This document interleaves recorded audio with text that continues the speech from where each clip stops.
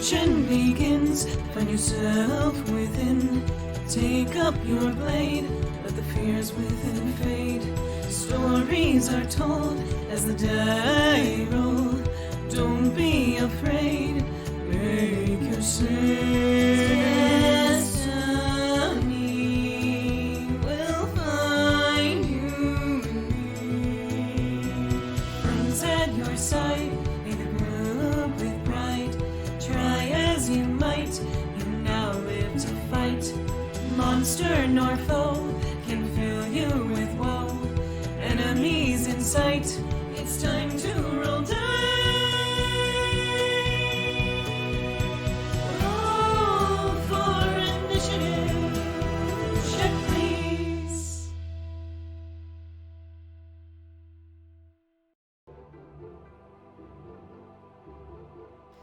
Hello, checkers and pleasers, and welcome back to another episode of Check Please. Hello, hello. Here we are. I am your DM Beardy, and surrounding me over in this I never remember which way it is. In one of these directions are my lovely players. Hi, everybody. Hello, my name is Keni. I play Louie, Ice and Fire Boy Extraordinaire. I'm Skrewy. Skelly Boy. I play Stavik. A little bit of a coward last session. I'm Grem. I play Valentino, everything extraordinaire. I'm Shane, and I play Xander, the one who just had a stroke. I'm Xeno. There's a person behind the curtain. They're keeping me here. Please send help. I also play Zu'lin. Nice. So, hi, everybody. Welcome. And with that, does anyone want to go over what happened last time to catch up our lovely audience? This is going to be a quick one. Last time on Check Please, we were getting into a fight with a Minotaur, a giant Minotaur, and we had decided beforehand that we were going to stick this out, that we were ready to fight. We'd put ourselves in position. Stavik stood at the front because he is the vanguard, he is the tank, he is the wall that immediately crumbles. He is the stone that everyone builds their hopes and dreams upon. He is the rock. Only for it to be. Yes, exactly. So, That Stavik is definitely the rock my hopes and dreams are on, yeah. was concerned that the Minotaur was so big that it would be a problem, and so ran into the pit where Valentino was hiding to prepare a sneak attack, and then threw Valentino at Xander while he was casting a spell, nearly breaking the spell, because that is something that he was concentrating on. And from there was a series of back and forth where people were trying to get back into the fight, people were trying to leave the fight. It was very unclear what was going on. But it ended with the Minotaur about 15 feet away from one of the boats with Bastion in it, and Stavik carrying Xander, and then Xander did a weird thing, and then both he and the Minotaur had strokes. Roughly. Basically. Yeah. And then we managed to get away because the Minotaur could not move for a while. By the time it regained its senses, we were far enough that it could not follow us into the water. Xander was incapacitated for a while. Meanwhile, Louie told a lot of interesting stories and had conversations with Valentino, where Valentino did what he normally does, which is, gaslight, gatekeep, girl boss, tell lies about his background, and get away with it. So, yeah, just a pretty normal session in that regard. We ran into some rocks, and people were not able to get out of the way in time, doing some damage to our little boats. And as we went through this area, it got faster and faster and faster. We ended up falling down this massive, massive, massive waterfall and somehow managing to survive. At some point, Xander managed to get up, and Zu'lin did a check on him, determined that he wasn't physically super injured, but something wrong was going on the inside.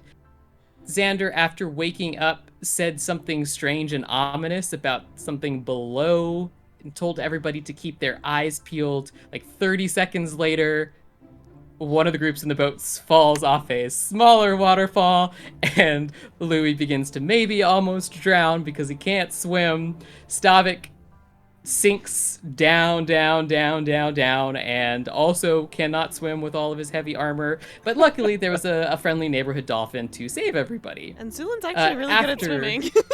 Yeah, Zu'lin did pretty good. Mm-hmm. After we all reconvened after that, Xander said that there was something hungry downstairs, got a little bit dizzy, nearly passed out, but didn't. And we decided that we were just going to forge ahead because there was no way to go back the way we came from.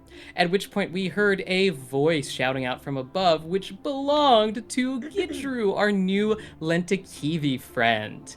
We learned a little bit about Lentakivi culture, like they count in drips and they have the coolest slang ever.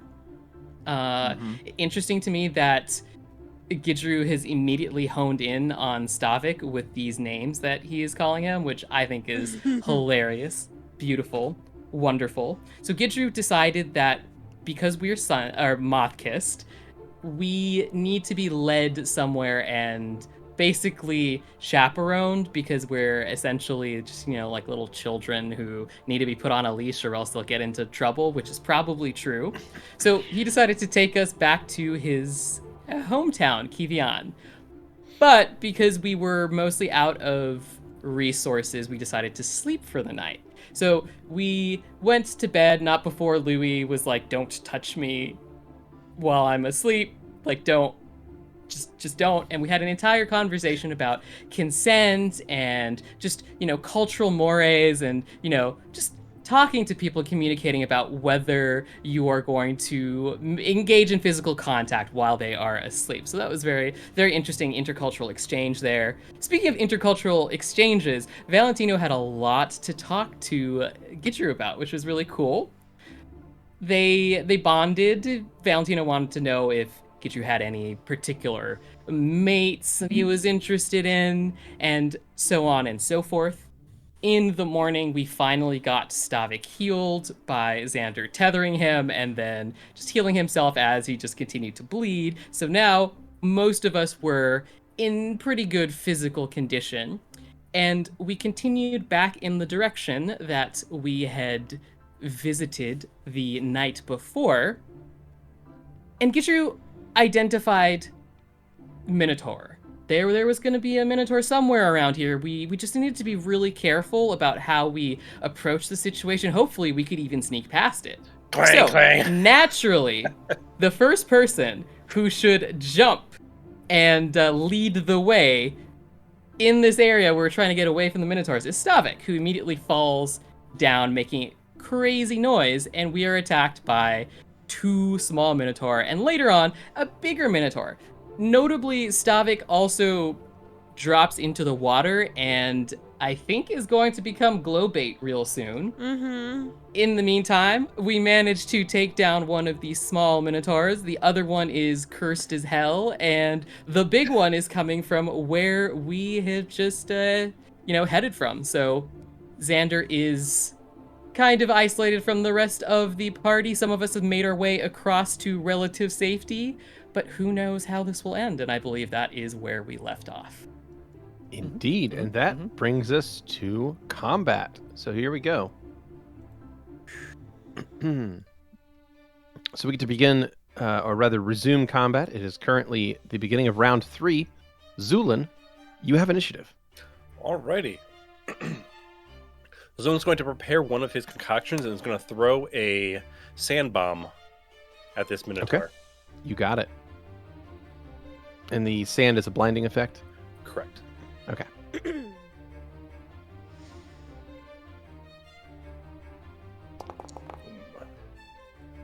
Ooh, damn, son.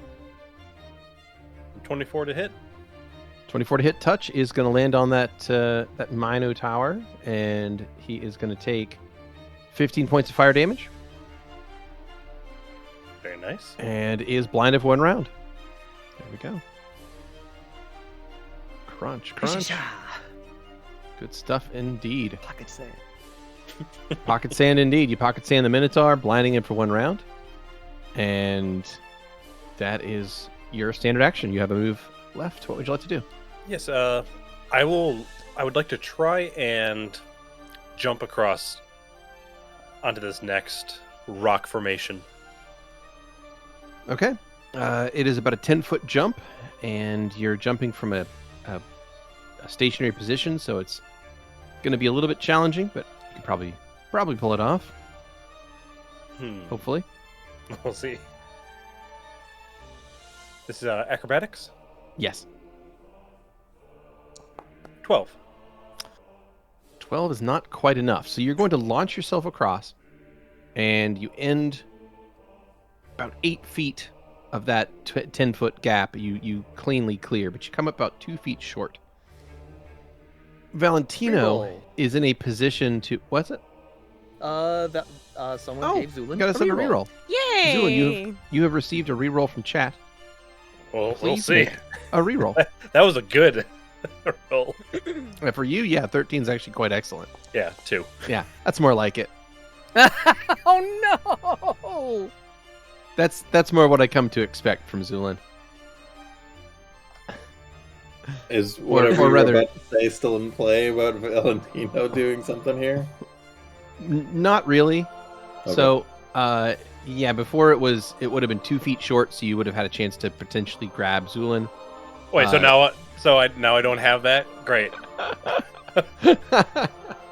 Well, so do you feel you should take the higher of the 2 results, or do you take the reroll? What do we think? Higher of Well, the I mean, two. Well, I guess it also depends on if like our chat wants to screw us over sometimes, because Yep. I'm also fine with them making us reroll Yeah. to get bad results. Me to be too. honest. Yeah, so I'm going to let chat. I'm going to give chat a few seconds to answer whether this is advantage or whether this is a reroll where we take the reroll results regardless. So we'll give chat a second to catch up. I believe it says I'll allow it. So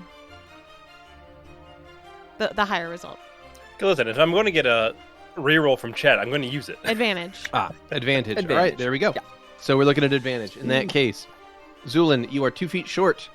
Louie is not in a position to grab on and help you because Louie is current. Oh no, sorry, you're squeezing. I misread that as prone. Okay, Louie and Val, the 2 of you can both make reflex saves. Sure. Let me go ahead and add squeezing to Val as well. There we go. All right. 11. Louie, you are unable to grab Zu'lin.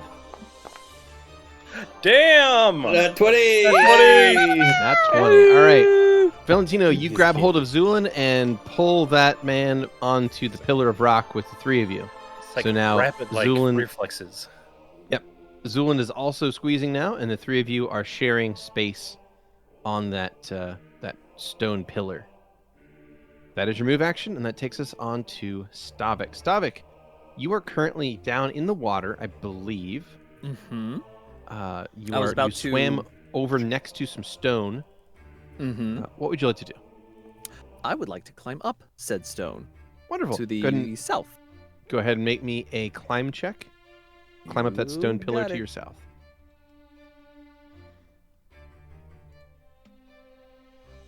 That'll do. All right, Stavik, you scramble yourself up on top of that stone pillar.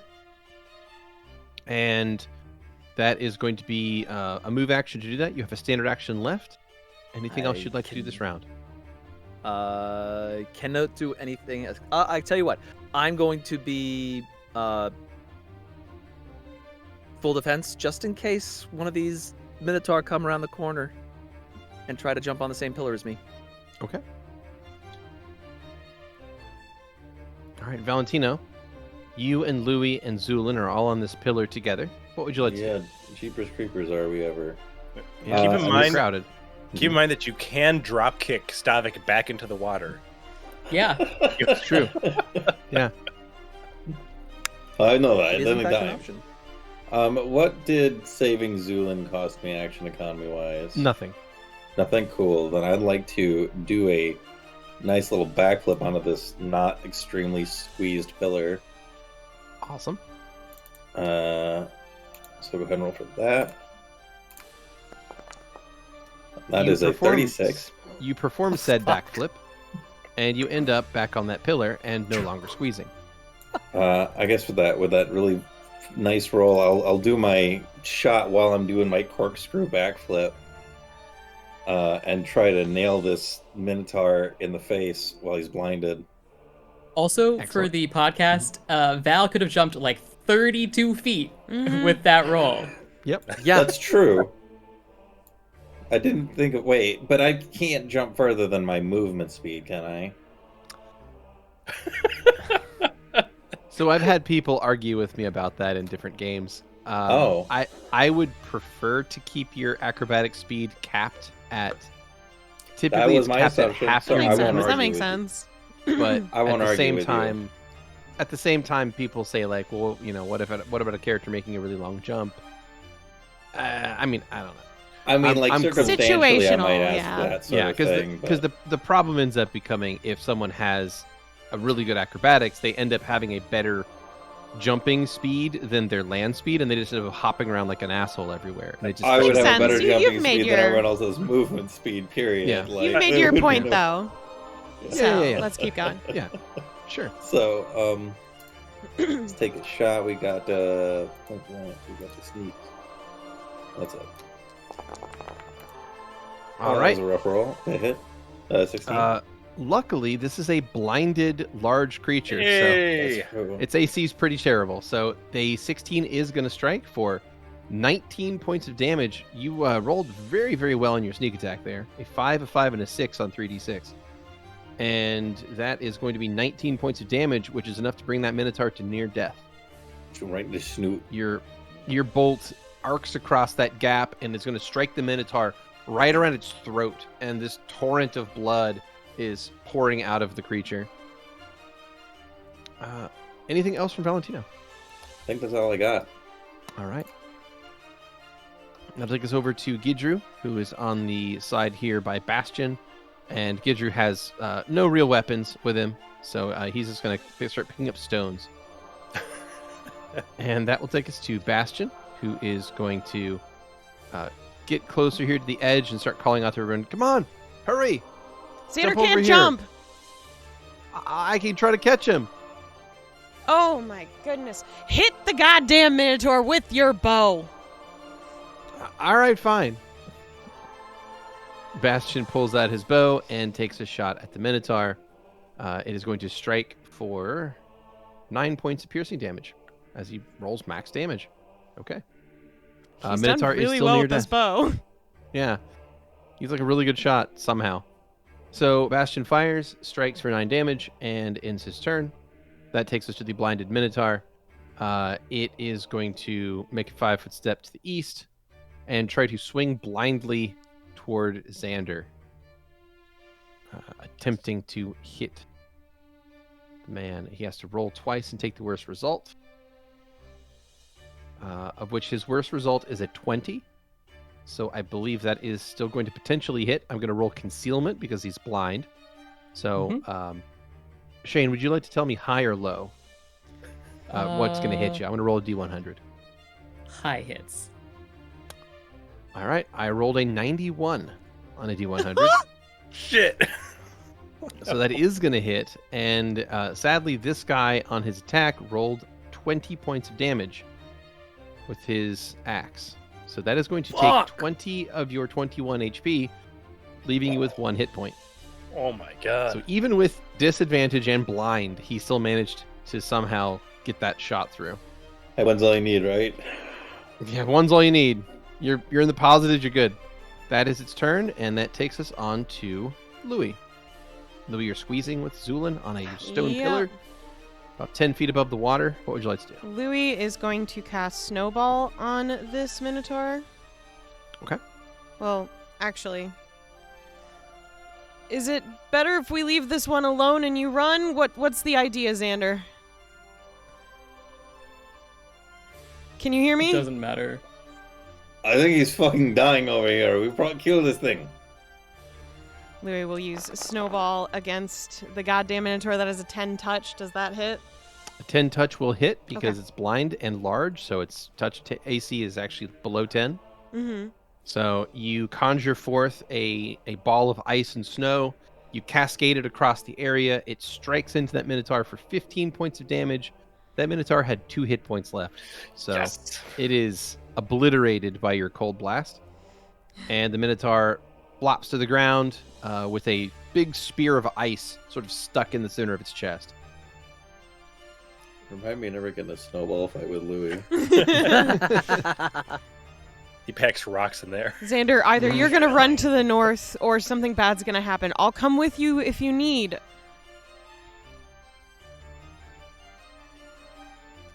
Louie's going to jump across. Okay, I'll take an acrobatics. 7. Okay. You managed to jump across most of the way. Valentino, would you like to attempt to grab Louie? I would. Valentino's just fucking diving every He's so way like a cool. volleyball. This is the coolest Valentino moves right now. Let's go. It is the. Oh Wait, I was like, That's I'm like, a just nat wait one. talking him up. Just wait talking him up. Pretty sure I'm out of here. Did we get any bingos last We session? had 2 or We something, did. right? 3. All the hero points should be accurate. You got a reroll currently. from chat. Let's go. Let's Hey, do it. good job, All Chat. You got a right. reroll from Thank chat. you, All chat. I can take it whether it's bad or not. Can't get Yeah, worse baby. than that. Oh my god! Nat 20! Let's fucking go. All right. Well, with Somehow that- you're able to grab onto like one of the Louis as he has 5 different illusions around him. I mean, with the nat 1 followed by the nat 20, I figure he takes a shot, sees Louie, and like trips over his own foot, but then happens to like twirl in just the way to catch the right Louie, and the other ones all just phase. Thank you. And with that, Louie is brought onto the platform with you, Valentino, and you are also now squeezing. Can I jump to Xander? You cannot. You Okay. did a move in a standard. Just wanted to check if I still had more movement. Mhm. All right, then that is the end of my turn. Xander. Alrighty. I would like to hold an action to see if the big Minotaur comes into view, and then I would like to curse it and try and jump. Okay. So you will delay / hold. And we will push on to the huge Minotaur. We got him, right, Valentino? If he jumps, we we'll got catch this. him. Oh, yeah. Oh my god. He's so big. Oh. All Ren right. was like, oh no, and Valentino's like, oh yes.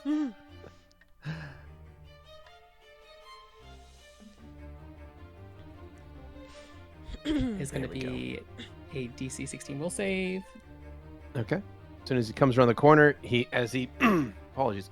As he stomps his way in, of course, the entire cavern rumbles and thunders as his very angry hoof falls echo throughout this entire chamber. He comes around the corner.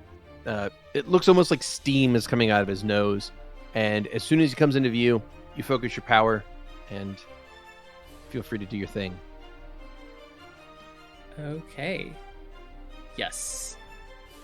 He is going to have to make that will save, and then I'm going to try and roll acrobatics to jump across.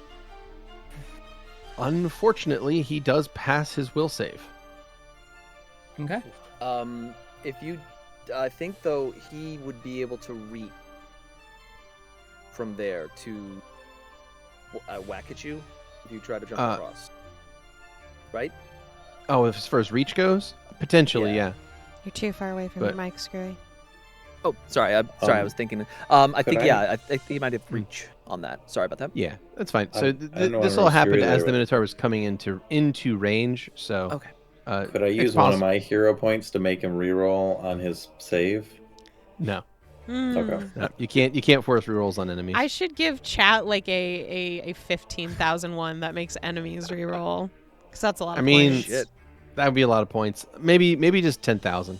Just double 10,000? the Okay. yeah, well, double the cost next of what it week. gives a player reroll. In any case, that is a 5 on my acrobatics. Okay, so that is going to put you 1 foot out of what would have been a 10-foot jump. So because of that, you are actually still close enough to the ledge that you can potentially grab back on to the ledge and pull yourself back, like get back up to where you were. So if you want to make a reflex save to try and catch back onto the ledge and basically catch your balance, you can. That's a nat 1. Good God. Can we try to catch him? He's only 1 foot out of a 10-foot jump, so he's not far enough. I'm going to give him Cool, one of my Jeff. rerolls. Okay, go ahead and burn a hero point. You got it. That's a Okay. 12. I guess the question is, are you wanting to burn for the reroll for the will save, or the reroll for the, or sorry, For the jump. reroll for the acrobatics check, or the reflex save For the jump. Acrobatics. for the acrobatics check? Okay, Tomato, tomato. Okay. go ahead and make the acrobatics check then, Xander. That is a 1. Oh Like my I said, God. there's no way that Xander is making this jump. That's incorrect. I It's another told fucking hero Bastion. point. Oh, shit. Okay.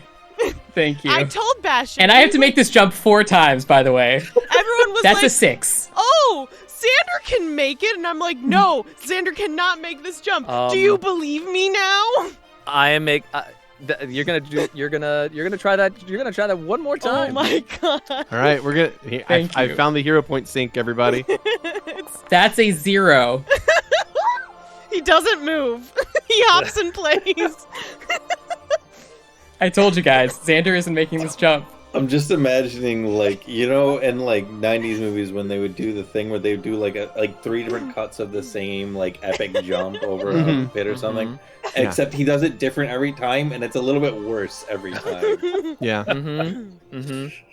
Yep. Oh, so he jumps I mean, in on the place. plus side, with this last one, I didn't actually move Yeah. forward, so that's great.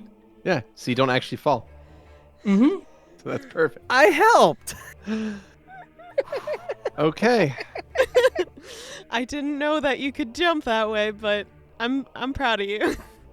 All right. Well, that is the Minotaur's turn, and that takes us on to round 4. Zu'lin, you have initiative. Hey, Alrighty. Zu'lin, can you really explain to me why you just put up a shield over there? What? Oh, sorry, Stavik, my bad. Do you see Stavik's any in full Minotaurs defense. over there?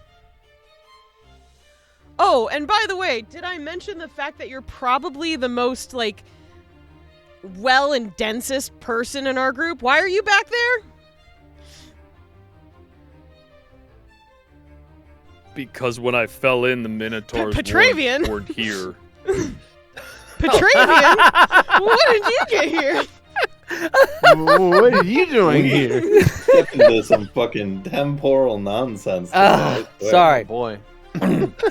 Because when I fell in the water, the Minotaurs weren't here. I have some choice words for you after this. Right now, we're saving Xander. Zu'lin, what can you do? Zu'lin is going to load up a. Oh, you know what? Well, he seems to be quite injured, but I could also potentially give him a better chance to make the jump, too. But it's one or the other. You should blind the Minotaur. That's a much harder thing to do. And also, might be a bit out of... Oh, never mind, actually. It's He's exactly right in my range, yeah. He's right in the range of my upgraded range. Mm-hmm. So, Throw it. Zu'lin will look between all of them, put down his crossbow, and is going to throw a hopefully gracious concoction of explosive at this Yeah. Minotaur. It's going to be a sand. Hopefully a sweet nat 20. I got hero points ready. This bomb gonna hit. Yo, this is going to hit just right. All right, God damn it. There we go.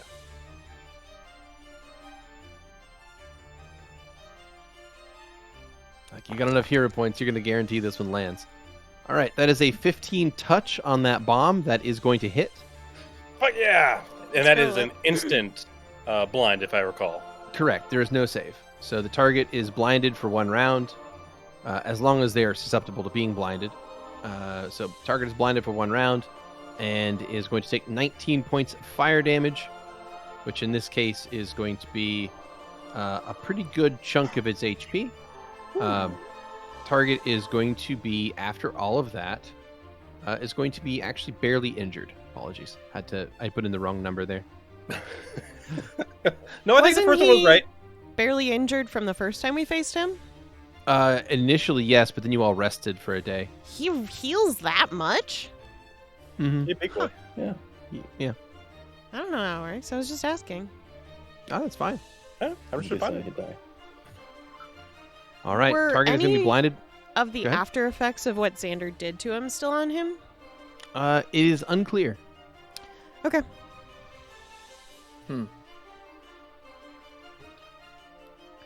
That's fine. All right. That will be Zu'lin's turn then, and unless you have a move action you'd like to do. Zu'lin will stay right here for now. Okay. Stavik, what would you like to do? So, trying to. The only thing I could do is potentially acrobatics to get to Bow! Zu'lin. Fight! One more time. Bow! Fight! Bow and arrow. Oh, all right. You bow and have a arrow. ranged weapon! I'm gonna draw my. I am drawing my bow and Okay. attacking. Okay, make a profession artist check. So I don't have any of the of those options. I just do a full attack on that, or because I don't think I have more than one shot. Correct? Sure. So you do have you have a BAB of 5, so it'd be a single attack. I mean, Okay. You Cool. draw the bow as a move action anyway, so Yes. yeah. So it'd Single be a attack? standard attack. So Cool. yeah, single attack, I'm standard just- action. Okay. Yep. Says I'm out of ammo. Are you making that attack from your combat tab or your inventory page? From my inventory page. My apologies. Yeah. First time I've ever actually used If you a bow. if you right click on your token, you will see that you Mhm. have an attack there built already with 40 shots. Oh, there we go. Yeah. Okay. I tried to make it as easy as possible. Yes, you did. And single attack. Alrighty. You fire over there, and We're gonna re-roll that. I don't think Okay. that's gonna hit. you're going to use a hero point. Yes, Okay. Go ahead and burn one of those. you got it. Alrighty. Go ahead. So now, go ahead and do that. The arrow attack again. I'll just refund the ammunition for that one. You got it. And a single attack. There we go. Okay. So you get a 22 on your shot. You pull your composite longbow, knock an arrow into it.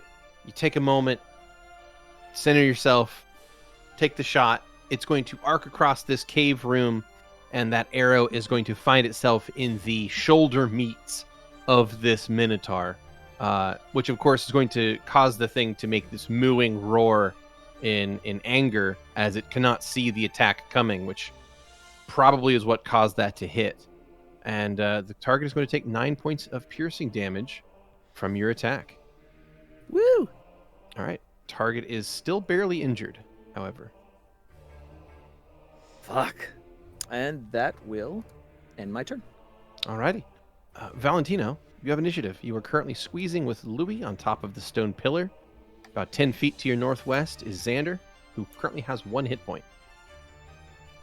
Yeah. So I'm gonna try and jump. I'm debating whether I want to jump in front of the Minotaur or just in front of Xander. Mhm. I think I'm gonna go ahead and try and jump in front of that Minotaur. Okay. The great news is it's currently blinded, and Yes. therefore will not get any attacks of opportunity. Yes, that And you're was a so big part of slow. why. So we'll go ahead and do that jumpy roll. Okay. So you're Oh. jumping, you said to here? Yes. That is That successful. one. That's so Somehow successful with a nat Ooh. 1. Nat 1, and it's exactly what you needed. You got 15 feet of jump, and that is perfect. You are no longer squeezing. I And- trip and glide through the air with my trip and Yeah. do like a slide pose. Louie's You- actually you were impressed. You are skilled enough that this is trivialized for you, so you are good. So you make your way across, and you land in front of this Minotaur. You have a standard action left. All right, just roll up to my feet and I'm going to stab him with Ignacio's sting. All right, you stab him with Ignacio right in the shin. This would be a sneak attack, correct? Because he's blind? Correct. He is blind Yeah, and get therefore him, denied his get him. dexterity. Does a 15 hit him? A 15 does not actually hit him, though. His outer hide is very tough, crisscrossed with scar tissue from who knows So- how long of a horrid life of battle. I don't think so it's going that's to not- change what I do, but I just want to know before I make any rolls. Mhm. If I burn a hero point, would it just re-roll the attack, or would I just re-roll the whole thing? I'll give you that option. I'm not too unhappy with that damage roll, Okay. so I'll go ahead and just be a Okay. plus. So keep that and re-roll the attack. All right. 24 hit? 24 will hit. Yes. So your aim is true. Ignacio turns your wrist at just the right angle, and you get in between, like right on top of one of these old scars, split right into its shin, and you're going to deal 17 points of damage to the target. And as you do that, the target is now injured. The huge Minotaur lets out a roar of pain and anger. Time to face me yourself, bastard. Xander, go. I'm covering you. All right. Gidru is up, and Gidru is going to glide across to land on one of these, on the closest of the small stone pillars, and is going to huck a stone at the Minotaur. got my back. Yeah. My boy. Oh, this kid. The stone bounces, however, harmlessly off of the Minotaur. It's the thought that counts. Yeah. But Truly. does it offer flanking for sneak attack? He's blinded. Bastion on his turn is going to knock another arrow. He gets a 23 to hit Ooh. for 8 more points of damage. Let's go. Yeah. Are Target his is ranged attacks considered sneak? not at this You're range. close enough. You have to be. He would have to be closer. That's but yes. unfortunate. Yep, but it's a good eye. Normally, if it's within a certain distance, the answer to that would be yes. Gotcha. All right. There are feats and like rogue talents that you can expand that out, but he doesn't have any of them. All right, Louie. He is You have going initiative. to hone in and cast another snowball at this Minotaur. That is a 23 touch with 24 damage. God, fuck. God damn. All righty. Wow. All right, let's go. So that is a 23 touch. Very clearly a hit against a huge Minotaur that's blinded. I think his AC for you is something like 7. So your snowball is going to conjure forth in front of you. You wing it across with all of your might. This layered ball of ice and snow is going to just pierce right into the stomach of this Minotaur, hitting for 24 points of damage, and it is going to bring this thing down into badly injured. You've winded the creature, and it kind of lets out this gurgling moan of pain. Has it been speaking in a language at all? Not that you've been able to understand. Okay. Anything else from Louie?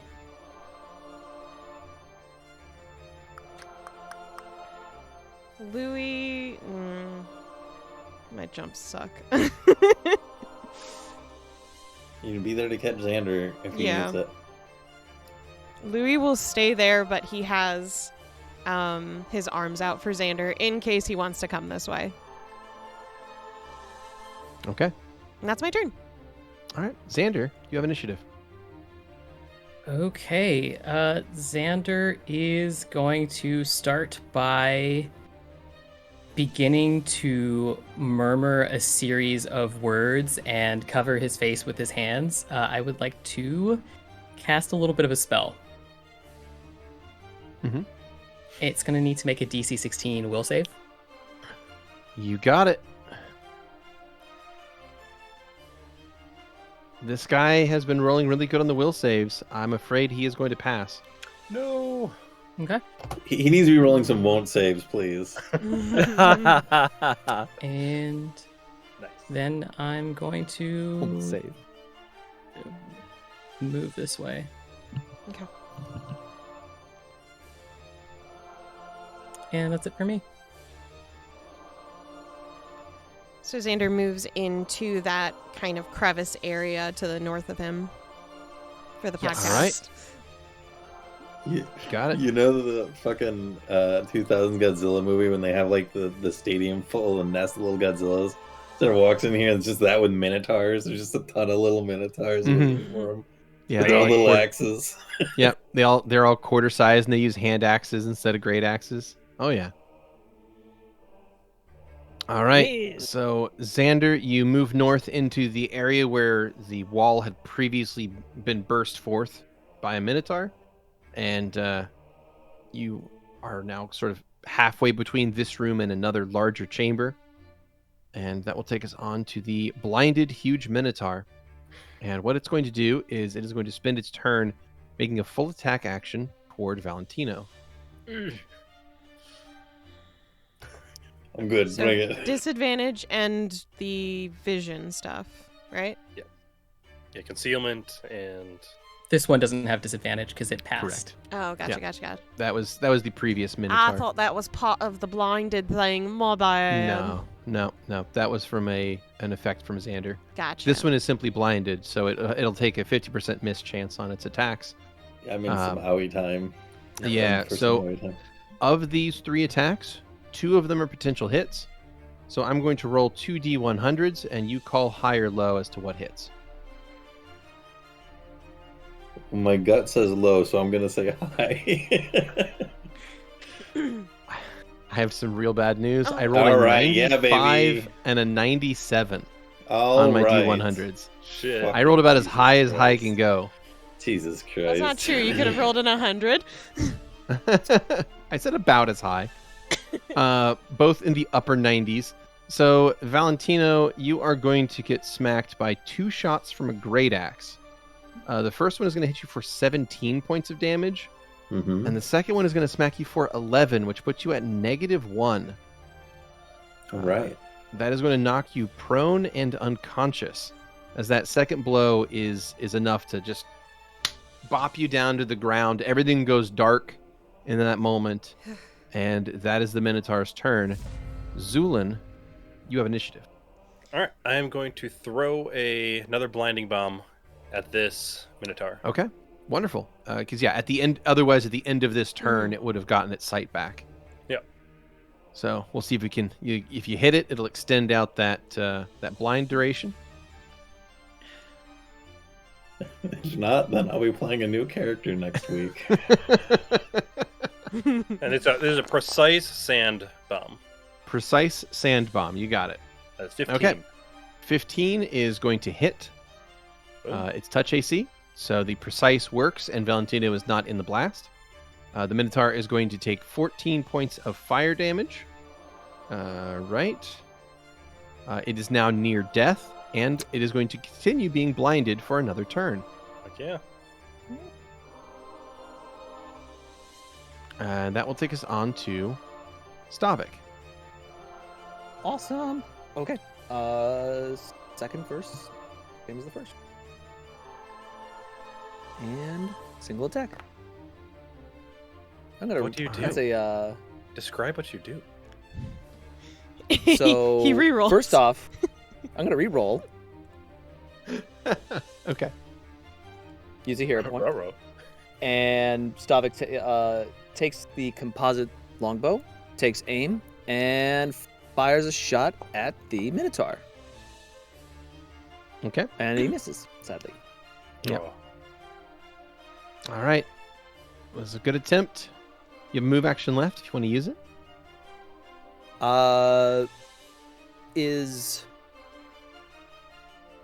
No, it's on the ground. Never mind. I was going to try to pick it up and sheath the sword so I have it so I can just run. That is unfortunately all I can do. Gidru, can you get All right. Valentino and get him out of there? Yeah, I can. Val, would you mind making me a Constitution test? You got it. That's a nat 1, baby. That's a nat 1. You're going to take 1 point of bleed damage. So that will take you to -2 hit points. Cool. All right, Gidru is up, and Gidru is going to hop over, using his wings to glide himself over, and he's going to grab Valentino, and then is going to take the two of them and move north a little ways. Mm-hmm. That is his turn, and that takes us on to Bastion. Bastion is going to knock another arrow, take aim, and take a shot. And for the first time in this fight, he is going to miss. All right, his arrow goes wide, strikes a stalactite instead of the Minotaur. He curses under his breath and ends his turn. Louie, you have initiative. Louie aims, and without singular snowballs, will start to send out a flurry towards the Minotaur. That Ooh, hits casting him, right? Flurry of snowballs? Yeah. Yeah, throw down your template. Let's go. That'll do. All right, you cast Flurry of Snowballs at the Minotaur. It gets a reflex save, which is heavily penalized, of course, because of its blinded condition. It is going to fail that saving throw, and it is going to take 11 points of cold damage. Okay. It is now teetering on the edge of being slain. You've got this guy on the ropes, as it were. Anything else from Louie?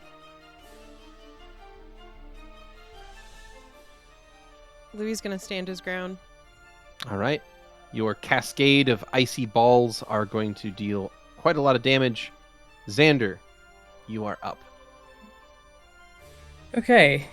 In that case, Xander is going to walk out. Mhm. And as he does so, he's bleeding quite heavily.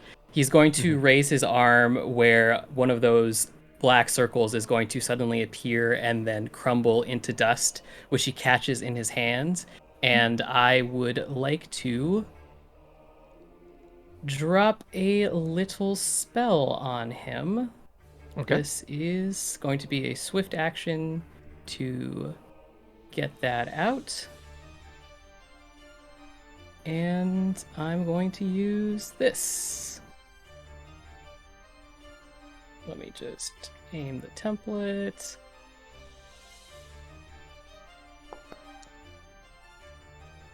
Wow. What's up? Okay. Oh, wait. Yes. Yeah. I think this should be 3d4 because I made it myself.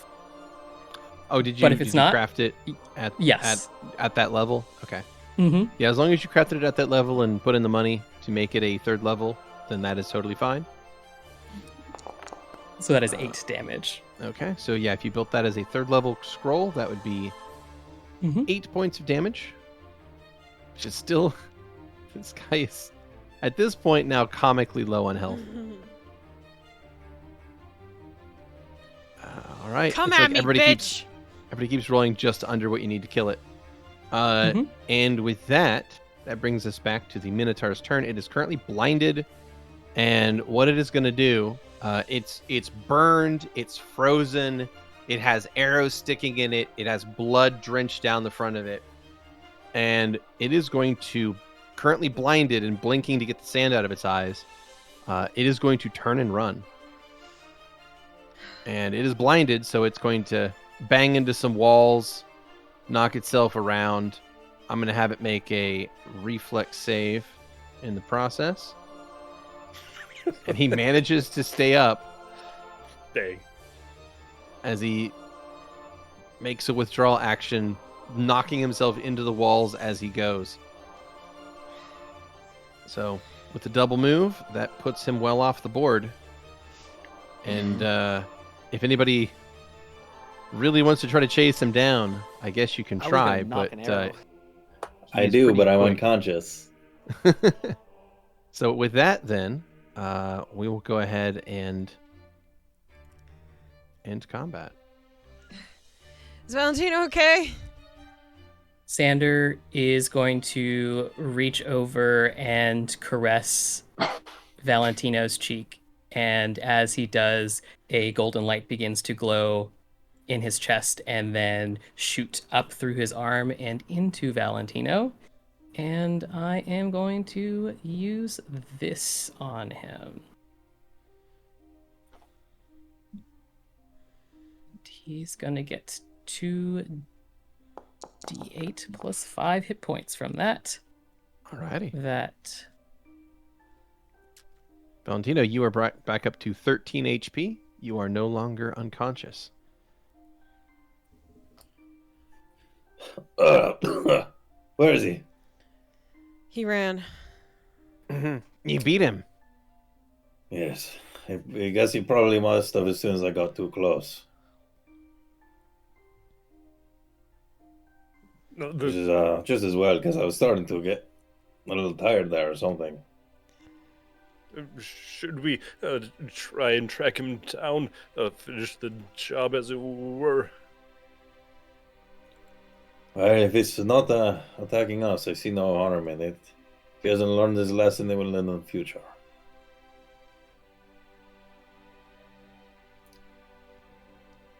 And Val should actually get 5 more on top of that. The number is a little bit off.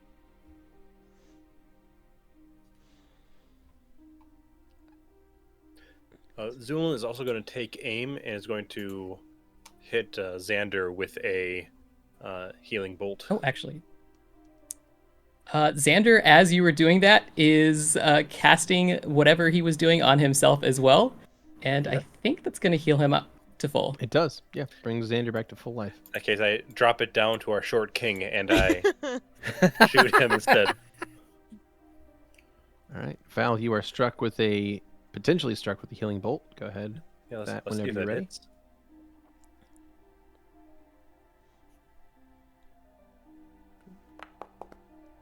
Oh, yes.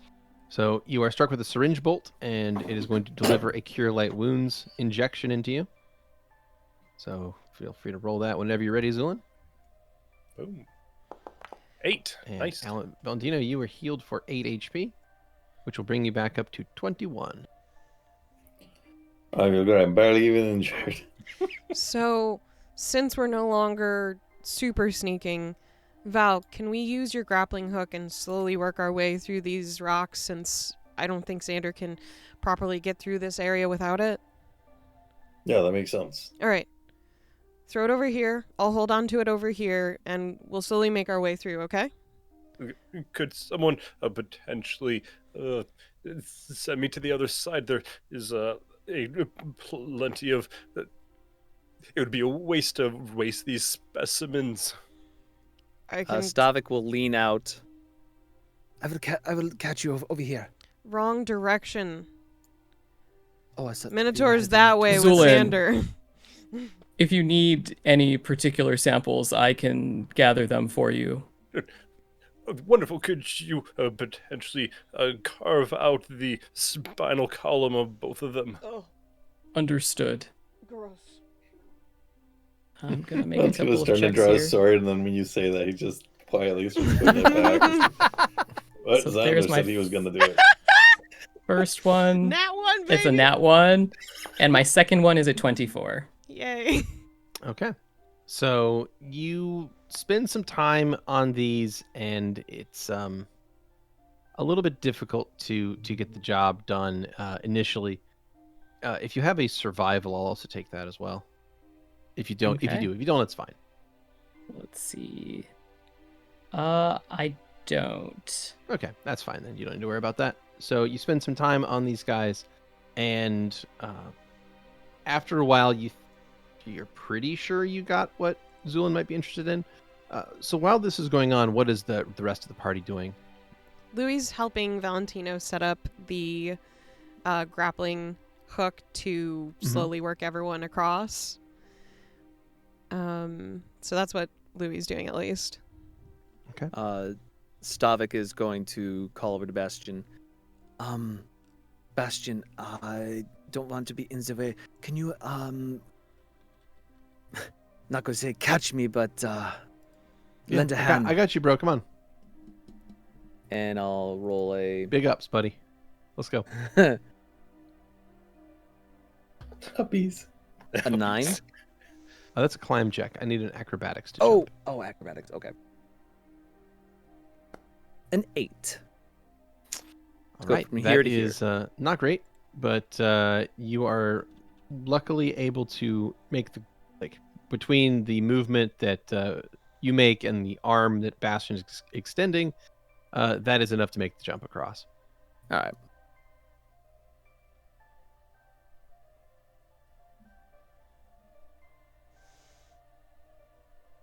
Right. Zu'lin is going to throw one end of a rope over to Bastion or Stavik. Okay. Do you want me to do a check for that, or It's not necessary. We're not in a combat situation, so you can try again and try again until it works. Rope. And currently Zu'lin is going to attempt to jump. He just has it in his hand right now, the rope. That way, if he falls, it's not going to pull anyone in. But if he falls in, he's going to tie it to himself. So, acrobatics to this smaller one. That's a 10. Okay. You make it across just enough. And I'll try one more. It was very, very close, by the way. But you made Surprised that I made it. Come on. Hey! Nice. All right. What's the number? So a couple of quick jumps, and Zu'lin, you make your way over to the south side of this set of hops with Bastion and Stavik. Just imagine Zu'lin makes a splort noise whenever he jumps for some reason. All right, Xander. Grappling hooks already. You ready to jump? All right. And I'm gonna give it a try. Okay. On these rolls, go ahead and give yourself a miscellaneous plus 10. So that first one is going to be an 8 because that's a nat one. Okay. So go ahead and re-roll. Okay. This first one's a 21. Okay. So Xander, using that, you make your way across with no trouble. Okay. Are you okay? I'm all right. Second one is going to be 13. Okay.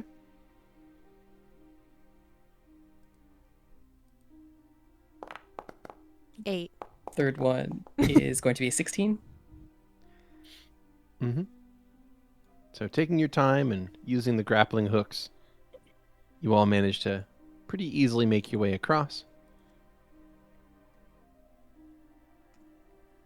16. Find Before I had yourselves- jumped across, I had Yes. picked up sword to... Yeah. That's fine. So you make your way across, and once everyone is reunited on the southeastern side of this whole thing, Xander, you can hand over the things you have gathered from those Minotaur corpses to Zu'lin, which I'm sure you're probably happy to get rid of. Mm-hmm. Just wearing like this fucking bloodied spine scarf as he's jumping around. Mm-hmm. Pretty much. Upon receiving, does Zu'lin see that this has what he requires?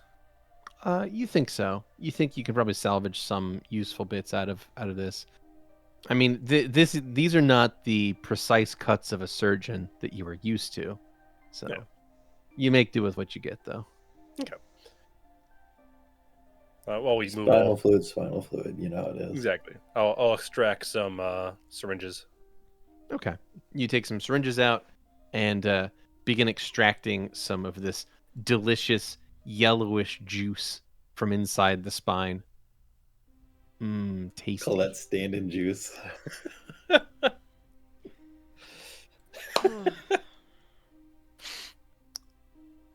gonna give you back a hero point for that. Oh my goodness, thank you. Well, that was less than ideal. Hey, Stavik, where the fuck are you walking? Getting out of the way. Oh, no. No, I need to talk to you. Get your ass over here.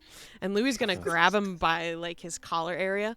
If you ever put him in danger again like this, for how many times you have already, I will end you. And as he's talking, there's, like, this kind of misty frost coming out of the sides of his mouth. His eyes kind of got this odd glow to it, really underneath the iris. Please, Mean friends, no there's disrespect. no- It's all right, How Lou. I did was fine. Mean Bro. no disrespect. It- I fell in the water. I climbed up. I need you to be smarter with your actions. You threw Valentino into Xander. You jumped first and alerted these things of our placement. And then, when you're in the back of the group, when you should be in front fighting, you just stand there instead of fighting?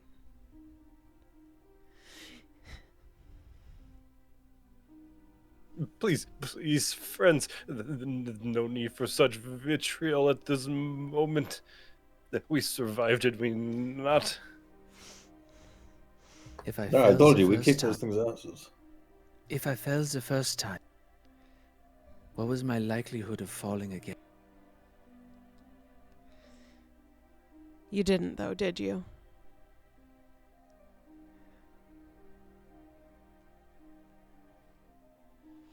And Louie just releases Stavik and just brushes past him.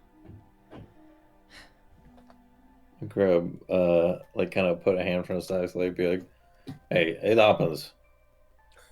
I mean, Well, not I for mean, not you. to me. not to me. That's what I was about to say. Who said that? The I echoes must are I preemptive. I must know.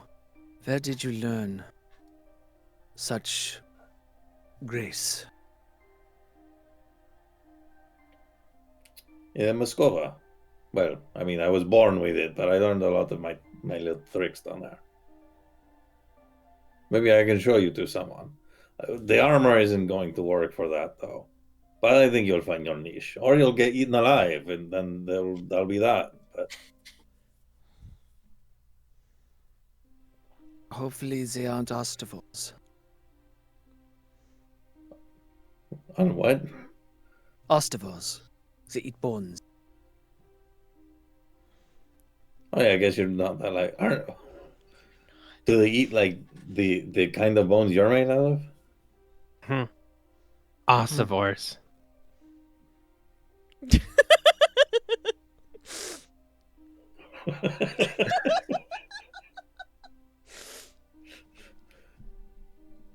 All right. Anyway, So where do we go from here? I don't know. Do I see anything? Any like? Actually, Uh, let's look at our good friend. Gidru? Gidru. Gidru. I've heard both I was gonna ways. say Gurgi, but that's not the right word. That's not the right name. Grogu. no. No, No, Grogu. Gurgi. Gurgi from Black Cauldron. Okay, Giggles, let's go. Okay.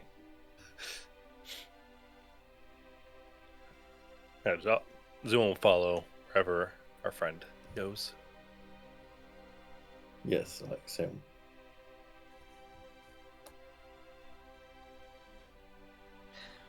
He leads you off to the southeast of this room, where the only thing that's really noticeable is there is in front of you and in between you and Gidru is a pool of water. It's very small. It's about 4 feet across, roughly circular in shape, and it seems to kind of go up and down. Like the water seems to move up and down slightly, like there's some pressure or some force pulling at the water that's causing the top of the water level to constantly flux up and down.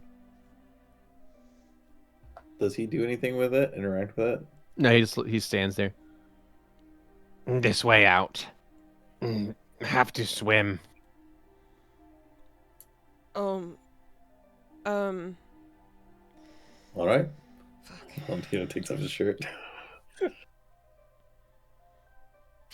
How well do I have to swim in particular?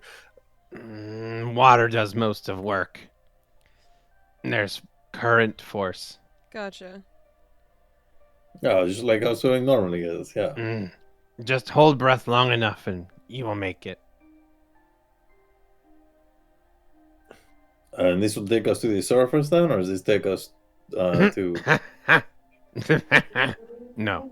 No. This takes us near Kivian. No, that's what I was thinking.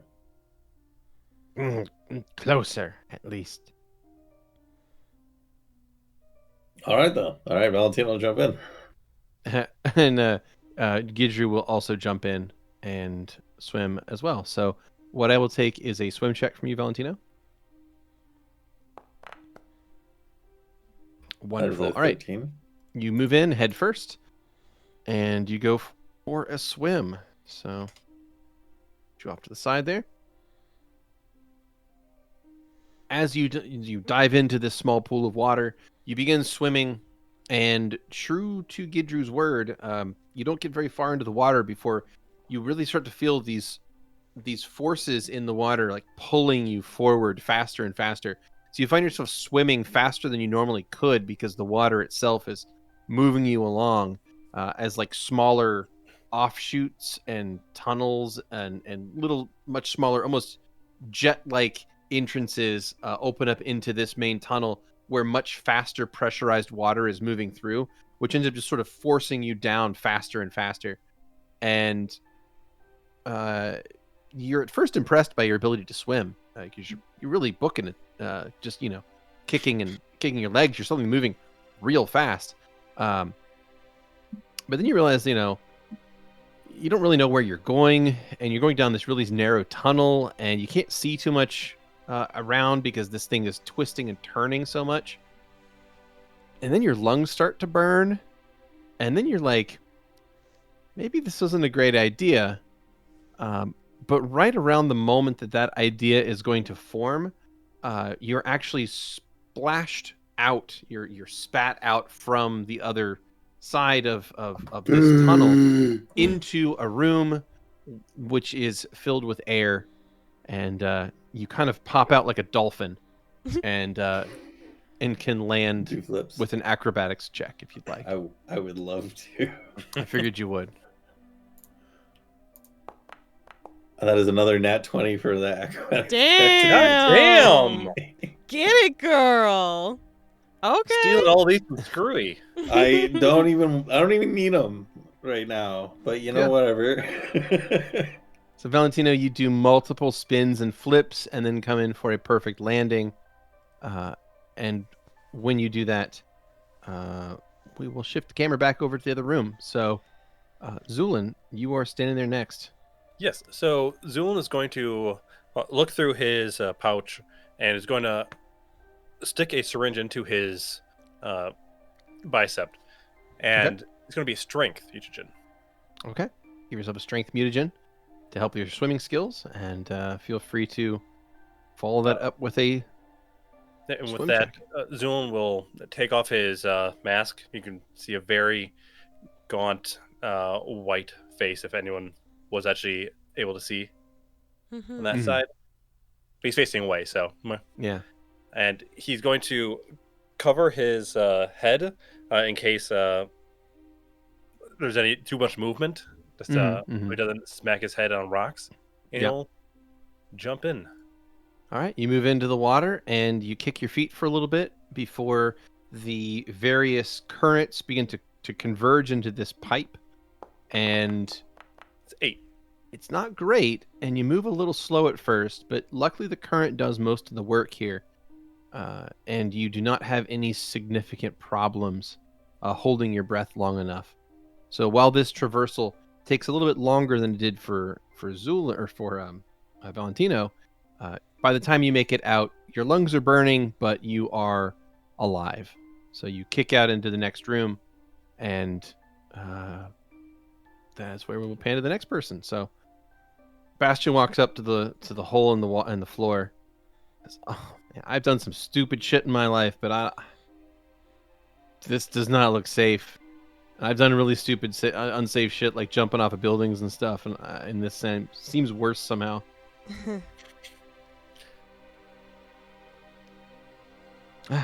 What can you do? He pinches his nose and dives on in. Oh no.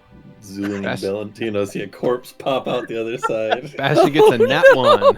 Oh no! Oh no! So he isn't the worst at swimming naturally, so he's it's not the worst check in the world, but he ends up doing slightly worse than Zu'lin, so it takes a little bit longer for him to get through, and by the time he pops out the other side, he's gasping for air. All right. Who's next? Louie Stavik will stares at gesture. Stavik. They want Stavik to go last. That way he can collect all the corpses. Amazing. Go on. He's like, he doesn't will- have to breathe. but I the will car- take up Siri. Doesn't carry him. Just falls That's through an order. Go.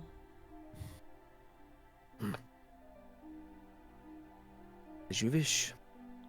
And he will go bloop, and I mean, He'll just sink in He- there, baby.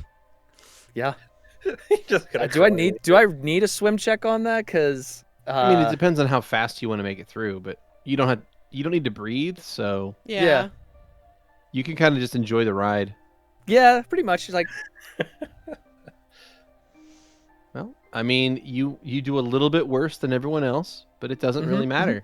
So by the time you kind of pop out, just imagine you've gone through like a water slide, basically, that has sort of a little bit of an upturn at the very end. So you sort of flop up and then onto the ground in the next room. So you come to a sliding wet stop on the floor in another Gidru, cavern. But Is as there you do, more of those around here? But as we get to that, we will pan back over to our friends back here in the chamber. Louie Louie is going to Xander. turn to Xander. I have something for you. Oh, If you trust me. yes, I trust you, Louie. Can you... You're still very tall for me. Can you lean down a little? Xander is going to kneel down on the ground. Louis stops for a second and then shakes his head, and then he's going to cup his hands in front of his mouth and breathe out, and you can kind of see like through the gaps of his hands little butterflies are flying out, and then he takes that air and just holds it out and then presses the side of Xander's face and then pulls out from it and casts air bubble on him.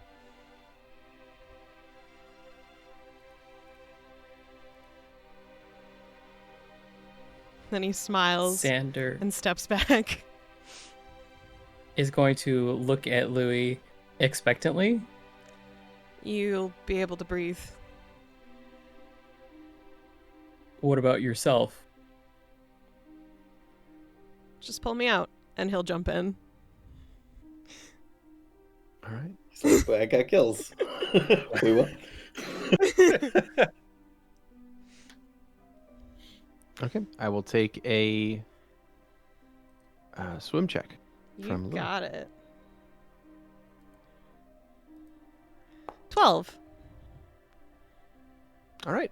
Well, Louie, you swim through this, and you're currently a light source as well, right? Yep. Okay. So in that case, as you make your way through this, this tunnel is going to twist and turn its way. The jets of various smaller tunnels meeting into this pressurized water from this whole series of aquifers down here push you along faster and faster through this series of twists and turns through what must have been a softer part of the rock in some ancient time that is now, eroded out into this channel. And it eventually opens up into another cavern entirely, and you find yourself somewhere else, which will take us on to Xander. Xander, you are now the last person in this room.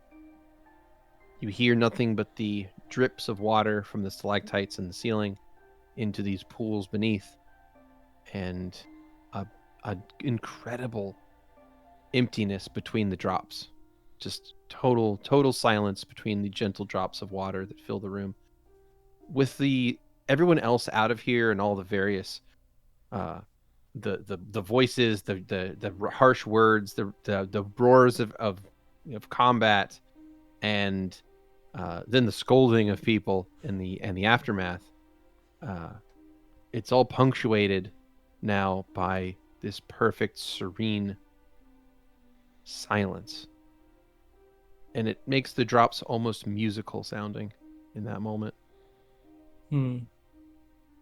Xander is going to spend a couple of moments listening to that, and he will step up to the edge, look down into the darkness, and he will say to no one in particular, "I'm on my way." And then he will cross his arms over his chest and do a little pencil dive.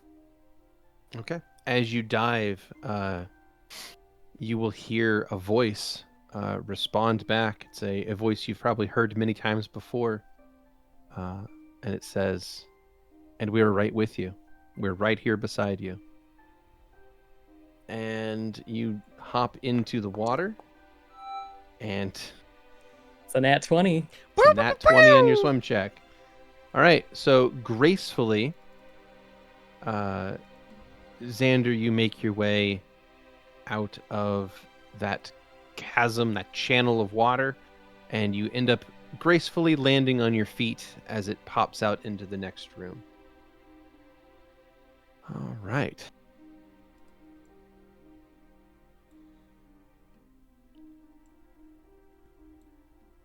So, as you guys make your way into the next chamber, you see this place stretches out in a fair distance in all directions.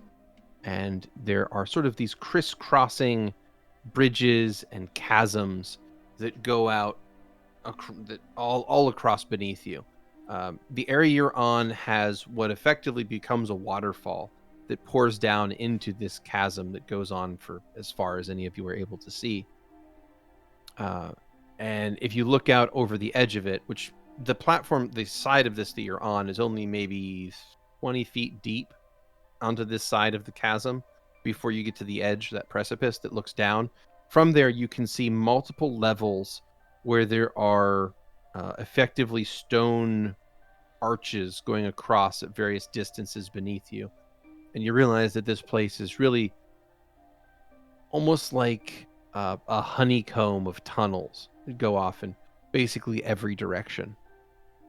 Someone could spend a lifetime down here and potentially never find their way out. Your Lintakivi friend is perched on the edge of this, looking down.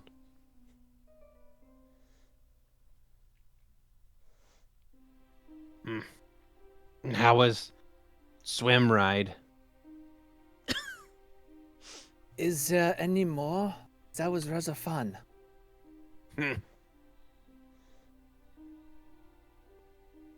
No, I mean, that wasn't too bad. Good chance to practice my my exit, my entry and exit. Yes, it was rather smooth, Xander's going to say, and then he's going to give Louie a little bit of side eye. Louie is just shivering where he's standing. Well, you stick to it. We make an echo hound of you yet. Who was that? Which one was? He said that to Stavik, actually. Oh. So, what do we do here? Here? Yeah. Not much. Here path is easier. We go crossways, then upward, then spiral step. Should be simple. Spiral? Mm-hmm. Up? Mm-hmm. Okay. Good. Happy day. Mm. Can I get a smoke first? Just Um, want to what? light this with fire real quick.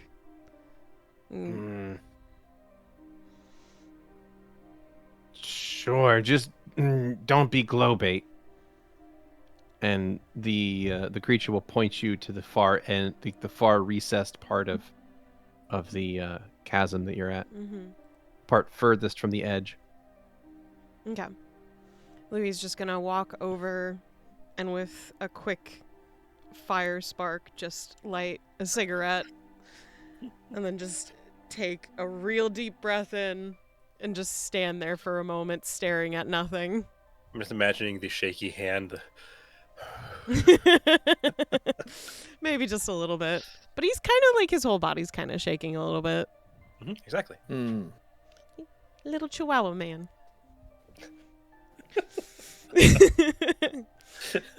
And then eventually...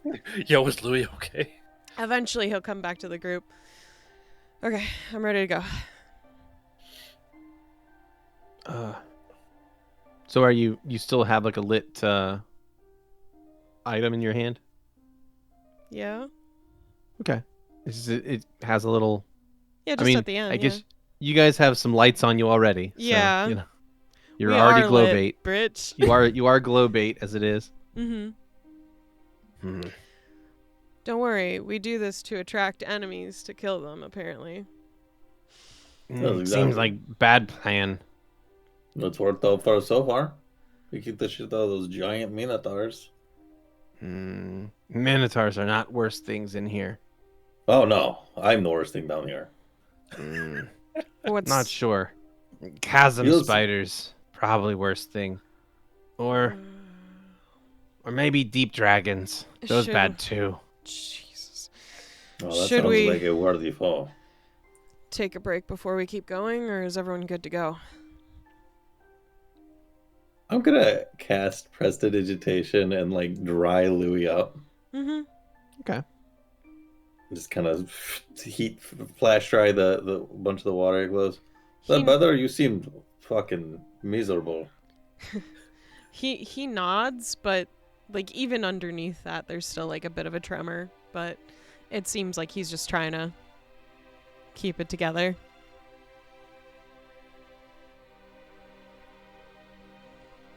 We can leg a minute if you need to. I feel like I'd take too much time. I don't want to really be a burden when we gotta move, and I just happened to use up most of my prepared shit, and the other shit got wet, so it's cool.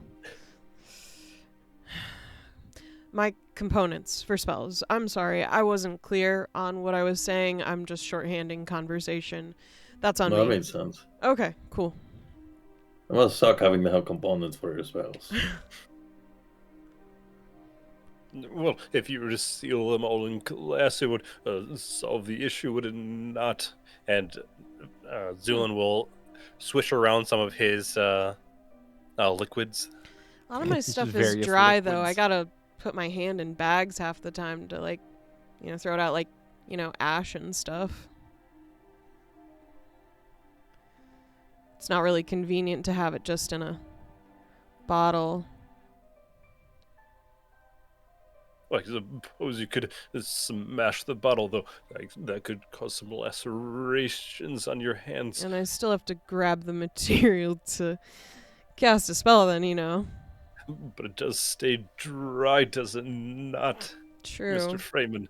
If there was a more effective way to keep a glass object where it's not too heavy and has a big enough opening for my hand, I'd be all for this. Like a jar?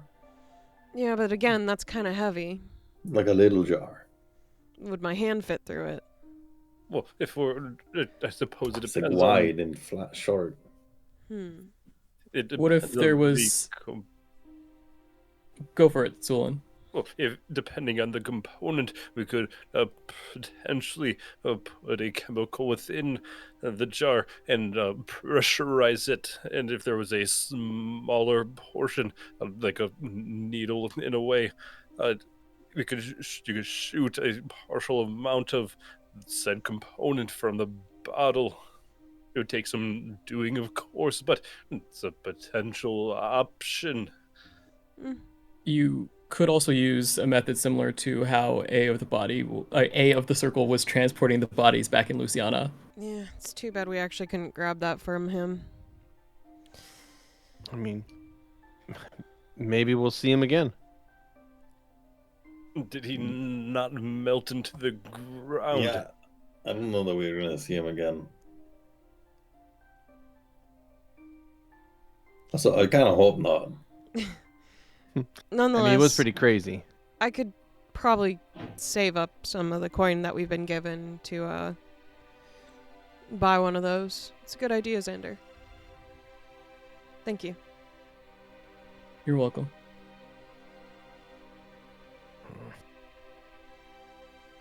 Shouldn't wait here much longer. All right, let's get moving. Chasm spiders they glow scour. You all have too much. Is there a color they can't see? Don't think so. Okay. I think even if they didn't see the color, they'd still see the light. True. They probably don't see in color in the first place. Good for them. I thought I'd ask anyways. Just get all the information I can. Louie will put out his rolled tobacco and then nod to the group. All right.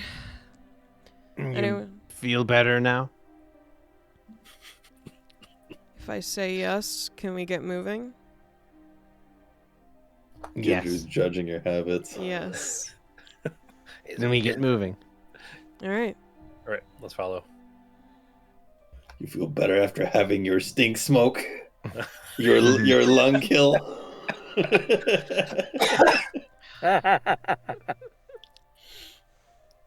Louie's going to just be walking quietly in the back of the group. Bro will sort of stay nearby, but not say anything. But what's going to happen is Gidru is going to lead you across one of these rock bridges to go from one side of the chasm to the other.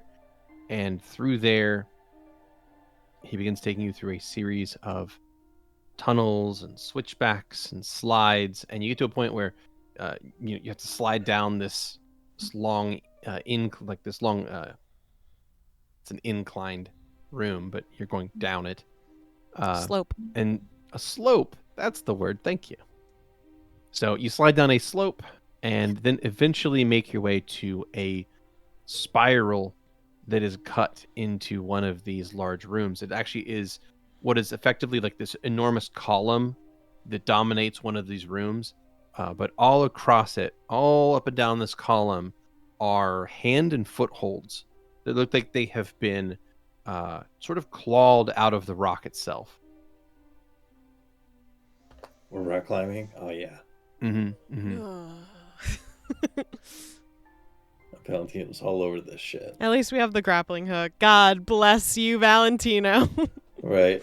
Never thought that. I mean, I can't say never. I was hoping it would see all this use. Everyone needs a grappling hook in their lives. Louie's really learning the usefulness of it. He's learning to appreciate it. That's for fucking sure. As you begin to move up this, you realize it's sort of cut into a rough spiral where a lot of these handed footholds are, and it's quite easy to move up and down this using these handed footholds. So there's really no check to be made here. But if anybody would like to recognize something about this, I'll take a knowledge local or perception about this. I will do a perception check. Does the knowledge check need to be trained? No. Ooh, 19. 17.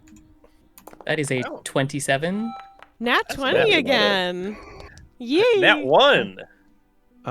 So what's going to happen is Stavik, Louie, and Xander, especially Xander, are going to notice something about these handed footholds, and that is that they appear to match the size and shape, roughly, of your guide here, your guide's hands and feet. And you realize that as he's climbing, he seems to be making these handed footholds a little bit deeper by like literally scratching into the stone itself. which is a pretty interesting thing to do with just your fingers, basically. But you can follow behind him and scramble up this column that these, again, sort of spiral around the outside of the column and make your way all the way up to the top, where there is a section of, or basically where there is a cave entrance tunnel off of the side of this area that you can sort of jump yourself off of and land on. It's a very easy jump, but I will take an acrobatics from each of you to do so. Okay.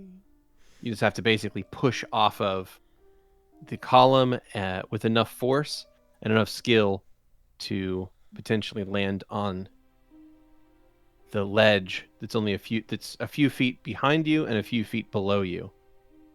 But if you don't push hard enough, you could potentially fall off the column and drop some 80 feet to the ground. I would like to So- ready an action in case anyone falls. Yeah, but at this point, like, you're all kind of clinging to this column at different spots. Now, luckily, this guide of yours has easily made the jump and is waiting there at the ledge for each person to make the jump. So you get a feeling that he would probably also try to catch anyone who falls. Probably. Fuck it. Probably. 11? 11 will succeed. He Just just looks barely. like a cat on the side of a cat tree, just clinging Yeah. for dear life. And you work up the mental fortitude to push yourself off of it and seemingly fall into the darkness of this room. But luckily, you land on this ledge next to your guide. All right, miss, is it a climb check or acrobatics check? Acrobatics. Oh, well, if an 11 succeeds, then I'm good. Yeah, you're fine. You're good. I guess I'll try. So Valentino also jumps off and lands on this ledge with the other two. Just trust falls back. Yeah. No, that's a 6. Okay. Stavik, you move back. This is a bit of a bad jump on your part, and it looks like you're falling a little bit too fast and not moving back fast enough. And with that, I'm going to roll a check from your guide. And your guide is going to go ahead and grab onto you from behind and is trying to hold you up on the edge of this. So you're sort of, your back is toward the cave exit. You have these little arms up underneath your armpits, right? Kind of holding you there and there. And you're not really able to get much purchase on the cliff since it's behind you. But I would like you to make a climb check to try and right yourself out of this situation. That's an 11. Success. Hey, Very nice. So, Hey. so with a moment of scrambling, and luckily with the help of this stone climbing creature behind you, you manage to get yourself turned around and can grab onto things, and he's also trying to pull you up as well. And you find yourself pulled up onto the ledge here with Valentino and Louie. Oh, thank you. I'm It's not fine. designed for. I'm not necessarily designed for this. You wear heavy earth. Dong, dong, dong, as it knocks on your armor. Make you hard to climb. No, dung, indeed. All right, Zu'lin will attempt. He'll push off of this wall. Okay. That's a 20. Damn. You are Ah, A-okay. nice, kid. You pop off of there and land safely and even gracefully, some might say. Damn. That's what a C in gym class gets you, everybody. Nice. Nice. How does Bastion do? How does Bastion do indeed? Well, let's see, shall we?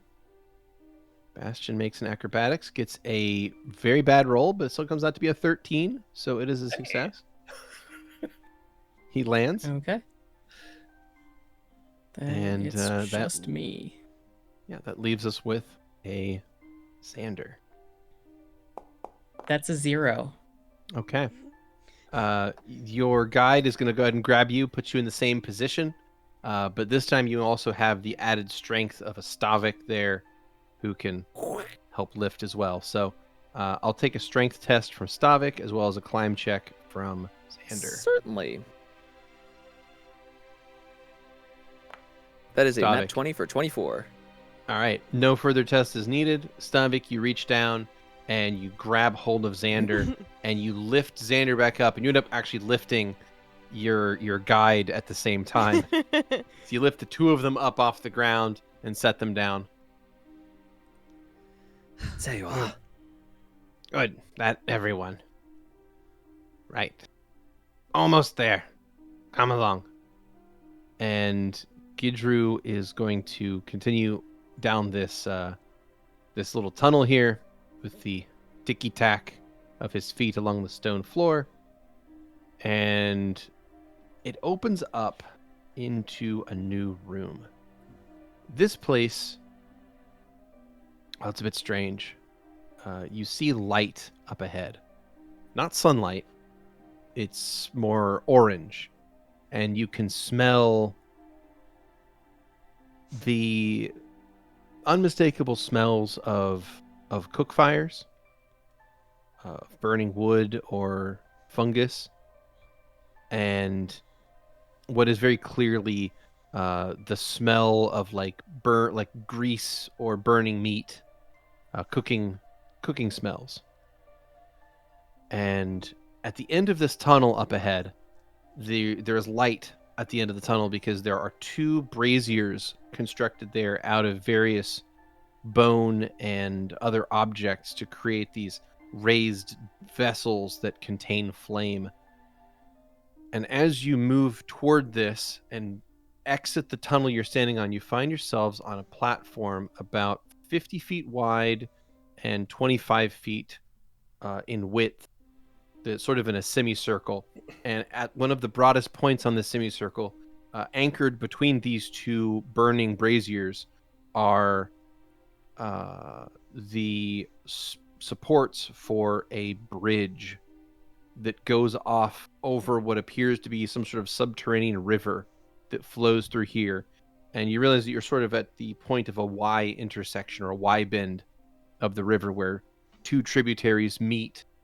But that's not the most impressive thing here. The most impressive thing here is as you look up, you can see along the cliffs on either side of the subterranean river are multiple other bridges connecting together.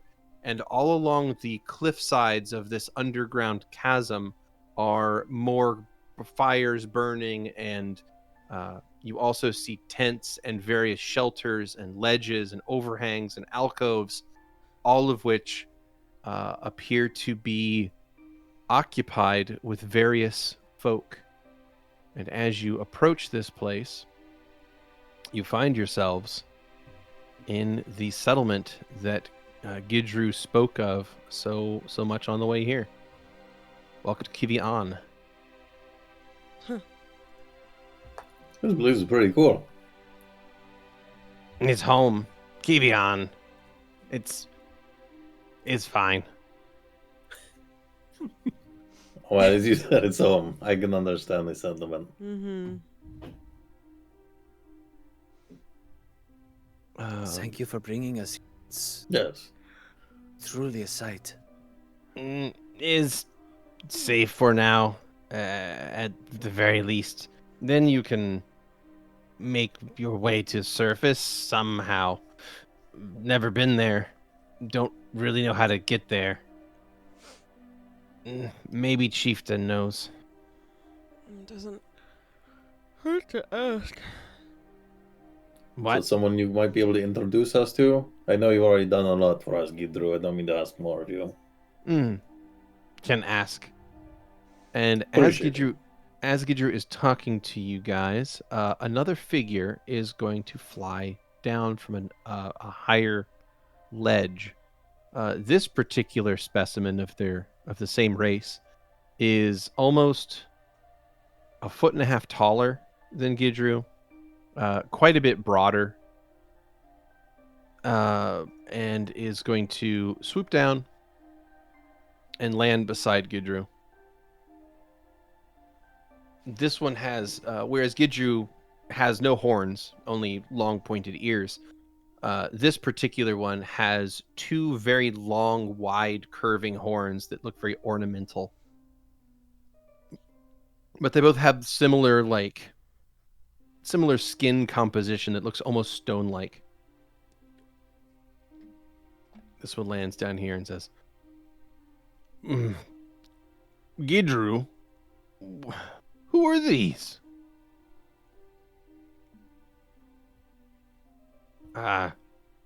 Found them. They're from surface. They're lost surfacers. Well, surfacers? Thought they weren't real. Allow me to introduce myself. Gidru shrugs. I am the great Valentino. I'm not sure if word of my exploits has reached you all down here, but it will soon. And who might I have the pleasure of meeting here? This is Kig's sibling. Hi, Gigs. Well, Kiggs, your sibling has been a great aid in our traversal of your fine lands. So thank you. Surfacers. So you've seen the being will lean a little closer and lower its voice. The sun? Yes. Yep. It's as great as and terrible as you've heard. You're not really supposed to look at it, though. This creature takes a step back reflexively. Oh, didn't think that was real either.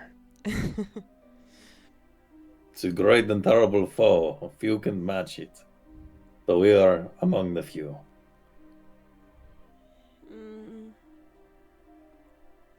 I don't know if match is the correct word. Well, it is in some of our cases. Yeah. No one here, but some people's, I'm sure. Well, I do need to wear protective clothing and garments to protect myself from this sun, so I guess I am one of those. In that way, I imagine you're similar. Are you...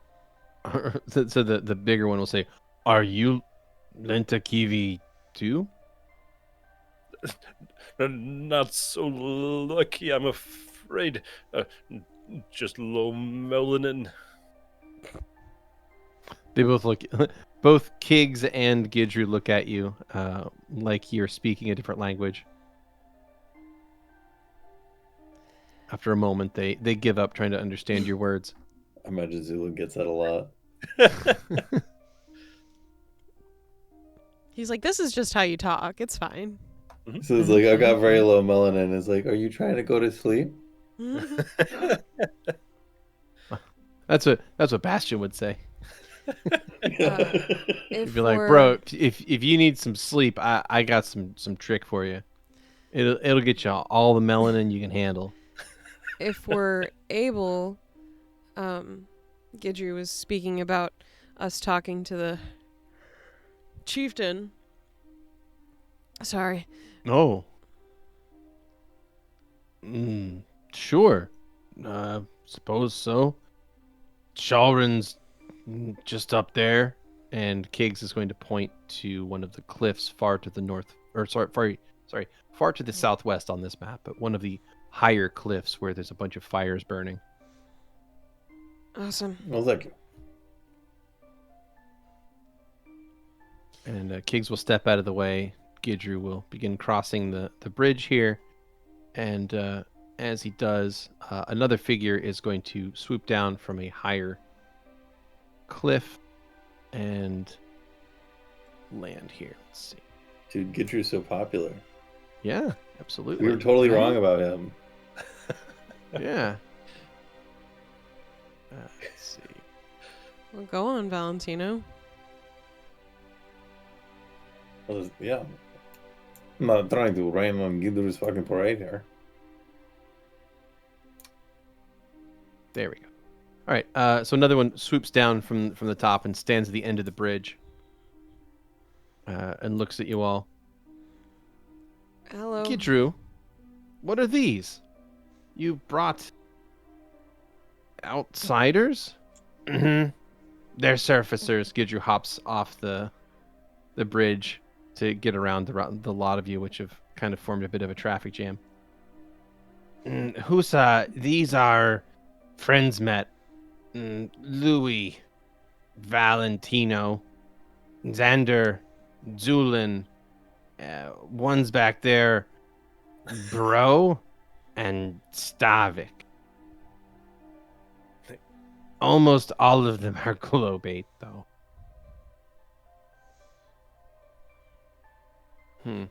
And you think bringing them here is good? How? We're just passing through, really. Yes, our business with the sun isn't finished. We're looking to get back for the second round. This figure looks at you with a worried expression. They do battle with the sun? Constantly. Terrible. I will get Chieftain, and this one will rush off in a different direction. Thank you. Whew. Do you, I'm gonna just stand by that fire over there, if that's cool. Sure.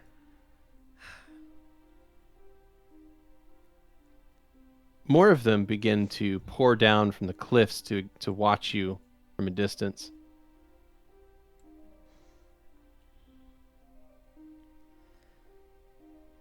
And Oh, look at all of them.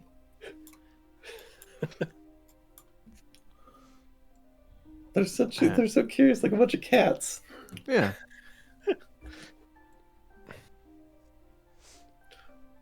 Yeah, Zu'lin will join Louie at the fire. Stavik will step down here to look, like, peer over the edge. Down far below, you can see a river that flows through this area. It seems like this is where these people probably get their fresh water. It seems to be unusually clear.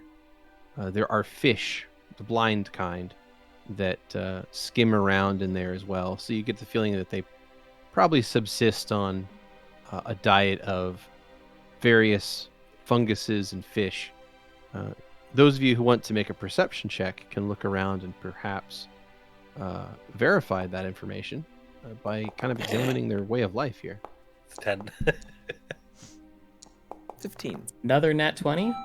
Damn! All right. What the heck? Jesus, dude. That's a 22 for me. All right, so 22, 26, good stuff. The two of you, Valentino and Xander, you do note that it seems that a lot of them subsist on just that. You see roasting over some of these fires are spits made out of inflammable objects like larger bone or metal, and stuck on them are some fish or shoots of various kinds of fungus, and they appear to be roasting them in different places. In other places they have fish hanging up to dry, to cure, and it seems that they have themselves a little community here. Oh, they got some of that mushroom steak. They might have some mushroom steak if you ask them nicely. I dream about the mushroom steak. Mr. Fraven, you seem to be quite exhausted. Are you doing all right? Oh, I'm just kind of tired. I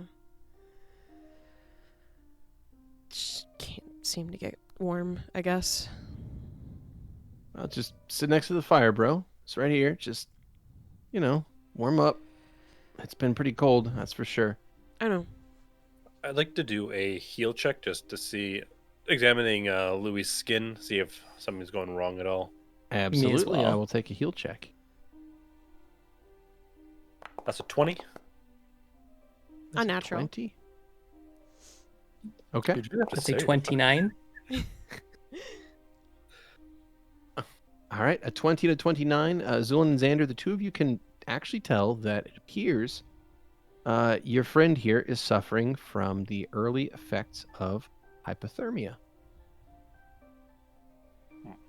Which, you know, Oh, he'll feel is fine in a second then. is going to be, shivering, impaired consciousness, slowed heart rate, lowered blood pressure, things like that. Mm-hmm. But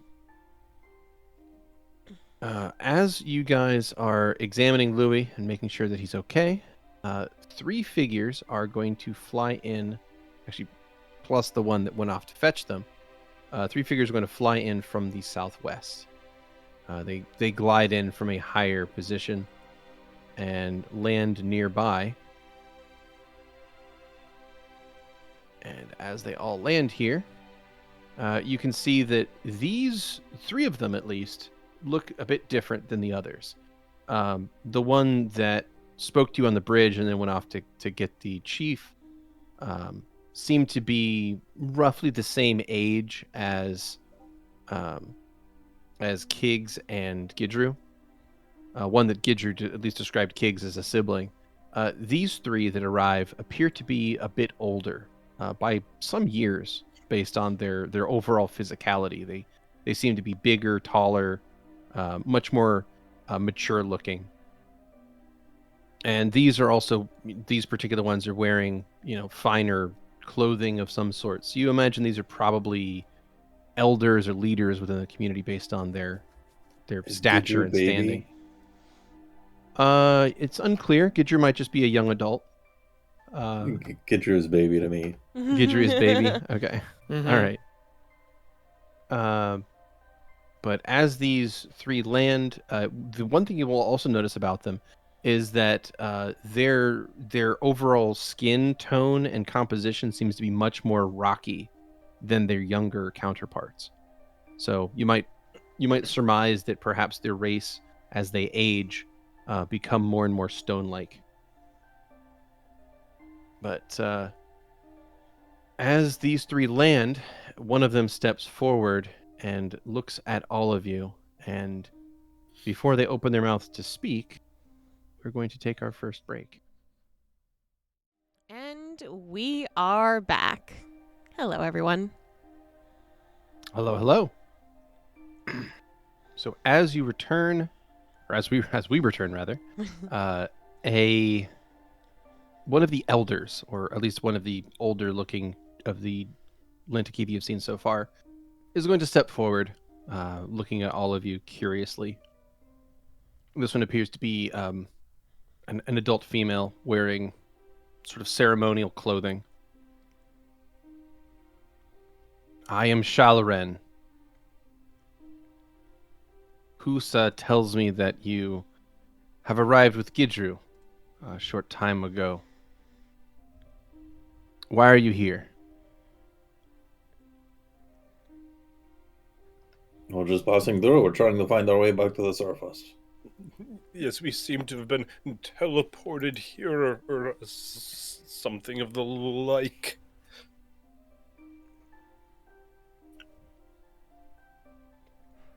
Surfacers have never passed through before. Not in the times of any of our forebears. There has never been story of this.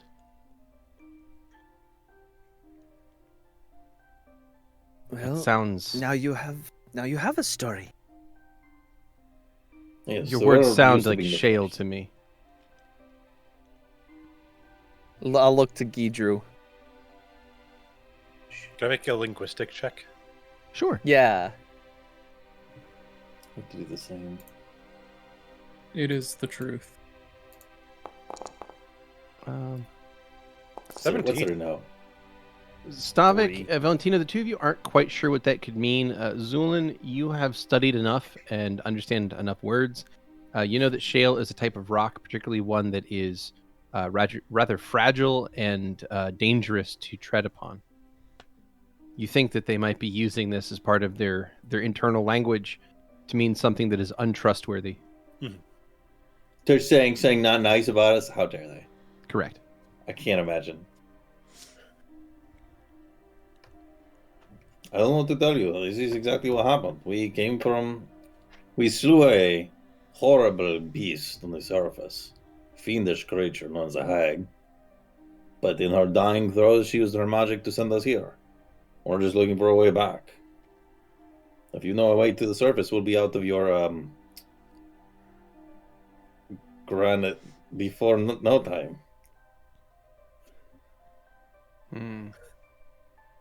Nail it. Nailed it. Mhm. Yeah. We'll be She out of thinks on your asphalt. words, and another one is going to step up and whisper something. Yes, Varkul, your words do not fall upon deaf ears. I also have my concerns about them. The one next to Stavik speaks up. They should be sent away, not welcome here. Outsiders cannot be trusted. That's fine. Just send us away in the direction of the surface, and we'll do that. We just want to go back to where we came from before we ended up getting trapped down here, to be honest. We have no have an intention of offer. hurting anyone. We just want to leave. I mean, don't get me wrong. Your culture fascinates me. This whole place is very interesting. But if you don't trust us, we don't mean to cause you alarm. I have an idea. You could blindfold us and lead us to where we No! need to be. No, absolutely not.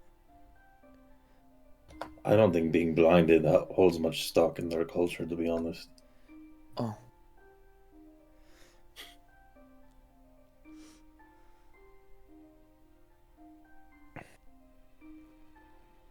We have trusted Gidru. I don't think that we have no reason not to trust them.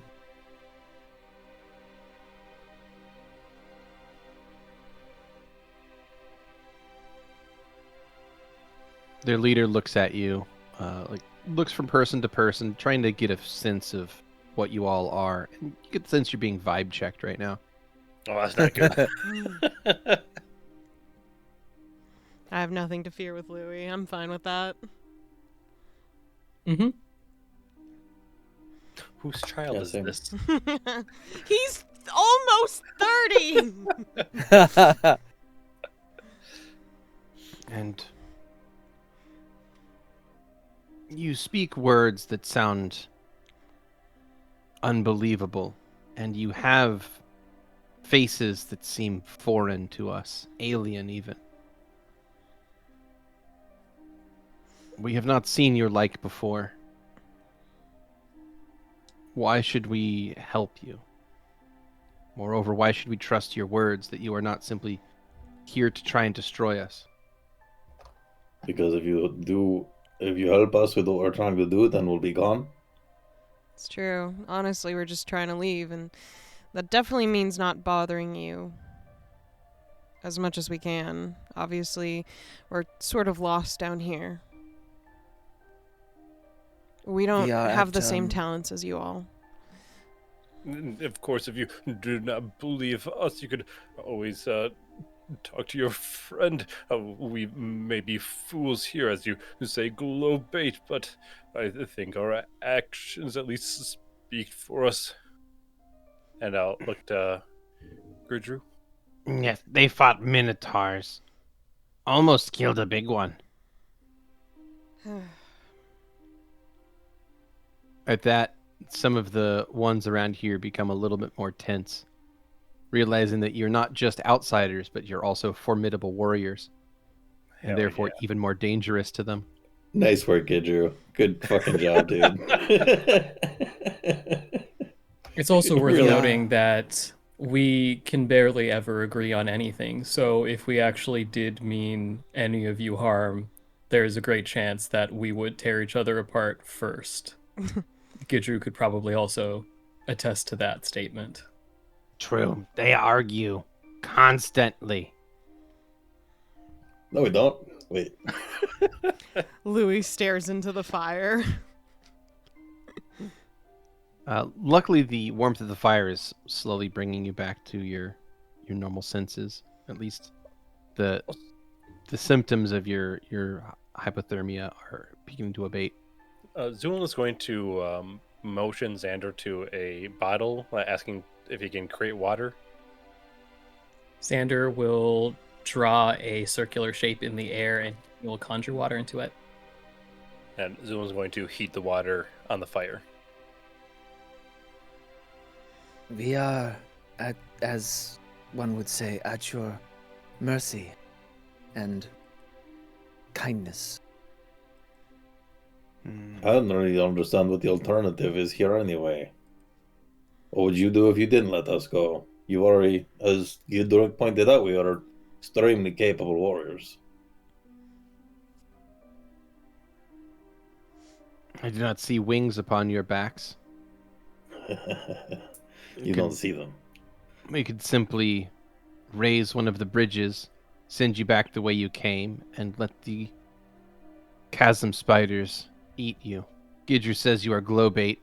Doubt you would last a few days on your own. This is true. I will What the fuck are you talking about? I will speak with Gidru. In the meantime, return from where you came. Stay on the far side of the cavern. Who kicked the silk out of those spiders, you see? Okay. So they point you to head back over to the eastern side of the chamber across the bridge, and Bastion will follow suit. Also, for reference, some of us don't need wings to fly. Xander's going to say as he walks away. Zu'lin's going to continue heating this bottle on a fire. Mm-hmm.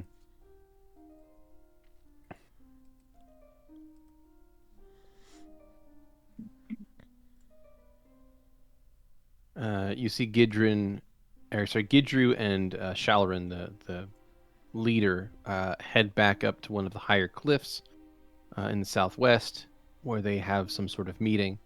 The younger ones that met you on the way in are going to perch nearby and watch you curiously from a distance, and the two older ones you saw are going to wait at the other end of the bridge with weaponry. How far down is the water just right there? No, the water's about 20 feet down. Okay. Stavik is going to sit down and put his legs over the edge, and Okay. just kind of kick the side, like looking down, watching fish. Well, some welcoming committee they gave us, huh? Just Doesn't really matter. We'll get out of here one way or another. I guess, yeah. Yeah, I agree. It's too bad that whatever the hag didn't bring all our shit with us. Use that loot right about now. What, like all coins and stuff? No, the musical instrument. Oh, you mean like a loot? Yeah. Yes, the loot. Okay. Yeah, I don't have one of those either. Sorry.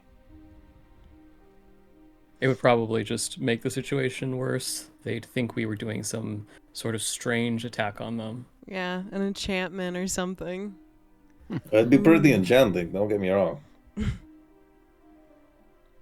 Besides, they probably have no real idea of how to get to the surface in the first place. Yeah. Yeah, I'm starting to think the same thing.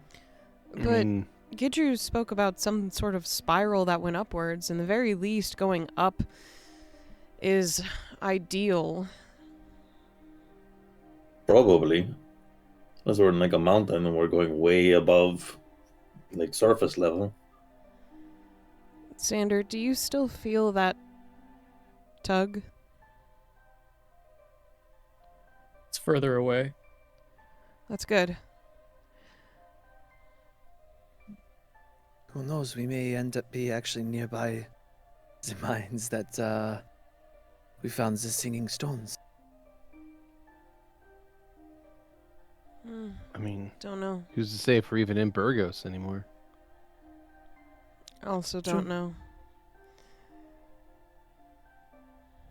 Zu'lin will take the heated water and is going to bring it to Louie. What's this? Just some warmed water. It will help negate the effects of hypothermia. Oh. I don't think that might help. Louie will gently take the water, but just wait so that he's not burning himself on it either. I mean, it's not like scalding. It's just Okay. warm water. Louie will hold on to the bottle. If you don't drink it now, it should be the correct temperature. Oh, But to drink. Sorry. yes, your outer temperature may be feeling better, but it's more important to regulate your internal temperature. Oh, okay. Louie will drink the warm water. You drink the warm water, and though it tastes not so great, because, warm water just doesn't have a very good flavor to it. It's just the lightest flavored tea. Yeah, it does actually make you feel a little bit better, almost immediately. Thank you. Of course, what kind of doctor would I be if I wasn't here to help?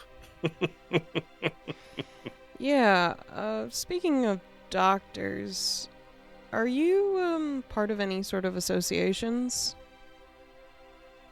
No association per se, but I did graduate from an academy in Keni, yes. Right. Do you know who the forgers are at all? Forgers, I can't say. The name rings a bell, Mr. Freeman. Then don't worry about it. Anyone named Anvil? The only anvil I know would have to do with a blacksmith, I would assume. Never mind then. Doesn't matter. But you have me intrigued. What are these forgers you speak of? They're eradicated. It doesn't matter. I just wanted to make sure you weren't more in the monster category. So this is an eradicated group of heretical doctors, you say then? Not doctors, just people. A cult, you might say. I see. That would explain why I do not know much about them. Not much knowledge to be gained from such individuals. Agreed. Just had to check, though. Why with Zu'lin specifically? Just based on how he talks sometimes. I don't know, Zu'lin, I wouldn't say you talk like a cultist. It's kind of a weird thing to say, I guess. Oh, I take no offense. Fair enough, to each their own anyway. I mean, we all know that the only cultist in here is technically me. Do we? It was meant as a joke. No, I realize that, but I don't know I'm not necessarily sold on that being the case. Are you counting yourself as part of a cult, Valentino? Oh no, I wasn't talking about myself as well. Yeah, I could be like real devout. I might be like the most religious person you ever met. Oh, like Prenia, of course. Yeah, you and I it's true. I can definitely show some devotion. What? I've seen her statue. Louie just stands up, just moves ever so slightly, and sits next to Valentino. I suppose that being said, Valentino, you did have that artifact from the Maleferans, that necklace, was it? Oh, the charm. Who did I give that to? You have it. I still have it? As far as I've heard from re-listening to episodes. Okay. Yes. Then yeah, I'll hold up trouble. You mean yes? Indeed. Are you a worshipper in the sense then? No, this came from a friend. She was a more devout follower. I tried to learn from her what I could, but not all of it clicked with me. The whole community thing, we're looking out for your brother, I get that whole thing, but the whole, like, the B side of stuff, I don't know, I don't really get it. Not into insects. Not like that. I swear this is the only thing this person would talk about sometimes. Hey, if you're into it at all, did you talk to her? Talk to whom? My friend? Yeah. The we talk all the time. primal being. Oh no, I've not spoken with Melifra. I'm not sure that I don't know that anyone has. There are rumors that people Yes, well, are I heard rumors. more able to. I've heard a Speak lot to of her. that firsthand, but there was a lot of holes in their story, so I wasn't sure. Never really did any research on the lot. Did not find that there would be much for an intellectual discussion. Said something about a great leader who would do so all the time, but also that person hasn't been available for like 40 years. And then is only like half elf and still alive, so that doesn't seem right. The druid? I mean, I don't know. I guess Perhaps it's the thing druids can do. Perhaps they are a quarter serpentes then. Is that not right, Mr. Freeman?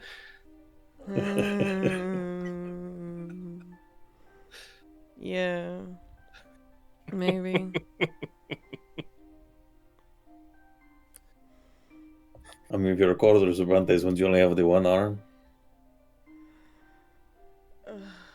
I think that's pretty funny. Oh shit! Bastion What? exclaims and then starts looking through his stuff, and he takes out what looks like this wax paper that has been wrapped around a bundle and then like twisted off like tightly to sort of seal it as best it could be. And he'll untwist the waxed paper and open it up, and inside are the saddest, moldy, horrible-looking whip cakes you've ever seen. No.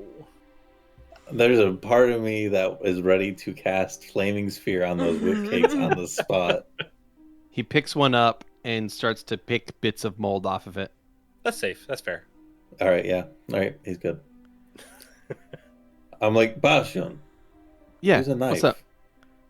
What? Use Oh, a knife to get sorry, that shit yeah, off. you're right. He takes out a small knife and starts to carve the mold off of it and scrape All right, the that should outside. be fine. Yeah, you can eat that. His wipes it off on his pants. Yeah. Oh yeah. Wipes each side of the blade off on his pants. Goes back to like Honey. shaving it. Yeah. He's just like me, for real, for real. Yeah, I don't see what the problem with this is. I hope those are still good for you. I mean, I hope so too. It'd be a shame if they went to waste. Yeah. It's. Mm-hmm. I mean, I can split one with you. No. I'm. No. I'm good. They're probably not super dry anymore. I'm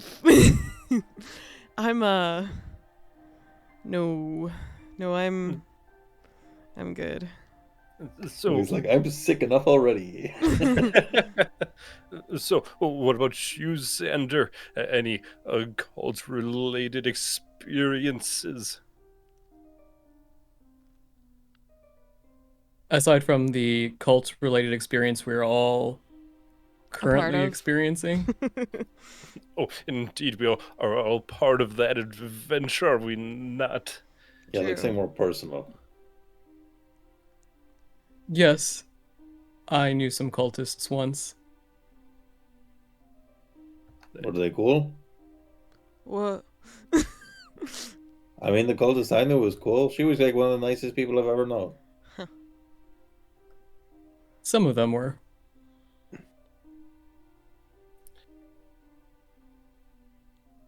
They're all dead now, though. Oh, so potentially forgers then.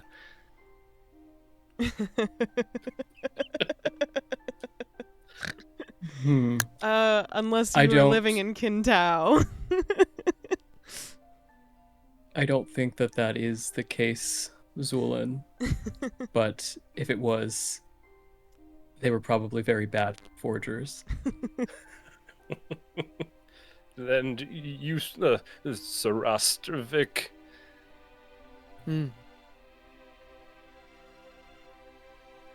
But Not counting the what is one your you're question? in. Correct. I mean- Such an option would be cheating, would it not?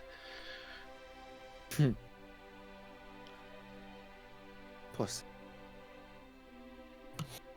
He's taken to picking up the rocks that is next to me. He's kind of flicking them into the water. The fish are checking each time you drop something in the water to make sure it's not edible. So you very soon end up getting a cloud of blind fish that have gathered beneath you. As if you are their god. This is the cult. Mm-hmm. Cult of the blind fish. Oh, I like it. Hey, Xander. Yes, Louie? I'm sorry.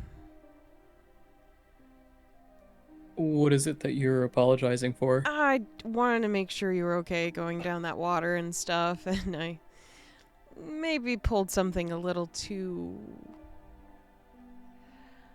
bratty. Sorry. That's quite all right. I think that you should prioritize your own safety, though. Well, you would have done the same. That's true.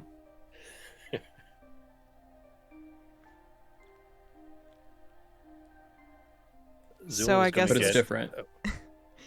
I was gonna say it's playful payback.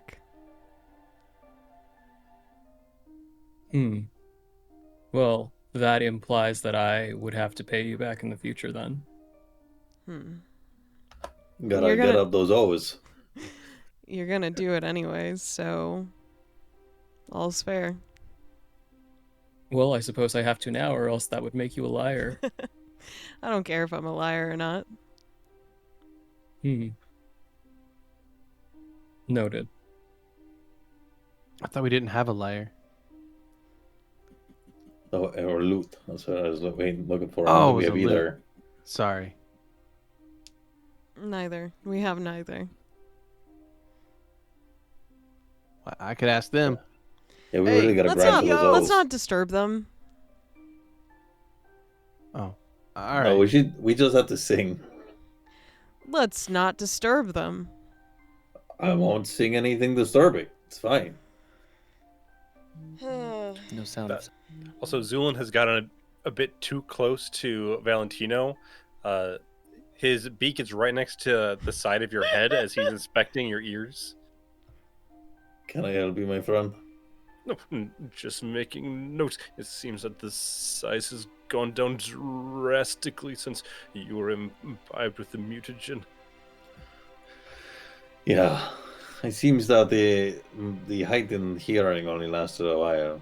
Really brought out my innate talent, whatever was in that thing. Any other effects? Did you notice any changes in muscle distribution? Or like appetite. You didn't like want lettuce a bunch? No, both of those things were peak, just like they always are. Always want lettuce. Okay. Always peak appetite, always peak muscle structure. It's just how it is. Additional questions. Does it feel as though all organs within your encompassing body are in the correct location still? Yeah, I mean, wherever they decide to be, that makes it the correct location.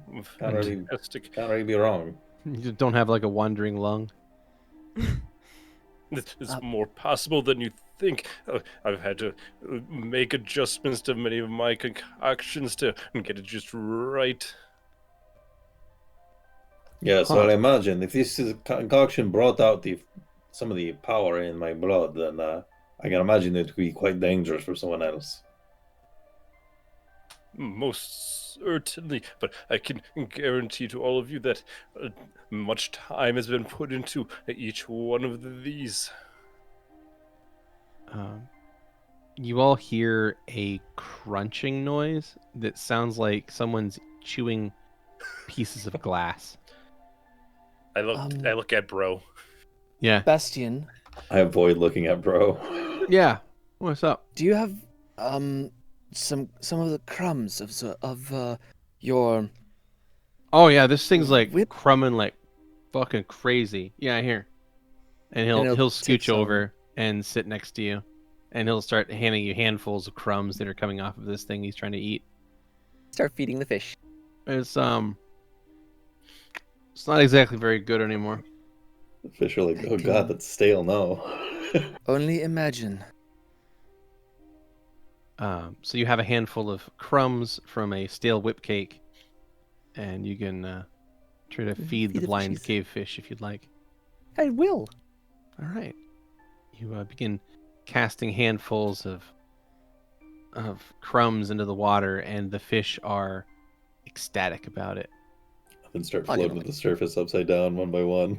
You start to get more and more of them to show up, and before you know it, there are dozens, maybe hundreds of them, and you can't really see the bottom of the lake or the river here anymore, for want of this giant school of fish that is now so aggressively competing to get directly under you that they appear to be fighting each other.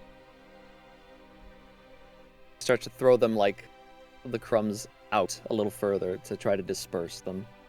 Mm-hmm.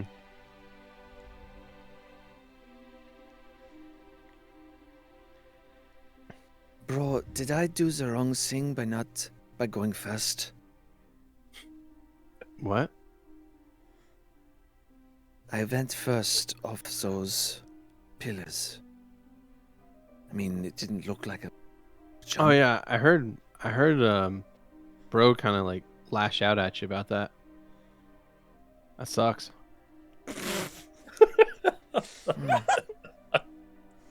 You're not Feels bad, wrong. man. That's rough, buddy.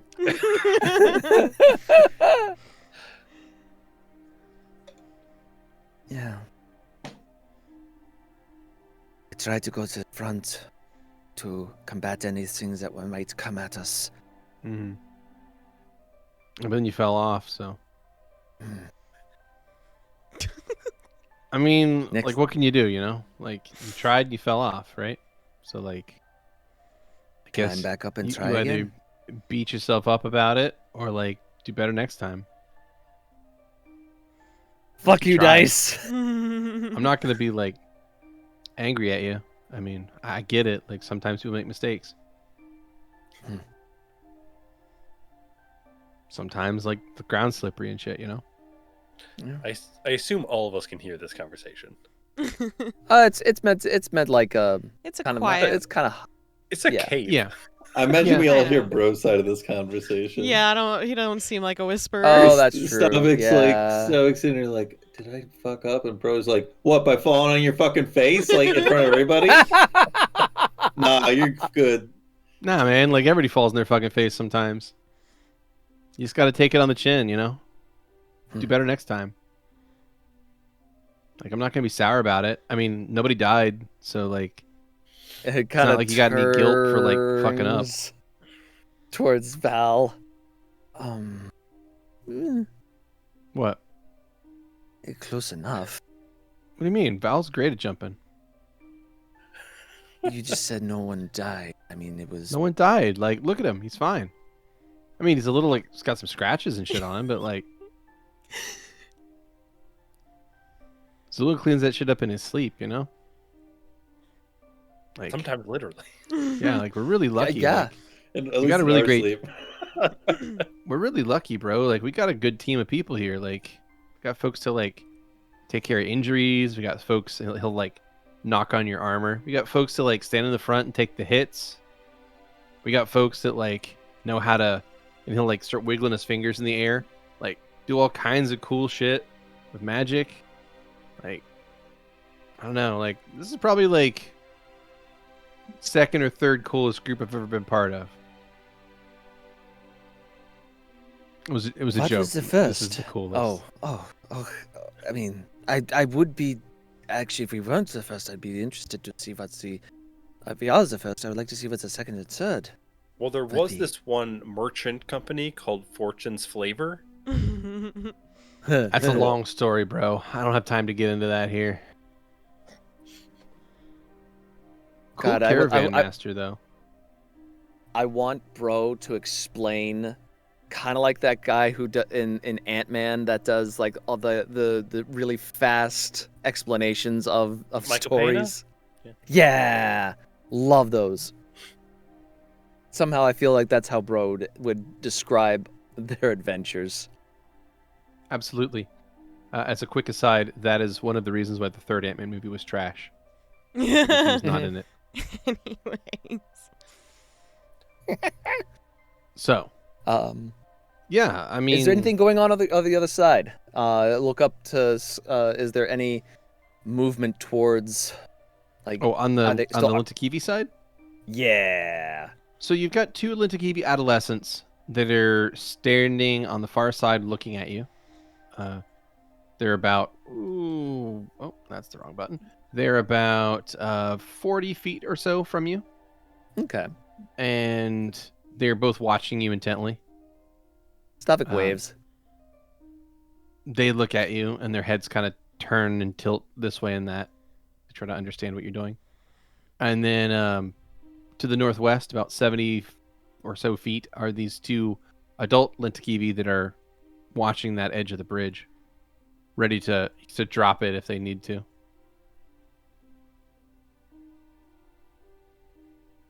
But what do you think our odds are? What's that? What do you think our odds are? That they're gonna drop the bridge? I mean, if you try to cross it, they'll drop the bridge. Well, yes, but do you think they're gonna let us through, or is they going to turn us away? I mean, do we even have to go through here? Like, we don't know which way is the surface. Like, is it on the other side of this place? Is it back the way we came? Like, could be anywhere. Like, you saw some of these places. This is like a fucking honeycomb down here, man. Goes every direction. It's true. But it would seem that they would know where not to go and to avoid the surface, and that's the way we need to. Well, we just gotta hope that our buddy Gidru kind of pulls through for us here. Because I don't really want to be stuck down here for any longer. I mean, I don't hate the underground, but like this place is fucking with bro, he says, nodding to the north.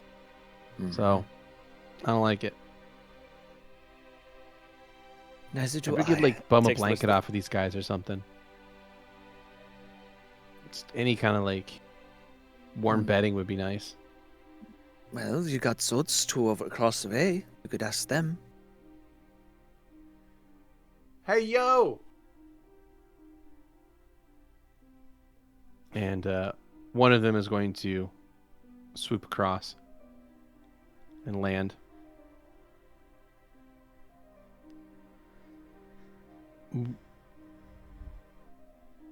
What do you want?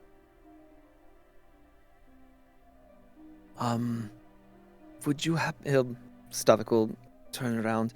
Our friend seems to be having distinct issues with the cold. Would you happen to have a blanket or something that could help them warm up? Is it true you're from the surface? Like, really? It is. I'll trade you then. Okay. I'll bring you a blanket, but you have to tell me,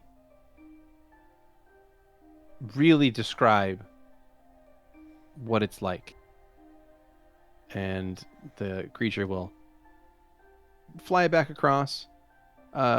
Make a perception check, by the way, You got it. if you would like. All of us? Those of you who are paying attention to the Lintakibi, at least. That's an 8.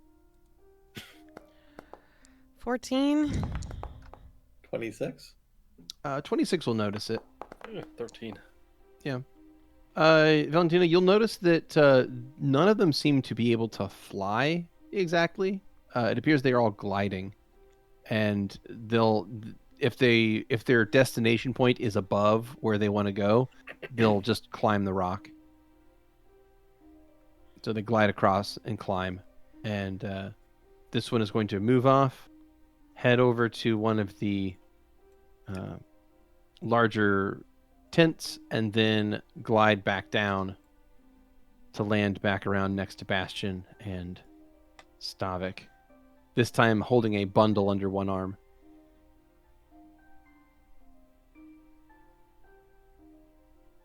And they will Well, kind of crouch down next to Stavik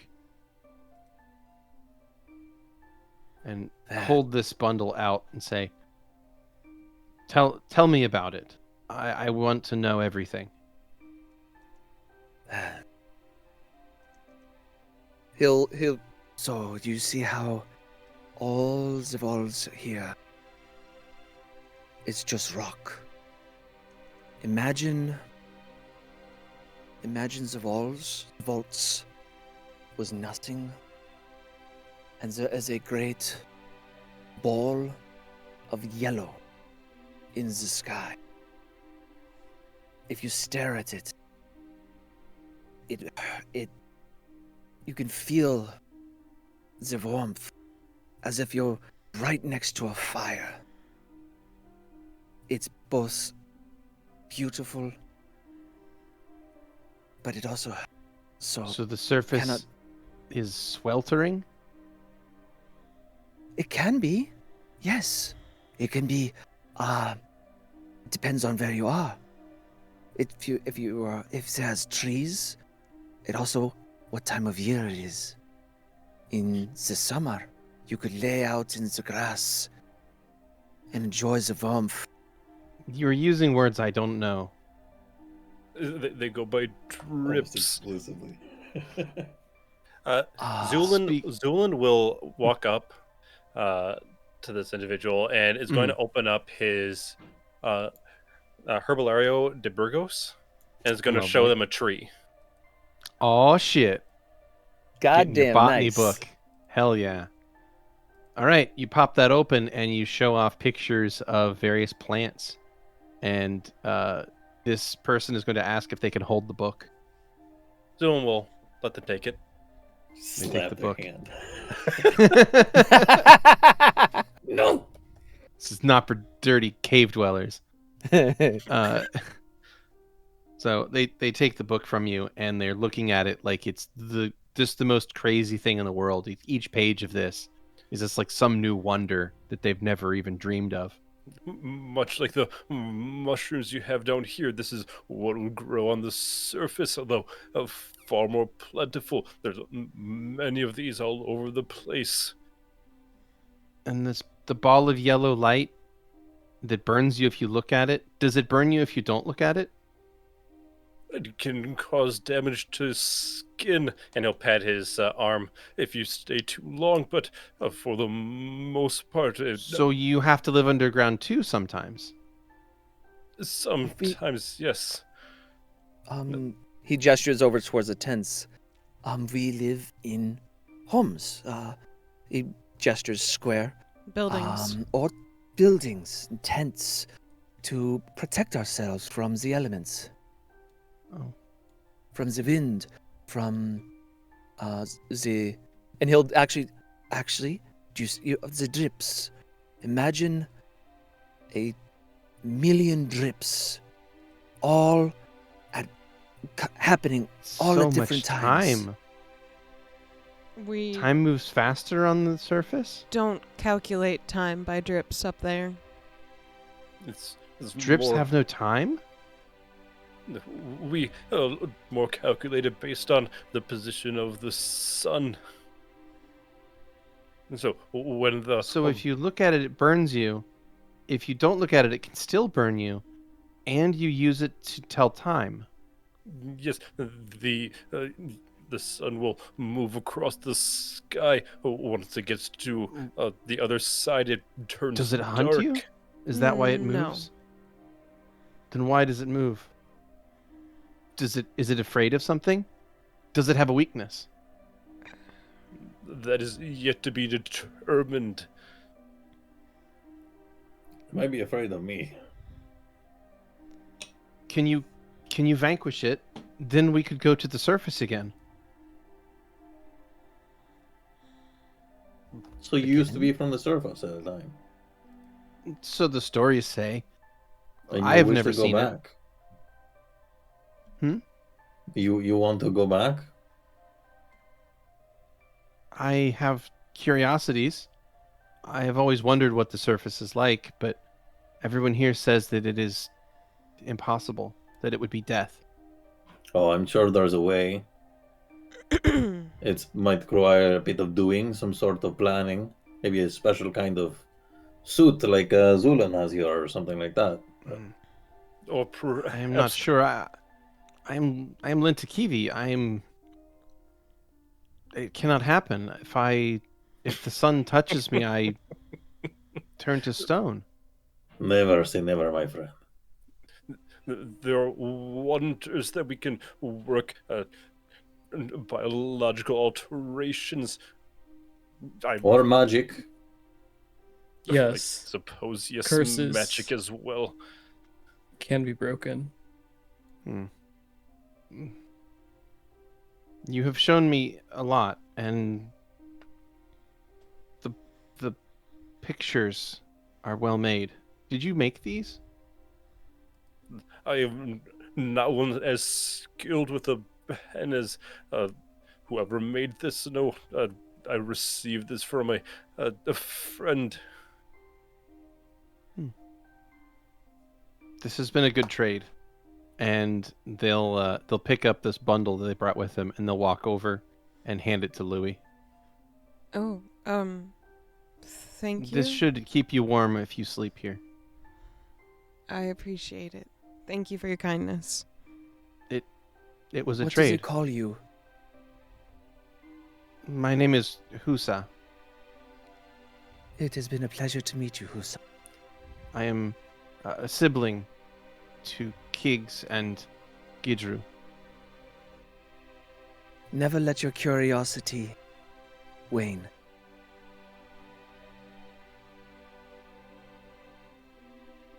There are stories of the way to the surface. But sometimes I hear the elders talk of it. But whenever one of my generation gets nearby, they change the subject. If any of us pry, they never tell us, and some of us get scolded for asking. I think it's to protect us. Perhaps. Mm-hmm. I am not the first to be curious about the surface, and others before me have tried to find it and have never come back. Hmm. Perhaps that's because they found it. Maybe they found something I think better that- for them. I think they found the sun, and the sun destroyed them. It is something that cannot be.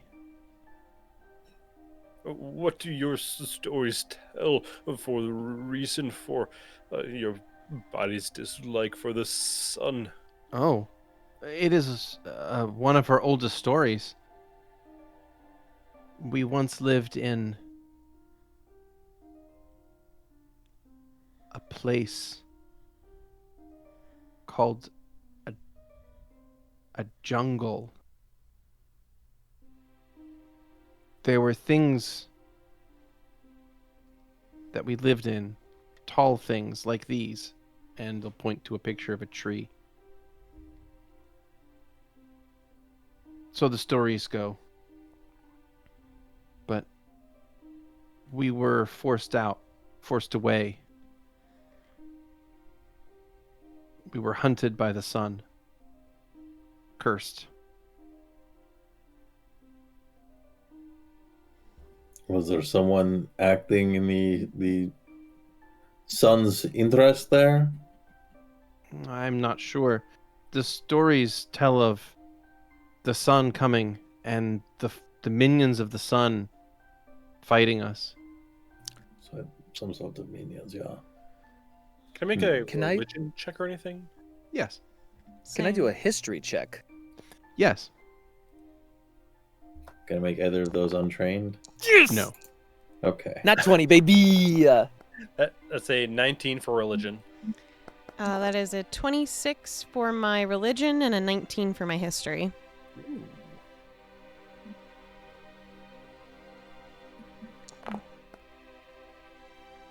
It is a 13 and a 15. Okay. Zu'lin, we're just going to go on the line here. Zu'lin, your knowledge of religion would tell you that the sun is sort of represented by the god Amun. Mm-hmm. You would know that the most devout worshippers of Amun are the Kothan orcs. Mhm. Are their most are the most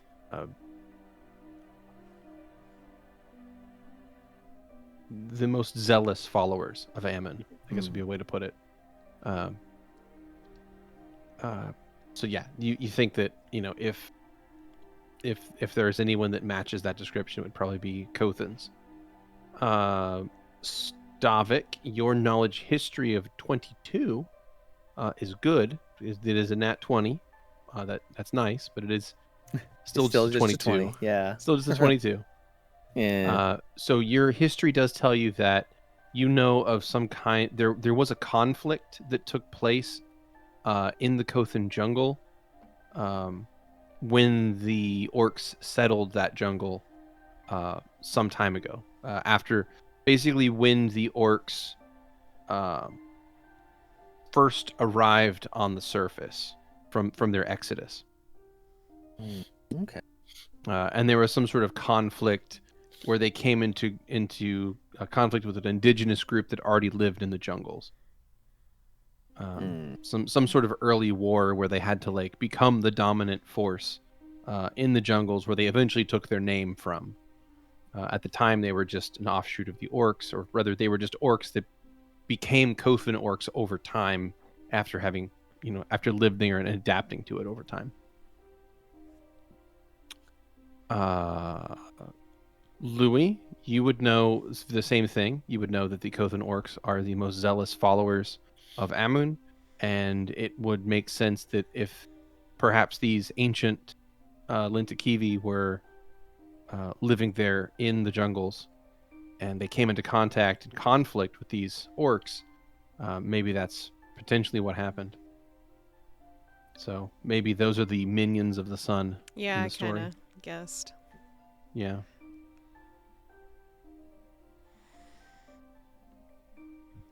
Do you think maybe they ate the sun and then they turned it? Probably had to hot out eat the sun.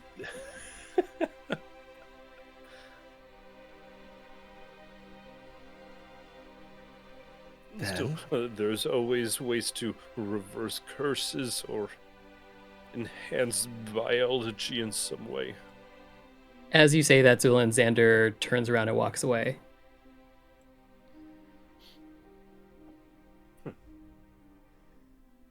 He's gonna go do it right now. Lift the curse on all of Lintakivi kind. Just gonna Yep, fucking that's break it. it. Yeah. Uh-huh.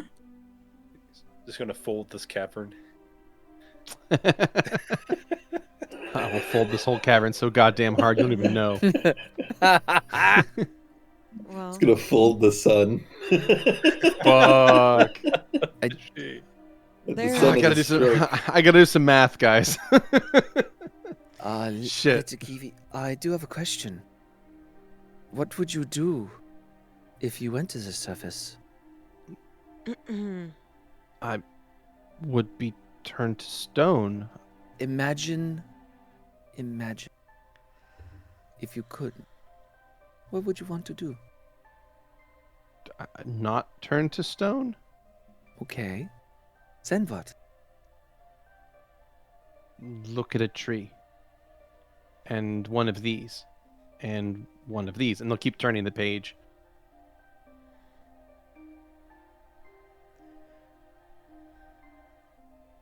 I hope you are able to look upon these someday. We've seen magnificent things down here. I hope you're able to see likewise on the surface.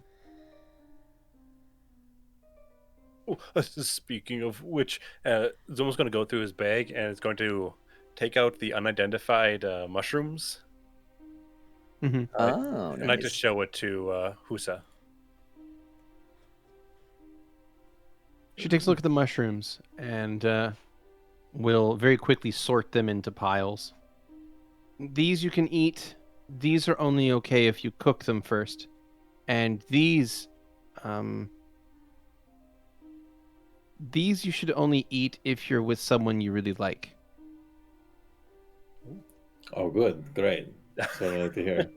Just about to ask if there's any fun ones. Oh. All right, let me update my notes. Yeah. So, nobody eat the mushrooms that Zu'lin has with Zu'lin. Zu'lin is furiously writing down and like making quick sketches in his notebook.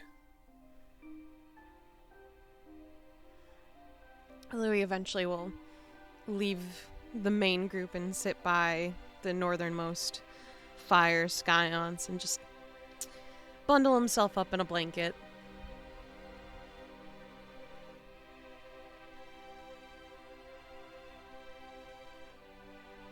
The water really got you, huh, Louie? Well, it was kind of probably sleeping in the damp clothes on the cold floor of a rock Yeah, that's cave. fair. I imagine that wasn't great either. It's okay. I've actually had something like this before. I just never really thought of putting a word to it. So I said it was a blanket, but I'll do a little bit better job of describing okay. it now that I have a chance to. It is really more like a stuffed cloak. So it is like made of leather on the outside, but on the inside it is stuffed with something squishy, like a spongy material inside between the two layers of leather, and then it's all like very tightly sewn together to hold it into one thing. So it's almost like a comforter, but it's also kind of like a leather jacket and a comforter at the same time. Okay. That makes sense. Yeah. Just don't question what's Just in don't kinda- between. Just don't Yeah, think you just about don't it. want that cider silk on you. I mean, I Ah, sort of, to be frankly honest, I've always kind of been frail, technically, since I was little, so... no way.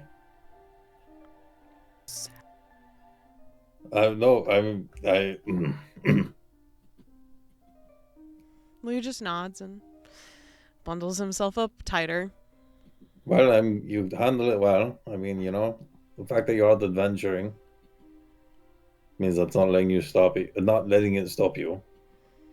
Yeah, So respect. he nods.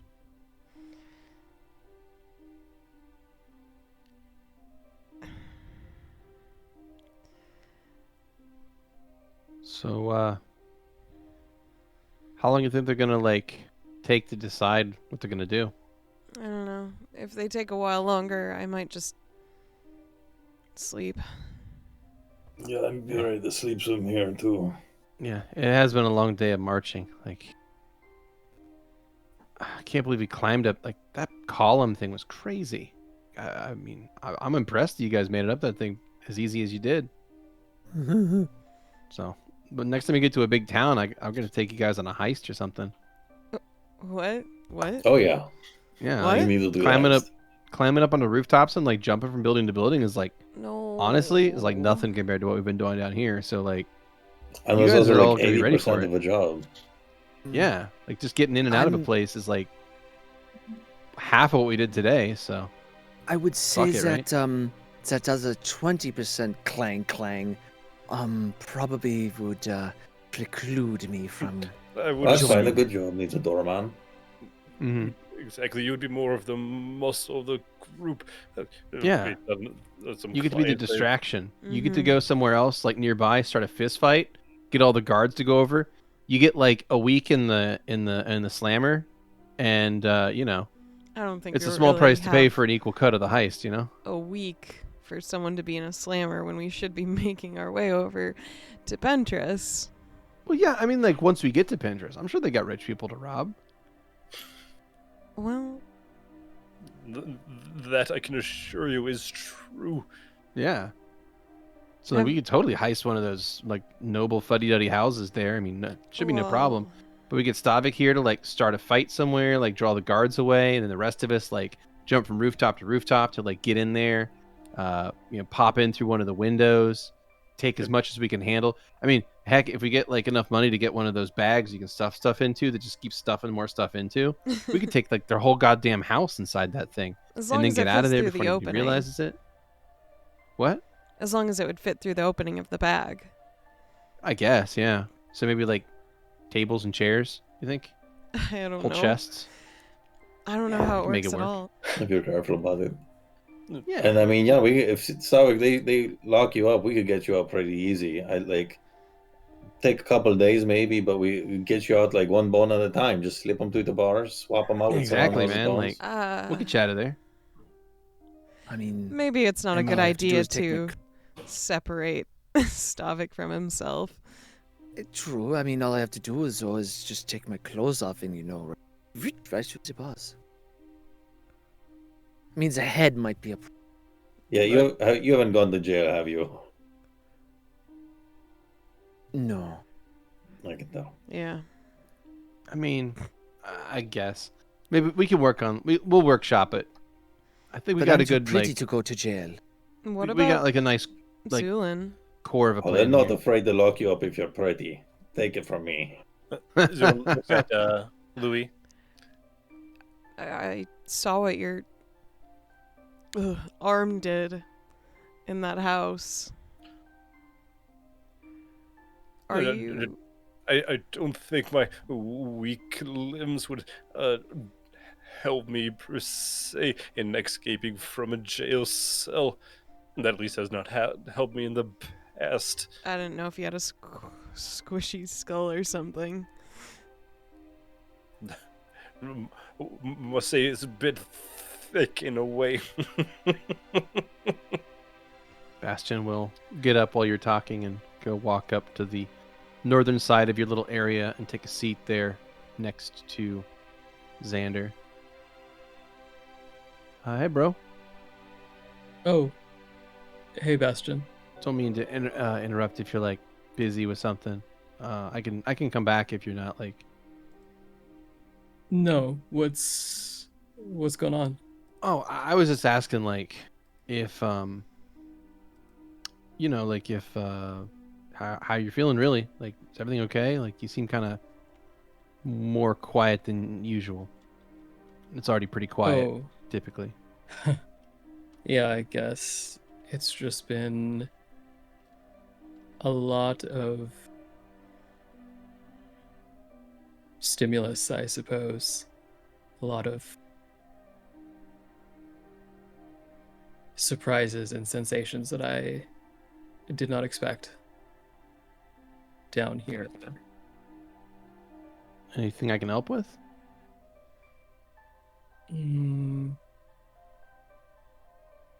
I don't know. Do you still have those flowers on you? Yeah, I do. And he reaches in to one of his pouches, pulls out the preserved flour. Like this one? Good, that's perfect. And Yeah. Xander is going to cup his hands over his mouth, and he's going to blow out a small pile of golden dust, and he's going to sprinkle it over the flowers, and they're going to glow golden and then return to how they looked before. Okay. That's pretty cool. I'm not sure what the point of that is down here, but it's pretty neat either way. I just don't know how long we were in that house for, so I was worried that we had perhaps run out of time. Oh, do we have like a time limit? I can only preserve something for a limited amount of time, and because I didn't know how much time had passed, I was worried that they would wilt. Well, bro, I mean, if they do wilt, like, you can always pick more. I suppose so, but I mean, I'm not really planning on, disappearing, at least until we're all ready to go our separate ways. So, like, I figure we still got at least a good couple of weeks in this whole thing, right? it's true. I guess it makes me sad to think of a flower plucked because it's so beautiful only to immediately die because it doesn't have a source of food or water anymore and it can't take care of itself. So, is the answer to not pluck it at all?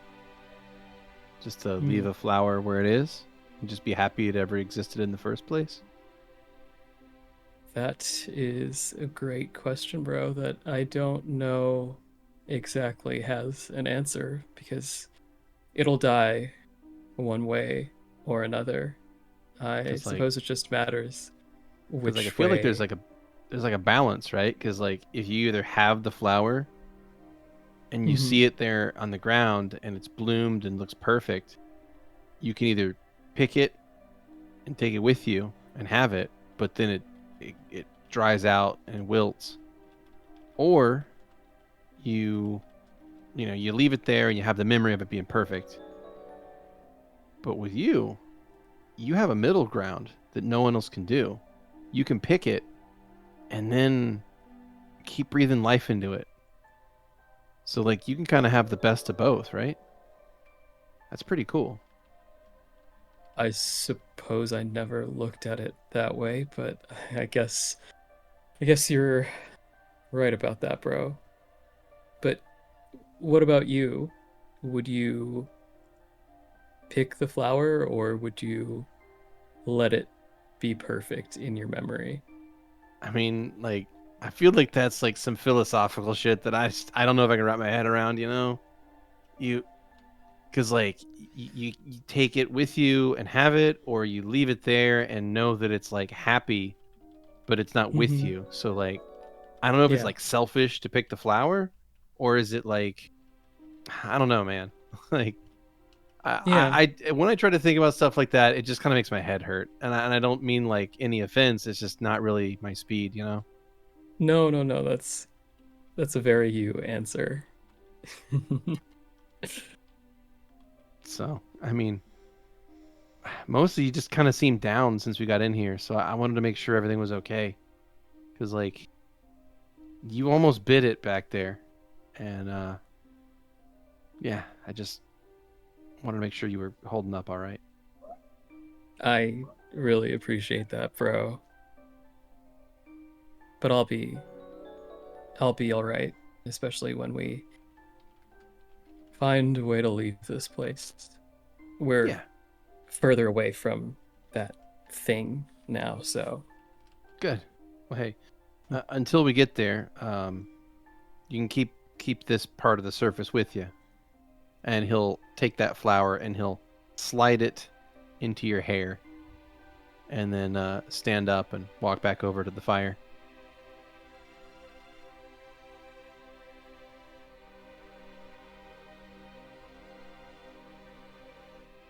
take a seat back down between Zu'lin and Stavik.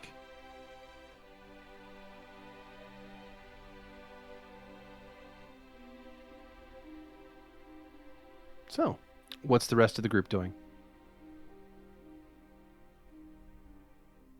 Hey, bro, do you have any... Not the rope. Maybe some string or twine? Nah, man. I don't carry anything like that on me. I mean, I know we had some in, like, our wagon, but shit, like, that got blown up in the storm, so... all I got on me is... Let me see. He starts going through his stuff. I got these whip cakes. I got a couple of potions. And I got... He pulls out a piece of paper and then quickly puts it back away. And that's all I got. Can I perception check that piece of paper? Yeah, you can make a perception check to see if you can notice what it said on it. 23. So you only got to see the outside of the paper because like the most of the writing was facing toward Bastion, but you could see on the outside of it. It says it has one word facing you. It was upside down, but you could see it, and it said Louie. And he puts that back away, and he's like, "Yeah, that's all I got, man. I don't have any like twine or rope or string or anything. I mean, maybe we could bum some off the Lintakivi here. Like they might have something. You want me to call him back over?" No, that's okay. Are you sure? I mean, I was just... He's looking down at the fish. I just wanted to see if I could bring one of those ups and feed everyone else. Oh, you want to start catching some fish? Yeah. Yeah, all right, hold on. And he's going to, like, look to the other side of the chasm there, and he cups his mouth. Yo, hey! And one of the Lintakivi is going to swoop over and land beside the two of you.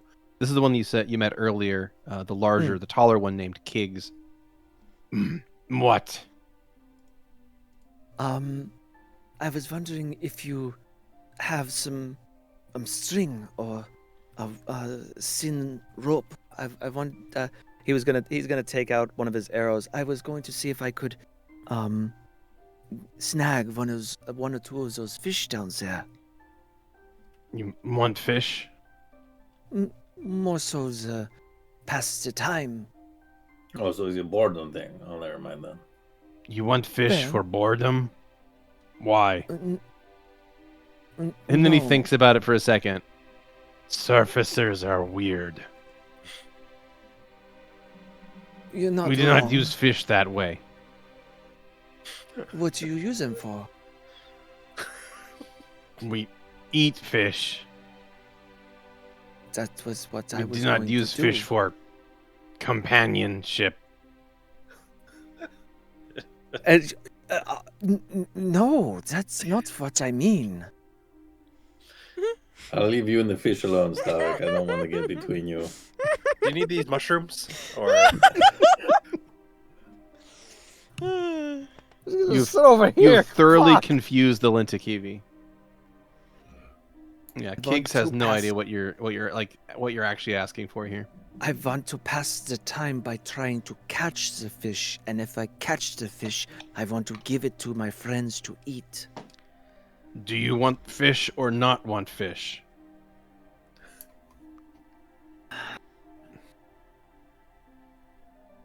He'll lean back to the other. Does anyone wish to have any fish? I believe our friend would love to have some fish. Yeah, I could use some fish too. Like, I can smell some of that from over here, and it smells pretty great. If you'd be willing to, yes, we would be very appreciative. We would... O's? Fine. And Kiggs will hop off of this cliff and swoop down, basically reaching down and like grabbing fish off of the surface of the water, while he glides across the river. since you've gathered such a large mass of them here because you were feeding them crumbs earlier. There's a big enough school of fish that is gathered here that it's pretty easy. So he begins sort of gliding back and forth across the river, grabbing a fish each time, and then will climb his way back up here and dump about a half dozen of them at your feet. Fish are simple. Children learn to catch them.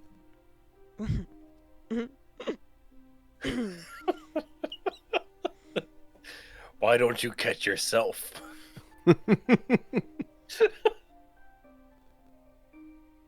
Thank you very much. I very, very much appreciate it. Why thank? Now you owe. That is correct. Yeah, they're your O's, bro. Mm-hmm. You were the one who put the O's forward.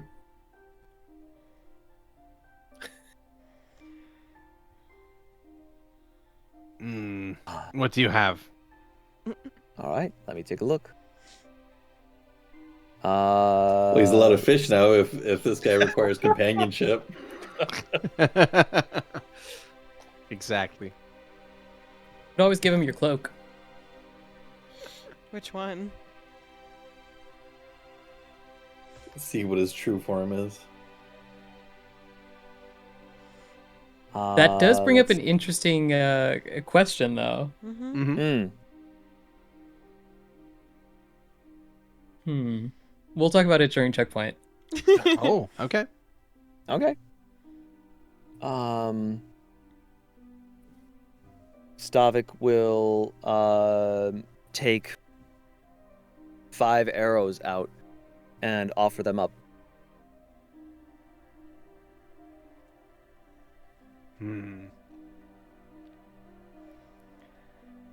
Well made. What is this? And This is an arrow. It looks at you like you're an idiot. I know what an arrow is. What is this? And is going to knock upon the shaft of the arrow. That is wood made from a tree. It is similar to what... it's similar in shape to a mushroom, but grows tall. And the trunk is made of that. Making arrows out of tall mushrooms. The surface is strange. Also, quick We question: make arrows out of bone. Did Husa pocket the book? Make a perception check. Oh shit! Who's it gonna know? 26. You're gonna know. I done got Jar Jarred. Who's gonna know? I done got Jar Jar. I love that. Zu'lin, yes, you would notice that your herbalism book is in fact missing. I like to make it known that I have been stolen from, and y'all are witnesses. Yeah. Hasn't Or Detlef been stolen from? now he has. Yikes. Yeah. Who's You better get that book fucking back to the stomach is library. gonna turn inside out. Jesus. Yeah. Bad things are about to happen. So, Jesus. yes. So he takes a look at these arrows, and he will take the 5 arrows and say, "Good, worthy trade." And with Use them that, well. Kiggs will glide back across, climb back up the cliff, and then walk over and start showing off these arrows to other members of the tribe. I think You lean over to Bastion. I do think we are making a positive impression on this tribe here. I mean, I think if the elders are like concerned we're gonna like corrupt them, I think we're kind of proving them right. Oh, Like, we're showing them all kinds of crazy shit they've never seen before, like giving them stuff they've never seen before, and I think we're pretty sure we were telling that one to go to the surface. So Yeah, we might be causing more problems by promoting this and reducing our chances of leaving at this rate. However, if we're lucky, I could be wrong, and I prefer when I can be wrong about those things. Well, if Yeah. they were to help us escape, we would also be unable to say such things. So it would be in their benefit to have us leave faster, would it not? Yeah, but they could just leave us to the deaths of the caves. Yeah, I mean, I don't want to see what those chasm spiders are about that they keep talking about. Are you feeling better, bro? Yes, thank you, Bastion. Nice. And Well, bro, how are you feeling with the blanket? Fine. Good. Cool. Well, guess we just kind of wait here till they tell us one thing or the other, huh? We have fish now. Oh yeah. And Bastion will take the fish and start looking them over. He takes out a knife and begins to clean them immediately. Hey, Starts to you're pretty fillet good at them that. into. What's that? You're pretty good at that. Oh, I mean, look, you stab enough things, you get to know how to use a knife. That's all. I like fish, so it's nice to see it prepared decently. Oh, you get raised in a port town. You eat fish like at least twice a day. This is how it is, you know. It's true. At a young age in Khan, yes, it'd be quite rare for a young child not to have seen someone preparing fish. I rolled a profession or a cooking skill check Yeah. for Bastion here, and he kind of nat 20. God damn it. Oh, Fuck damn! yes. So he basically takes Perfect. this knife This is out, and he's good. just working his way through all of these fish like they were nothing, just popping the outsides off, getting it to where like you can cook it, and he gets it to where the skins of the fish are on just enough that as you cook them, they're gonna curl up and away from the meat, so that you can use it as a place to hold. He's done this before. I'll put it that way. Mm-hmm. So, yeah. So he slashes up all the fish and sets them to cook up over the braziers over here. And with that, a little bit of time will pass as your group just kind of continues to wait it out. About another hour will go by, so you guys have a chance to cook the food, have a nice relaxing fish meal, which sadly the lack of seasoning is really killing it though, because I mean the fish is fine, but without any kind of seasonings it's pretty bland. Louie seems fine. I don't know. course. Fresh fish can be fine. Can be nice. Yeah, I mean it's not the worst thing in the world. Fresh fish can be really tasty. The only, I'm it's like, do I have any seasonings? I'm like, let's just say the seasonings I have might be a little too spicy for the meal we're looking for. See, I got some milk seed gel. Is that? I got some Yeah. ether glass if we want to season with that. Jesus Yeah, Christ. Yeah, like for some ether grass in our ether glass in the food. I'm sure that will be wonderful. There will be no Like I side effects from that. A little spicy. They smell what's going on over here. What is that? Yeah, Yo, I got you. yeah. If you're ever worried about the corrupting this Drugs. civilization down here, yeah, introduce them to hard fucking drugs that you guys have with you. Yep. So after that, about an hour and a half of time will pass, and eventually the leadership will come down, land to the opposite side of the bridge. The elders will speak to each other, and then Gidru will cross back across. Hello, friends. Hello. Have talked with tribe leader for some time, and How's it going, Gidro? You look perplexed. there is maybe small problem, probably problem. What's the problem? They think you are dangerous. Mm-hmm. It's not entirely wrong, but we're not a threat to you. They do not believe that. I told them. I tried to tell them that you were not bad, but they did not want to listen too much, but got them to agree. Best way is to send you to surface. Get you out of our granite, was words you said? Mm. Was that mispronounced? Was what you said, I think. I'm guessing surface words? It's definitely a dialect. Well, they take you tomorrow. You go up. Okay. I do not know the way, but the elders will. Well, You take us this far, Gidro. You've been a good friend. it's been a pleasure to travel with you. You have been interesting. Strange. Glow bait, but interesting. All interesting. Listen, I globate every night, so... Yeah. Jesus.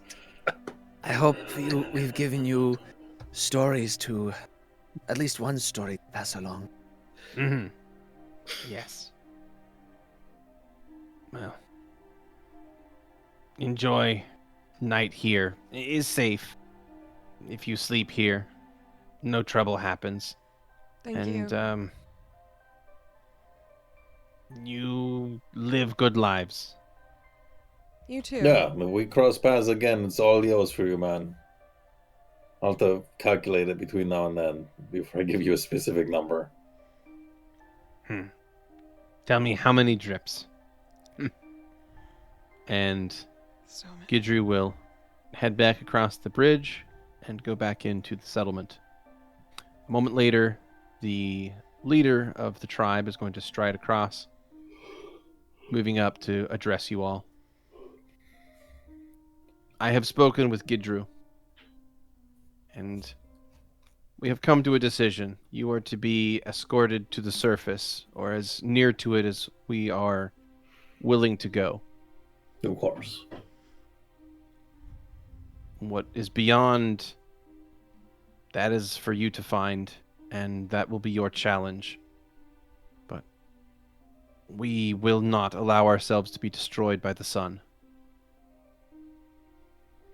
We appreciate you taking as far as you will.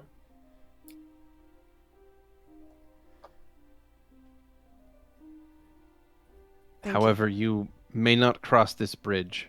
That's Yeah. tonight, That's right? what we expected. Yes, That's we will take you out of here tomorrow, but you are not welcome within the bounds of our tribe. that's fine. I have concerns that some of our youth have already taken too much of a shine to you. Just looks over at Stavik. If you look across the river, you can see Husa is reading a book on herbology. Or at least looking at the pictures. At least looking at the pictures, yeah. And with that, the leader of the tribe will turn and leave so that you guys can spend the rest of the evening there, secluded on the outskirts of the village.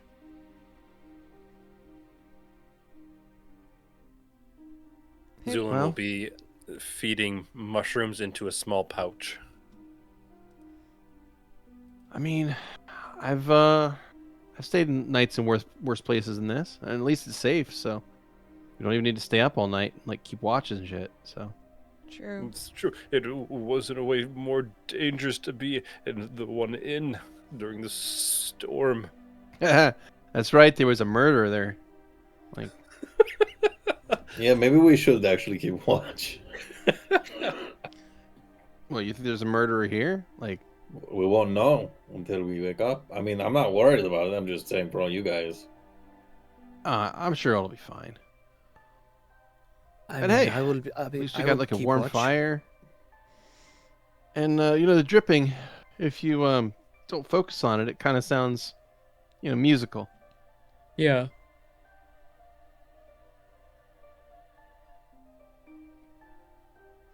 Fish is kind of bland though. It's okay.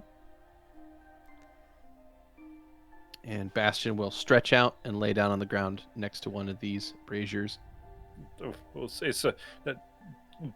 Not too far off from most der Hamish cuisine.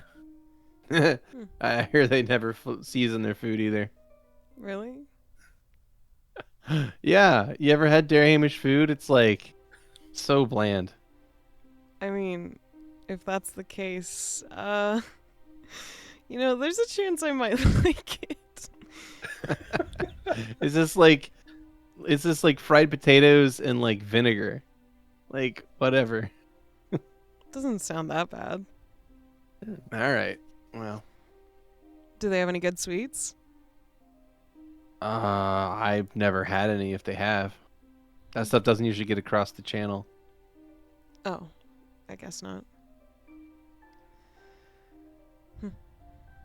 Yeah, they mostly keep to themselves, from what I understand. I mean, some of them trade on the ocean, sure, but like, they don't deal with the Parthenians, and anybody that trades further beyond that, like their prices get pretty high. So They're just kind of like dirty spies, right? I wouldn't know, bro.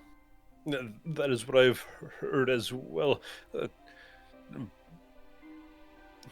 Not many people know much about the der Hamish, but it's always said that they always know plenty about us. There's only a certain kind of spy that's dirty.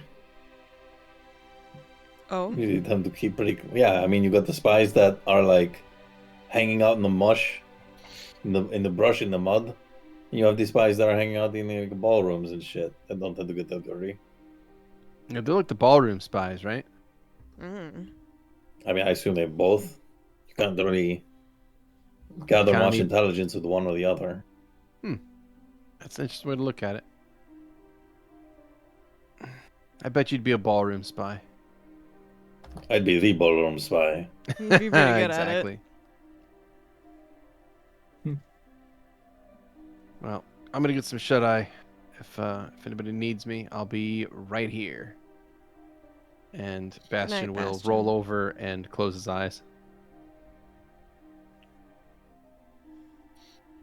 So we're skipping watch then? I mean, Stavik is going to be awake. That's true. Then say it in character. I mean, I will obviously stay watch. Cannot sleep, so I will keep You an got eye on this? all of you. You're good? Of course. I will Cool. watch. And Valentino just fucking falls on his back and immediately passes out as soon as he hits the floor. Getting like fucking eviscerated by a minotaur does that to a man. Exactly. In that case, Zu'lin will also lay down a few squeaks emanating from his bag. We don't ask. Don't think about it. Don't think about it. Don't think about it. Mm-hmm, mm-hmm. Oh, what is Louie and Xander doing? Louie's currently just staring at the fire with this leather comforter blanket on him. I would think of it as like, imagine it as like a comforter / weighted blanket. Yeah. It's not the most comfortable thing, but it is warm. Yeah. Xander is just standing with his arms crossed, just looking into the fire. Okay.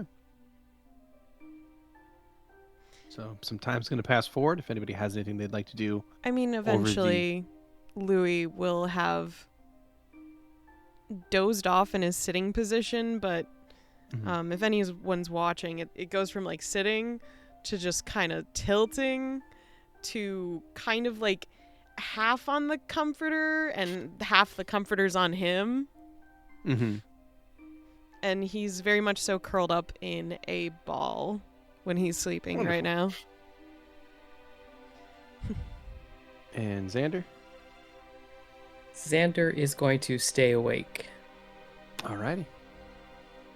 So with that, time passes, and go ahead. I believe you were also eviscerated by a Minotaur, Xander. I don't know what the fuck you're talking about. That was a baby Minotaur, though, or a Minotaur. So Yeah.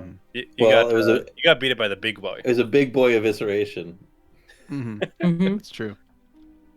So with that, time passes forward as the group gets a little bit of rest. And as we move forward to the morning of April the 12th of the year 808, that is where we're going to take our second break. Catch you all real soon.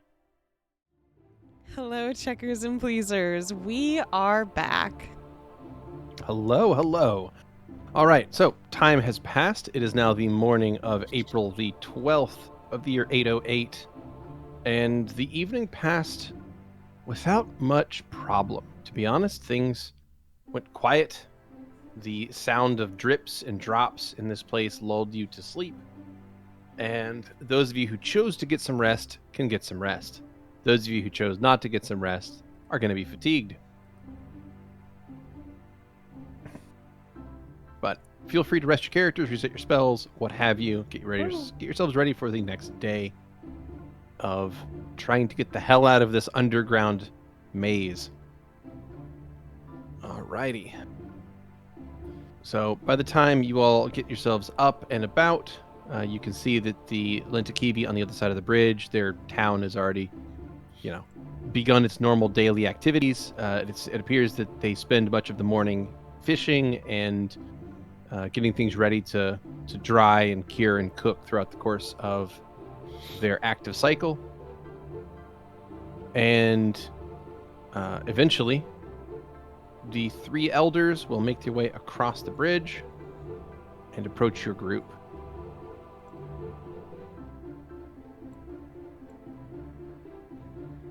Did you sleep well? Oh yeah, best rocks I've ever slept on. Good. Prepare your things. We leave immediately.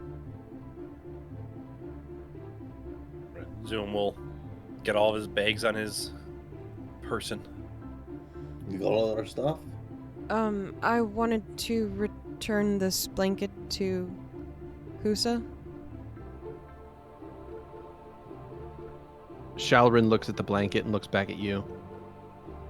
Husa traded this blanket to you?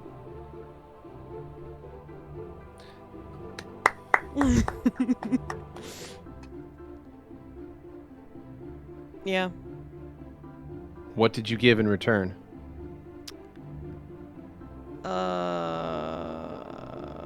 I actually don't know I if it was a believe- trade.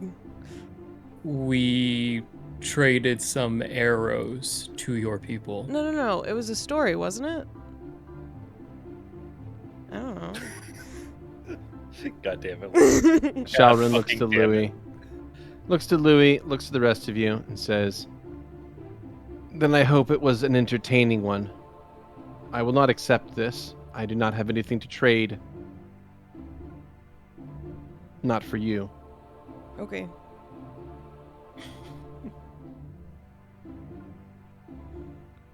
What do I do with it then? It's a heavy blanket. Keep it. Yeah, you keep it and sleep on it, apparently. So You live inside it. yeah. Cut it open and live inside the spongy whatever is in there. Put you in Yes, the spongy the stuff, and then next squishy time we go through insides. some water, we can seal you in it and throw you through that way. Perfect. Mm-hmm. So they will lead you back out the way you came and into that honeycomb of different passageways that you visited earlier. And these three elders move through this area like it is second nature, as if they've been down here long enough that they seem to know every passageway, every step, every rock. They know exactly what they're doing down here, and they move much faster than your last guide. Gidru, you realize, was probably already moving somewhat slower than normal so that you all could keep up with him. But these guys are not really giving you as much of as much leeway, put it that way. They are moving quite quickly down here, so you have to hustle to keep up. It does appear that every time you fall behind, they do get a little bit aggravated at you. Though none of them say anything aside from a small amount of grumbling between the three of them. Zu'lin's wheezing. Honestly, I'll so get is to- Louie. So I would like The, a constitution test from everyone in the party, please. Oh. Can I take My- Xander's? So he doesn't have to. 17. 10. Not bad. That's average. How bad is it? 19. It's a 6.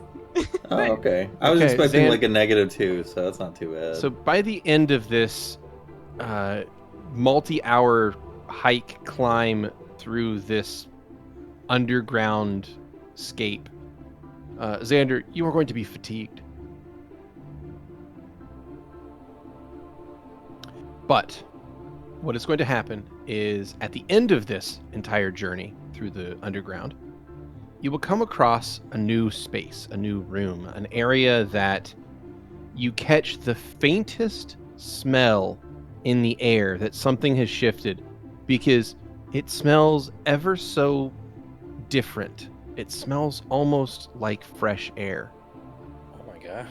It's a far distance from here, but it is not the same stale underground air that you've been smelling this entire time. And as your group gets to this area of the cave, you've winded up and down through these places over and over again, and you reach a spot where there is a clear line which has been scratched across the floor of this cave that is just in front of a passageway that leads somewhere else. And the three elders will go and stop at this line, and they'll wait for you to catch up. Their leader looks at all of you and points down into this passageway. This is your exit. We are not to ever cross this. It is against our greatest and most sacred rules. Thank you kindly. Yes, really. I understand our intrusion is not something to be taken lightly, and I appreciate your patience and understanding. Whether you realize it or not, you have already done great damage to our people that I will no doubt spend the next years cleaning up. We have lost young ones before who thought they could see the surface. And I fear that there are yet more that are going to die from the same tragic cause. Yeah, we really should probably get going. We got a sun to catch. Is it, surface things? Yes. Then you go back to your world, and we will stay here in ours. Yeah, totally. I think that's great. Probably just keep it that way from now on. All right, have a good one. May our paths never cross again. Farewell, Sure, totally. Uplander. And the three of them will head out of here and leave you guys here at the line. Again, it looks like the line has been carved with claws over time. Mm-hmm. Probably by much older hands than these three.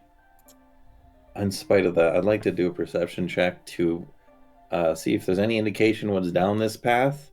Mainly Sure. if we're not heading into the lair of some sort of beastie. Yeah, like a deep dragon or something.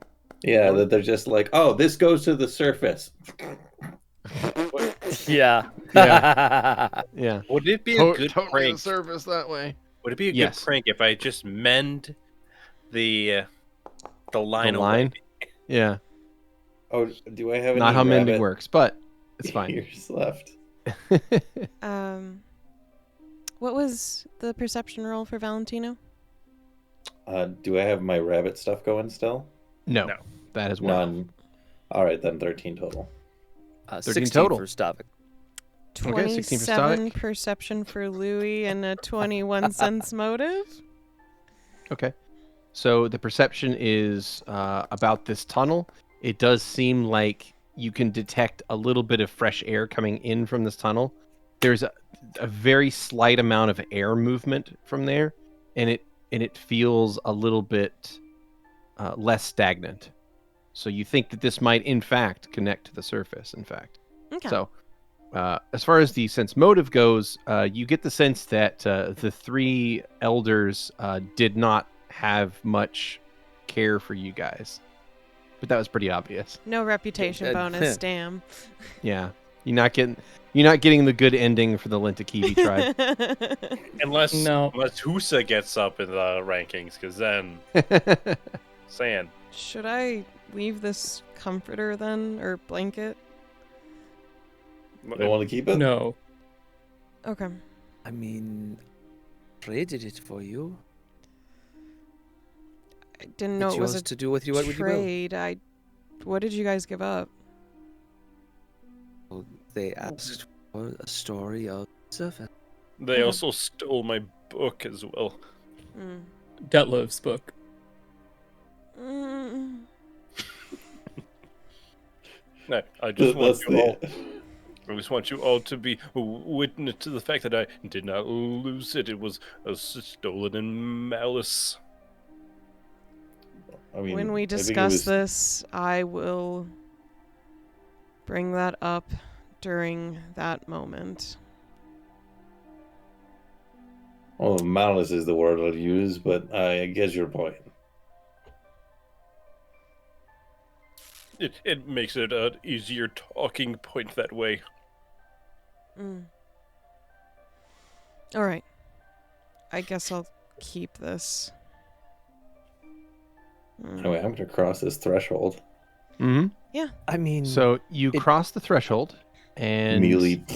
nothing happens to you. You don't burst into flames. Nothing untoward takes place. Okay, hold on. I'm gonna ready up a bomb real quick. We're gonna make him explode. It's just like laying mines past it. Just... As we're moving along, I want to Uh-huh. have a perception check. Sure.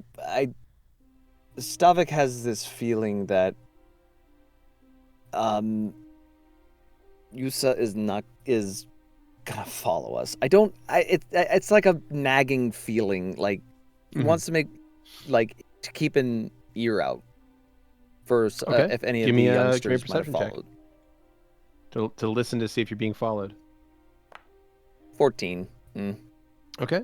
You put your ear up and you listen, and all you hear are the various sounds of the caves that you've heard up to this point, which is every so often the sound of rubble or rocks clacking against rocks in the distance, the splash of water if you're nearby, a river, the drips of things off stalactites. Okay. Not a lot of other things. Every so often you'll hear like a low thrumming roar from one of the distant minotaur.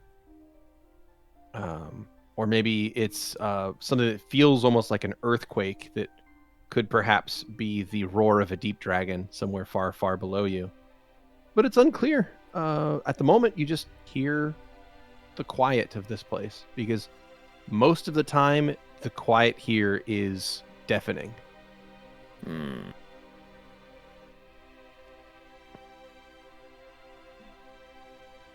Onward and upward.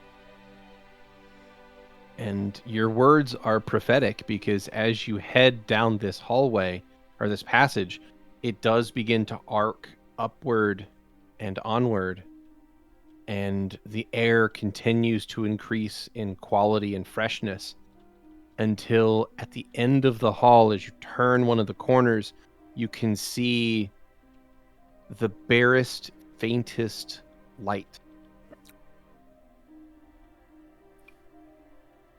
What would you like to do? Race into that light. You rush forward, racing for the surface. And as you turn that corner, you can see sunlight. Around the corner, like you see that faint like reflection of light bouncing off of other rocks down here. But as you turn that corner, you can actually see the light itself. See the And sun? You cannot see the sun, but you can see light coming down. And you step out.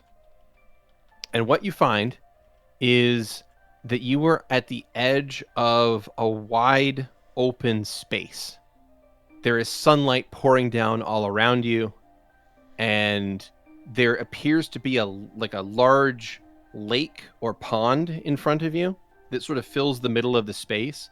But at the far end, you can see a sheer cliff wall that goes up. And if you look to your left, you see a sheer cliff wall that goes up. If you look to your right, you see a sheer cliff wall that goes up. And you find yourselves in this illuminated spot in the ground here, where there is sunlight all around you and you can feel it on your skin for the first time in days. If you look up, you squint against the light because it's almost blinding at this moment. But you are at the bottom of an enormous pit. What did the sun say? That darling miss me. Well, yeah, actually, kind of really did. Valentino. How do we get up? That is a Well, we really tall climb. How tall does it seem? It looks like if you were to try to climb this, so first of all, you have no climbing gear. But second of all, if you were to try to climb this, you think it might take you literally days to climb out of here. And you'd have to do it freehand somehow without taking breaks. It's an insurmountable physical task. I was hoping I could fly out of here, but I think that it is too tall. Yeah. Doesn't seem too tall for me, but I don't want to leave the rest of you behind.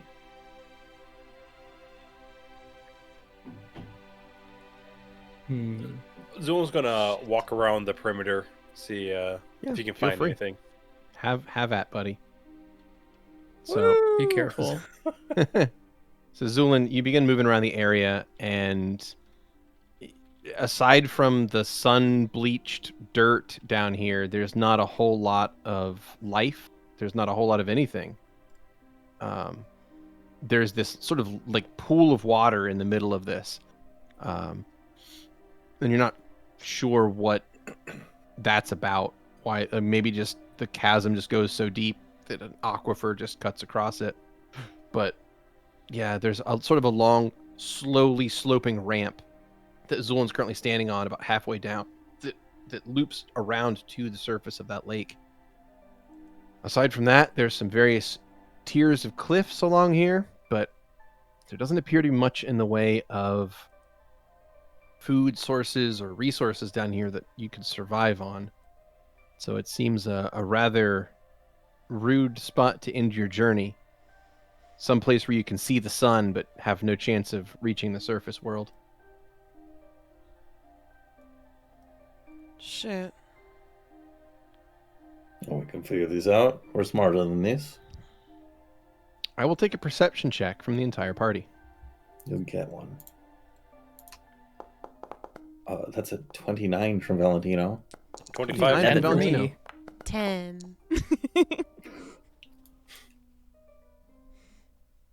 All right. So Valentino and Zu'lin, you both hear a sound. It is coming from the west, from the direction you just arrived from, and it is the ticky-tack of footsteps.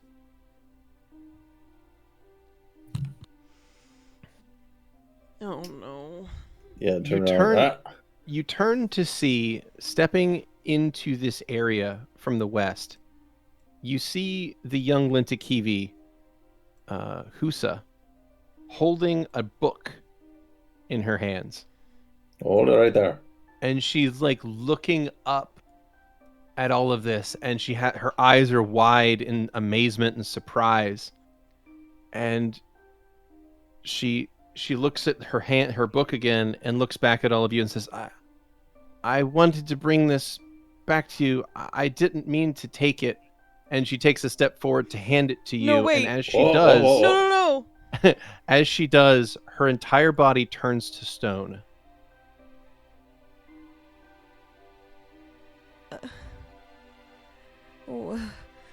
What if we move her back into the dark? Can we do that? Can we move her? Can we move her back into the dark? I don't know. Like, she looks like she was gonna weigh a ton. Then we'll all help. Be gentle, though. Am I able to take this book? You Yes, break her the book finger was off. being held out, so you can still Okay. lift the book up off of her now stone hands. Yoink. Zu'lin does. All right. Valentino, can you help? Fantastic. I can hope. Let's I don't try know if to that's move going to her. do a trick, but Xander is going to sit down cross-legged and begin to think very hard. Okay. So with effort, Bastion, Louie, and Valentino, you can very carefully drag Husa back into the shadow Mm-hmm. of the tunnel that she just stepped out of, but nothing happens. No, no, no, no, no, no. I'd like to analyze the stone of Husa. Sure. It appears to be made of a very tough granite. So it's a very hard, very strong stone. You get the sense that it would be relatively robust. Like, it would be hard to break. It would not be impossible. Like, given enough effort and force, you could probably crack this apart. But it's not just going to like crack apart on its own accidentally. You'd have to, you got to really bash it to break it. Now, Xander, you'd say this is most likely a full-on curse, would you not? Xander is going to open his eyes. It is most certainly a curse, and it is ancient. Bro. Bastion's going to step forward and like gently like touch Louie's shoulders on the outsides. Bro. Louie flinches at one of his shoulder. There's nothing we can do. All right? Like, Unless, of course, we were to find a way to reverse the curse potentially. No. Louie just bows his head and rests his forehead on Bastion's chest at this point. why not? They have been under this curse for so long that it's ceased to be a curse. It's just a part of their being. They've changed now. You could no more pull it out of them than a piece of their soul and have their soul be intact.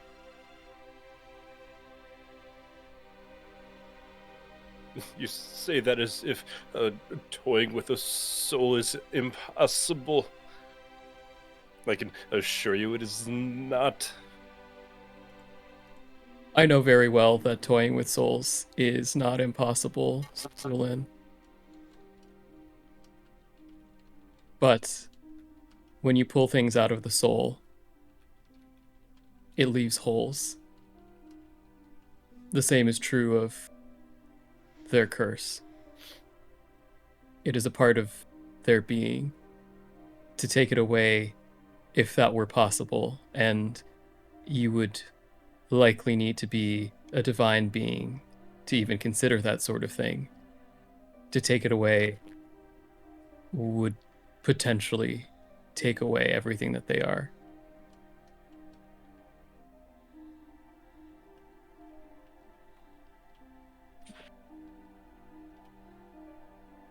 Xander is going to walk over to her, and he is just going to like close his eyes, and he's going to rest his forehead against the nearest part of her body for a while.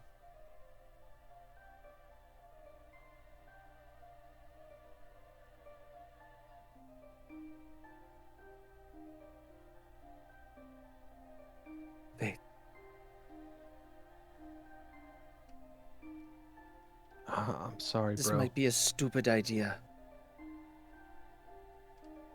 Stavik's going to take the cloak off of him.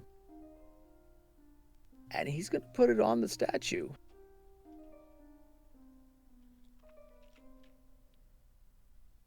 You put the cloak of Kilorian on the statue of Husa. And let me just take a quick look here. the cloak brings out the inner part of a person and displays it for the world to see. It reveals who you truly are when you wear it, right? Something akin to that. Yeah. While that may function here, the target is still petrified, so it doesn't undo that effect. Is she currently in an area that the sunlight is touching? No, we moved her out of it. no, you've That's what moved I her thought. into the shade at the moment, so she's in the shade, and Okay, so we can't Yeah. get rid of her cursing completely, but could we undo the petrification and then just keep her from stepping outside again? So that is what I think is potentially possible. I will give it a shot. But I don't know if this is going to work. I don't think I can do anything. That's all right, Louie. it's okay, Louie.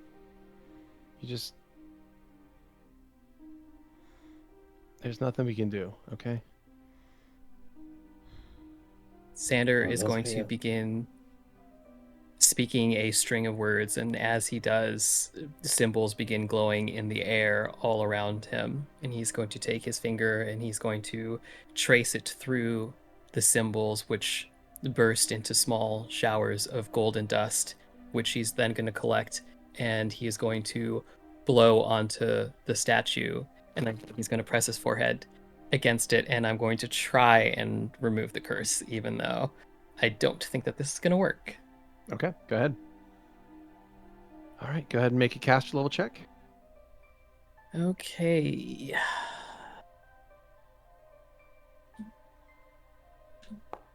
That is a nat 20. Holy shit! Let's fucking go. Nice. But it's not good. going to work. It's good. So the thing about caster level checks is that they are not like attack rolls or saving throws. They don't Mhm. auto succeed on Mhm. 20s, or nor do they Yeah. auto fail on 1s. Mhm. In this case, 25 is your result there. As you try to break this curse, and as you do, it becomes clear that this curse was laid upon the being in front of you by a god. Yeah. The DC for this is not only beyond 25, it is so far beyond 25 that you doubt that you would ever be able to crack it, given Mhm. an entire lifetime of trying. It's like 30? In this case, the DC is, I would say, north of 50, but it was laid by a god. So Mhm. the curse is, as Xander was saying, it is not only an incredibly powerful curse, but it is now part of what these beings are. It's part of their nature. So there is no way to remove this curse with the abilities you have at your disposal here. So short of a miracle or a wish, you doubt that you're going to have any luck getting this thing to go away.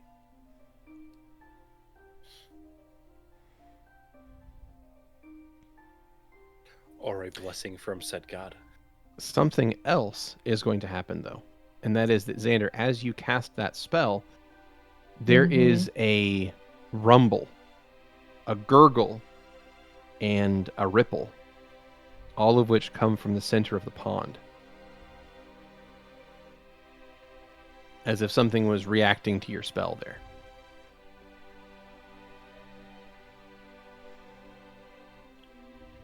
I take back the cloak.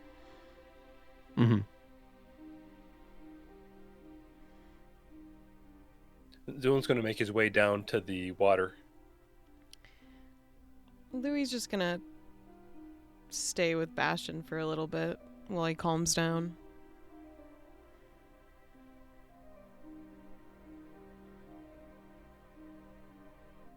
Stavik will look to Xander.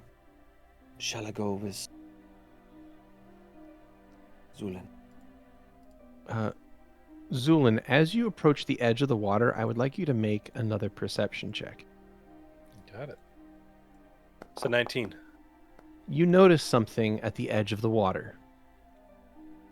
Okay. There appears to be a hand sticking out. It's underneath the surface of the water, but it's sticking out of the surface of like the mud and rock. The stone hand? It is a stone hand. Nice.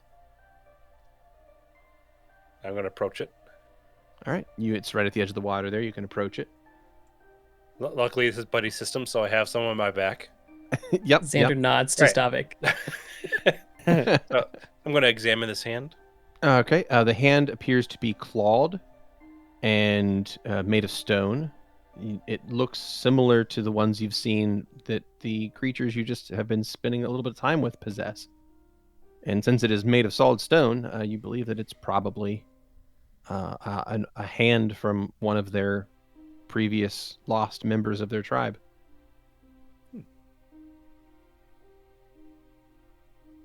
And Go they're take- currently submerged in mud. Yeah, that the correct? hand's like coming up out of the mud. Yeah. Does it look like it's a climbing position? As if it was Uh, on the wall when it... Potentially, yeah. Like it's sort of like grasping at something. Like the claws are digging in. Let me see if I can uncover more of it. You go to uncover more of it, and you find that it is actually shattered at the wrist.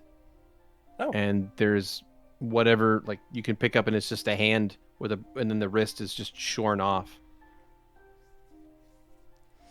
Is it heavy? It's pretty heavy. I mean, it's made of granite. Yeah. I'll pick it up. Do I see anything So- else in the area? Yeah. If you search around the area, you can find more parts. Ooh. They appear to be scattered around this part of the pit, and based on the position that the body parts are in, the various like where they were when they were at least whole, is you were pretty much right on the money. You think that this particular Lintakivi was climbing when this happened, and you put two and two together and realize that it was probably trying to climb the walls to escape this place, and was turned to stone and fell and impacted on the bottom of the pit here and was shattered into pieces. With Xander approaching, Zu'lin's going to be pointing out like different like shattered pieces. He's pointing out with the arm. So Over there? It would appear that most like it was climbing when it obviously the sun came out and would have obviously petrified the individual. Yes, I see. Also, I'd like to look at the inside of this arm. Now, the inside, is it just pure smooth stone, or is it look Stone like it all the way was? through. Right, it doesn't look like. Sorry, it doesn't look like there's a texture to like the bone portion or the. Is it just flat? Correct. It is just flat. So it looks like the internal part of their body is just all stone. So it's not like an X-ray or something. So there's no cross section. Yeah. So Interesting. the outside is like perfectly sculpted, but the inside is just solid stone. Yeah, so there's no negative space within Correct. it. No negative space. It's not hollow. It's fully filled, and it's heavy. It's made of granite, and it's pretty hefty in your hand there. Interesting. I'd like to look down into the lake if I Mhm. can. I don't know how clear it is. Can I am I seeing basically scattered all in there as well? I'll take a perception check, but perhaps the water is Take a look. somewhat murky, actually. 17. Looking around the shallower parts, you can see, you do in fact see bits of body parts in certain areas. A horn here, or a part of a tail somewhere else. It's a 23 for me, Beardy. I'm not looking for anything visually, but can I try and pinpoint where the gurgling came from? Yes. You believe it came from the direct center of the lake here, and it seemed to react, or at least it happened right after you cast your spell. Xander is going to step off the ground, and Zu'lin and Stavik, because you're closest, but if the others are looking, they might notice this. Xander steps off of the rock, and I'm going to push something to you, Beardy. He steps Got it. off the rock, and his feet hover above the water. He's the one. And Jesus. he is going to walk to the center. He's going to forgive the Lintakivi of their sins. Wow. Yes. That's precisely what's going to happen. Amazing. So you step to the center and you levitate about 6 inches off the surface of the water. And as you do, the water again begins to thrum and ripple as if something is reacting to the use of magic. Xander, what are you doing?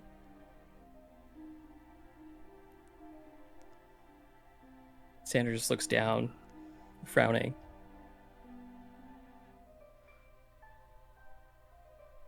What, are you doing that, Xander? Yes, bro. What are you doing?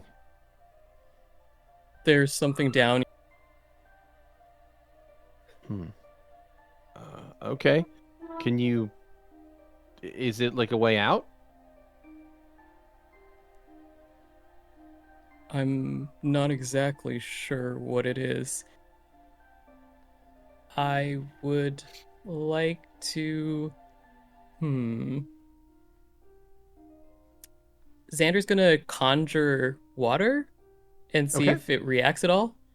You create water, and when you do, something is going to happen. There is another series of thrums and tremors and ripples in the water as it feels as if something large is moving up that was at the bottom of this lake. Oh no. Oh! And what is going to surface here, or begin to emerge, is going to be a very large red rock. It bursts up slowly, not fast, but very slowly, bursts up out of the water, lifting itself up, and you notice that Xander is staying about 6 inches off of the top of this thing. Like, Xander continues levitating, so the higher this thing goes, the higher Xander is going. But it's lifting itself up out of the water. And as you see this, you realize that, like, this thing, whatever this piece of rock is a very strange hue of crimson. Those of you who have knowledge arcana may make a check here to see if you recognize the material that this is made out of. I'm going to reroll that with a hero point. Okay. So 24? for Valentine. 25. 23 through 25. 24. Mhm. There we go. 23, Jeez. 24, 24, 25. Well, in that case, Valentino, Louie, Xander, and Zu'lin, you all recognize what this is. This is a very rare material known as aetherstone. And it comes from space, comes from the void. It is not native to Adrian, and it has very strange properties. And Warpstone. you have never heard of an amount of it this size before. They usually are at the biggest, the size of a human head. This is far larger than that. And That's a really fat human. Aetherstone has a very interesting property, and that is that when it is exposed to magic, it becomes lighter.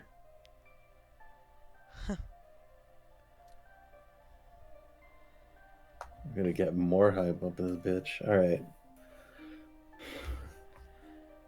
I think we am found I our able- way out. Am I able to get on top of this thing? Yeah, yeah. And right now it's just like sticking up out of the water a little bit, so people could like jump up onto it if they wanted to. Bastion, can you help me? Yeah, absolutely. Here. And Bastion holds out a hand. I can throw you over there. It'll be great. And if you miss, you'll just cannonball into the water. It'll be fun. Yeah. How deep is the water? Bunk. Quite It's deep. pretty far. Maybe we should go over where it's closer. Please and thank you. All right, let's go over here then. Jeez, you were just gonna throw me in the water? I can't even swim anymore. Oh, you could swim plenty. Not anymore. Yeah, you If I can. still had a Come good on. arm, I could. Excuses. Come on. And Bastion will help you across, and then hop over after you. Stavik, you head over to walking- the statue of Husa. He goes over and he takes the stone in his hand. It said, goes, so sorry. I will fix this. You're whispering so low that your mic's not catching Oh, it. sorry. I'm sorry. It was sorry. You No. lean back to whisper. Yeah, sorry. No. I thought lean for. I'm so sorry. I did not mean for this to happen. I promise you, I will fix this. Bro! Stop making Coming. out! Ever's a poet. What? Are you gonna bring her or not? Yup. I guess he didn't hear what you said, Bastion. There's no. How would I Wait, bring? what was that? I said, are you gonna bring her or not? There's no way I could lift that. Why not? I would. We drug her. Yeah, Not but a he's not as strong sentence. as we are. I was I hoping guess that's not. no. And Guess you're a what- weakling and, there. And what would happen if I accidentally dropped her? Well, I mean, then she would end up like, and he just kind of gestures broadly to the entire lake. Bastion. I guess like to the Alright. rest of them, but like, if you don't, then maybe we can get her help on the surface or something. I don't know. We could come back. I don't think we're coming back, bro. I think this thing, he'll like kick the rock. I think this thing's a one-way trip. And as he kicks the rock, a crack is going to form where his boot strikes Bastion. it. I didn't know it was fucking brittle. Shit. And Louie this is crack gonna- is grab Bastion by the shoulders and just look at him in the eyes. the crack is going to begin crossing across the center of this large stone, and We're it casting begins mage to armor. rumble slightly and tilt and list to one side, Fuck. and you realize that something is moving on the inside of this rock. It's an egg?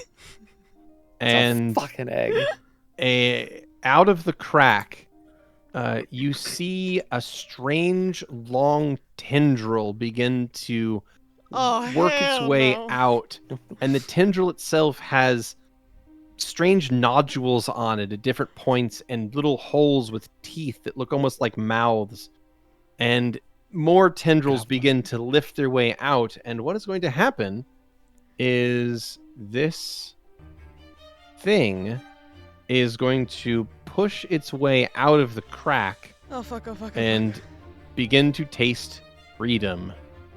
Can that freedom taste just like Bastion? I hope so. Get off the rock. Get off the rock. So I Damn will it. take an initiative from everybody. Oh shit. Fuck. That was real bad on my end. I rolled a 2. Achoo. Hey, 7 buddies. 7. I got 7 a buddies I got a indeed. 6. All right. So out of the crack in the center of this rock is going to emerge. Let's see where you get to. Oh, of course. It's a very good initiative roll. All right.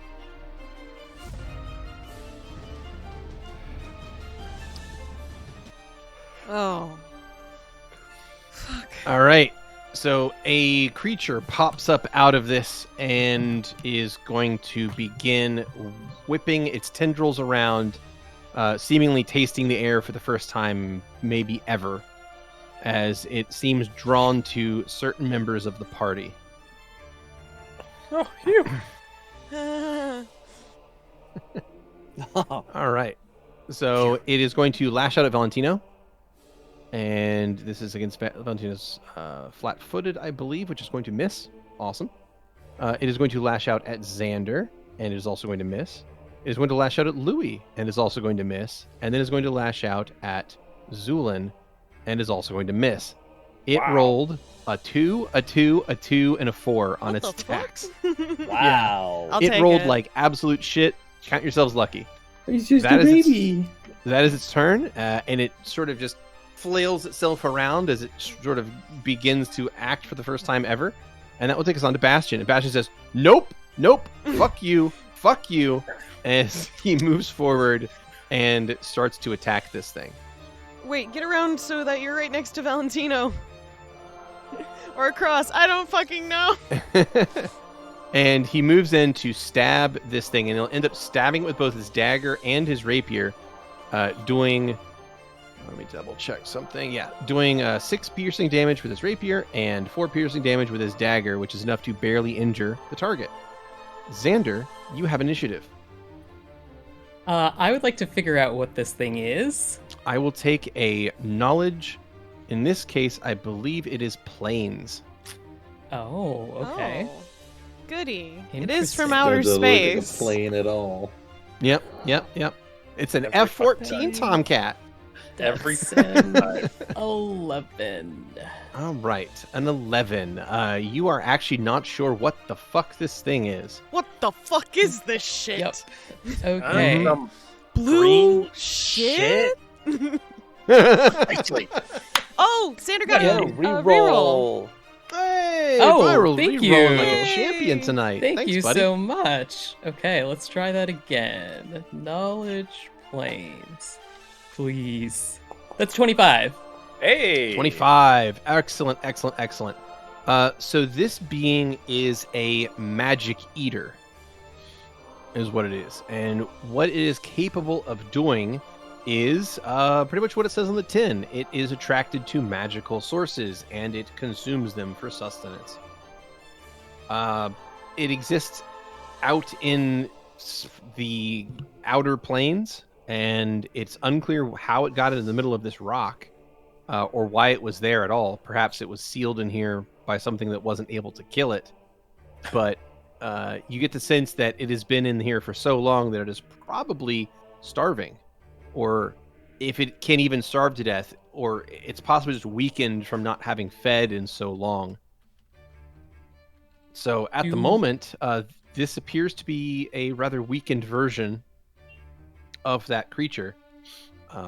But if it were to sup upon a spellcaster, it would probably become much stronger.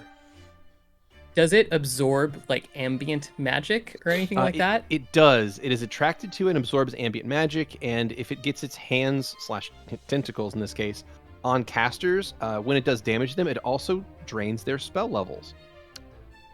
So it eats their prepped spells. Oh, good. Oh, eat your Yeah. spell slots. It doesn't like consume your. No, yeah, it doesn't. They're not like gone forever, but it Okay. consumes any actively prepared or readied spells. So burns your spell slots for the day when it hits you. Zu'lin, Louie, Valentino, get far away from this thing. Roger. for what reason? It consumes anything magical around it. Why would I need to back off then? Did you not just say yesterday that some of your stuff involves magic? A few, yes. I suppose I've cheated every Just once get in the a fuck while. away from the weird worm guy! Is it so hard? Okay. Gonna- Would you like to make an acrobatics check, or is that a withdrawal action? I would like to do withdraw action. Okay. That is a full round action then, but you move 10 feet away, and you do not provoke an AOO. So that will be your turn then, and that will take us on to Val. Well, shit. That fucks up my plan a little. Just get out of here and use a crossbow or bow. I honestly don't know which item you use anymore. I'm gonna stab the shit out of this thing. Good job, Yes, Bastion. that's a good plan. You're really good at this. I believe in you. You're doing great. Would I have to be there? God damn it.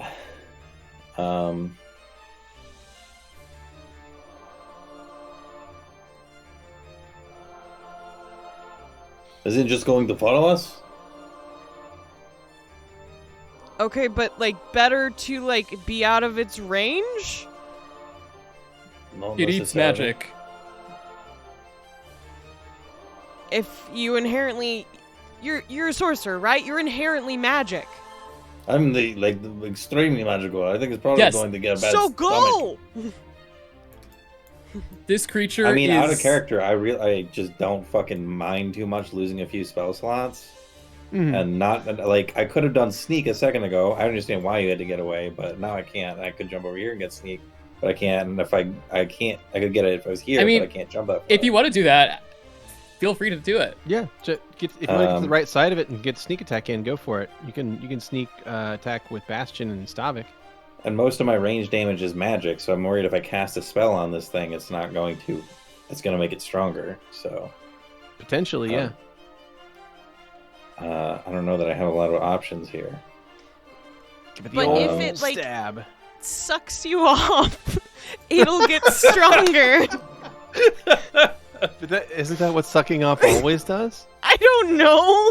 To gain the power and the essence. Did that have to be your choice of words? It there? was the best way I was could very explain Bastion this. of you. I'm sorry. Yay, Alright, I'm I'm gonna rubbing try and- off. Can I jump over Fuck. here? and Are use you? acrobatics to Really? jump over this way? Haha. Sorry, what was the question? Apologies. Could I use an acrobatics to jump over? Absolutely. Yeah. To the Yeah, no, that's like northwest? All right. so yeah, so those aren't like raised areas, they're actually like craters. Those are nooks, not crannies. To use the British parlance. Does a Yeah, 37. Yeah. Okay. Cool. Yeah, you I'm gonna succeed. go over So here. you can move 15 feet there. That Do I puts have you in a sneak along the through diagonal. line? Yeah, that gives you a sneak or directional Oh. there. Yeah. So Okay. the only problem is Louie is flat-footed and not threatening right now. Well, I still have point blank. Can I prepare an action to shoot as soon as his turn starts? Yes. Okay, that's what I would I'm do. I'm assuming Louie's gonna run though. I mean, As as soon soon as as his the turn turn starts. starts was the the gotcha. parameters. Mhm. Well, Louie, what are you doing? Well, I I'm gonna exist, shoot. and it's my turn, so Val shoots. right. The 15 hit. A 15 does not hit. I think I'm going to use one of my hero points on this. Alrighty, go for it. This That is a thing hero is- point reroll. A spooky motherfucker. Is a spooky motherfucker. Yeah. It's I'm awesome going to counter. roll this off of the inventory thing so it does not spend the ammo this Yeah. time. That's fine. Although it doesn't have a thing for sneak now. Oh yeah, you can just if you just want to. I'll just roll it again. Yeah, give I'll just myself refund your back. ammo. It's fine. Yep. Is a 17 enough to hit? Technically better. Is All that right. is 19 with flanking? Oh, I forgot to do flank. Yeah, 19. Is with that a flanking. 19 with flanking? Mhm. I think so. Then that'll hit. Oh fuck! All right. Well then, that's 20 sneak potentially. There we go. 20 points of damage. Nicely I don't done. know how to narrate where I shoot this thing because I don't understand what the fuck I'm shooting at here. Hey, can you describe what's shooting- in front of us? Certainly. So all of those tendrils that have various eyes and mouths on them all sort of snake back to a central body form, which is really just kind of a ball of like rubbery flesh. It is mostly made out of gnashing teeth and mouths. The mouths themselves are constantly salivating as this creature can detect the presence of its one and only food source, magic. And it definitely wants to eat those magic sources around it to gain the vital sustenance that has been lacking for so long. So it is a big, rubbery, fleshy mess of tendrils and mouths and eyes. And it wants to eat. It is hungry. But, Valentino, your shot is a beautiful one. You managed to get one of your light crossbow bolts to go right through one of the eyes in one of its tentacles that causes that tendril to kind of flick and twist and stop working properly. The target takes 20 points of damage and is now injured. Louie, you have initiative. I would like to withdraw from the combat. I would like to leave, please. What? He did nothing wrong. He just wants to enjoy a meal, a succulent magic I don't meal. want to be his meal. Is that a crime? It's not a crime.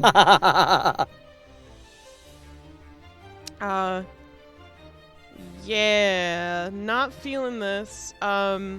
What is... How much distance do I have with a withdraw action?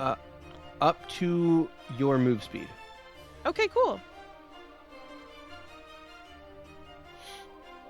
Then Louie will get off the rock.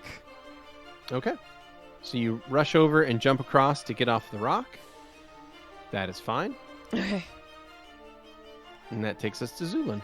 Right. Zu'lin's going to step back and is going to lob underhand a bomb into one of these mouths. Wonderful. Go ahead with that bomb attack.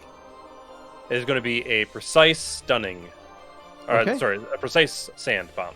Precise sand bomb. Get sand in all those so many eyes. So many eyes. Alrighty, so I have good news and bad news. The good news is that we'll hit and deal 15 points of fire damage. Okay. The bad news is that this creature is immune to blind. How can he be immune to blind? He has so many eyes! I was thinking. I thought it was mostly I was like, mouths. It was mouths. Largely mouths, yeah. Yeah, it's like he one has a eye. lot of eyes. But it's a good shot. The target is now badly injured after the 15 fire damage is dealt. Nice. And that will take us on to Stavik. Stavik is going to make his way around to get into flanking position with Bastion. Okay, that is going to provoke an AOO. Is that okay? That's fine. Yep. Alrighty. I swear, this dude has rolled like a 4, a 4, a 4, a 4, Nat and a 20, didn't 5, he? and now he rolled a 3. Oh, fuck. All right. Amazing. All right. Yay. Fantastic. That's because you don't have no eyes. Love curses.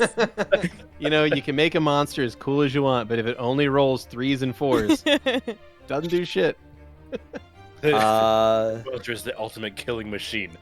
Fuck. We are going to. I mean, Power attack. don't worry, Beardy. I'm terrified anyway. It's Good. true. Is that +2, +2? It is a +2 for flanking. Yes, go ahead. Awesome. And single attack. Alrighty. Come on, buddy. That is a 7. No, that. Nothing did has that go showed through? up. Nothing Was that a has come personal through. roll? Do you have yourself on self-roll, perhaps? Nope. Private GM.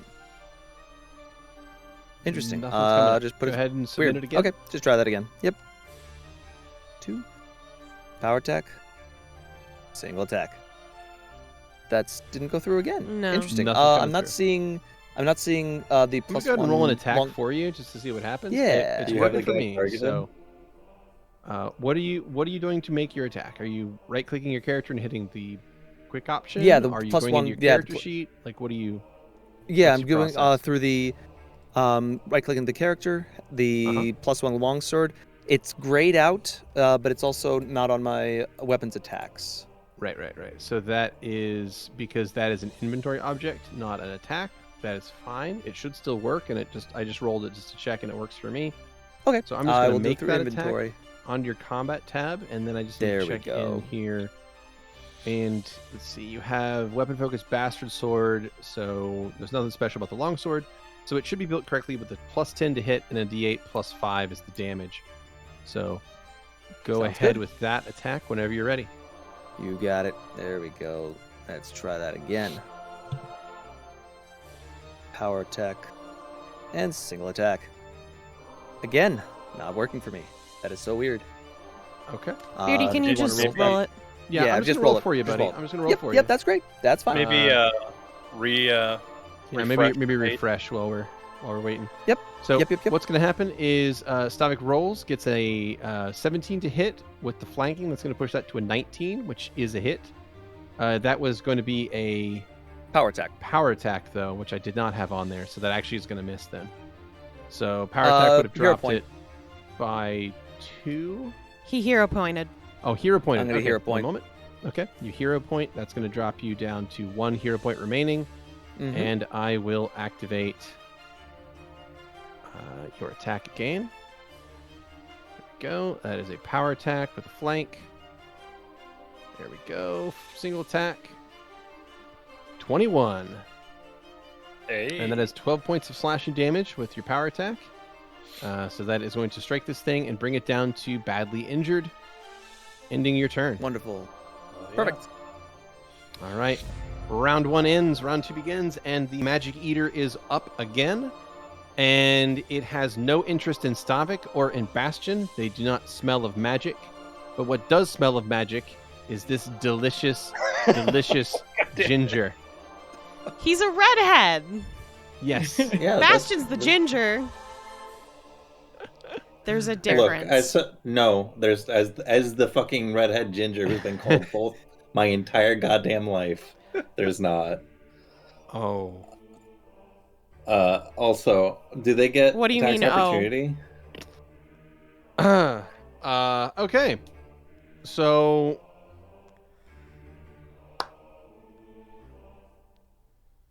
So I rolled some dice. As And you do. know how I said it's been rolling like 2s and 3s and 4s? Just Perfect get for on fight. with it. All right. Its first shot is an adjusted 20. Its second shot is a 14. Its third shot is a nat 20, confirming 24. And its fourth shot is a nat 20, confirming nat 20. Okay, before all that goes through, does it provoke when it moves that way? It's a 5-foot step. Oh, okay. So it technically didn't even need to move in the first place to attack. Yeah. Like Xander was technically already in range. I just did that for effect. But it moves over in that direction, and it is going to make a bunch of swings. So this brings up our first actual. Unless anybody has any like immediates or crazy things they can do at the moment to. We can't use our undo hero points this. on them, as you said. Yeah, can't use your hero points on them. So this may be the first time we bring up our lovely new alternate death rules. Because let me just do some very quick math here, but I'm pretty sure this would apply here. Yeah, It would be 34 total. Yeah, Yeah. very easily. Double So- kill me. Yeah. Minus. Yeah, bring you to negative 12, which is 6 more than is needed to kill you. Mm-hmm. So, my question is, Xander,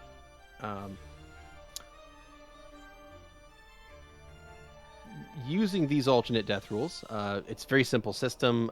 Basically, you can either go out in a blaze of glory, or you can survive with a caveat. You can survive, but something happens.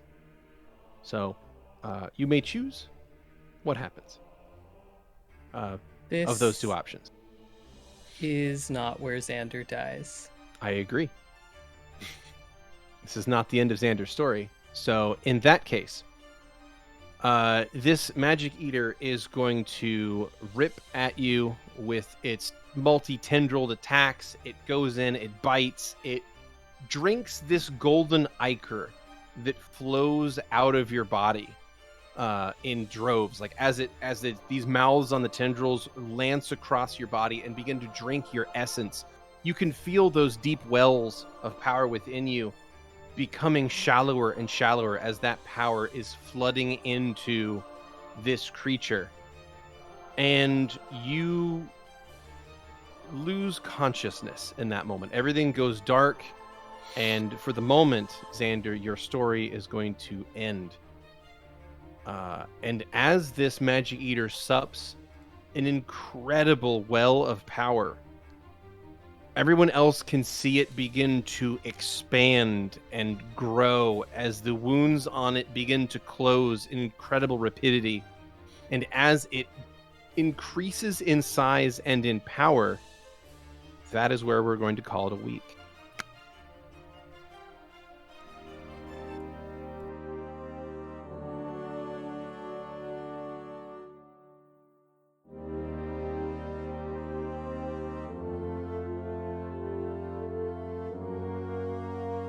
Thanks for listening.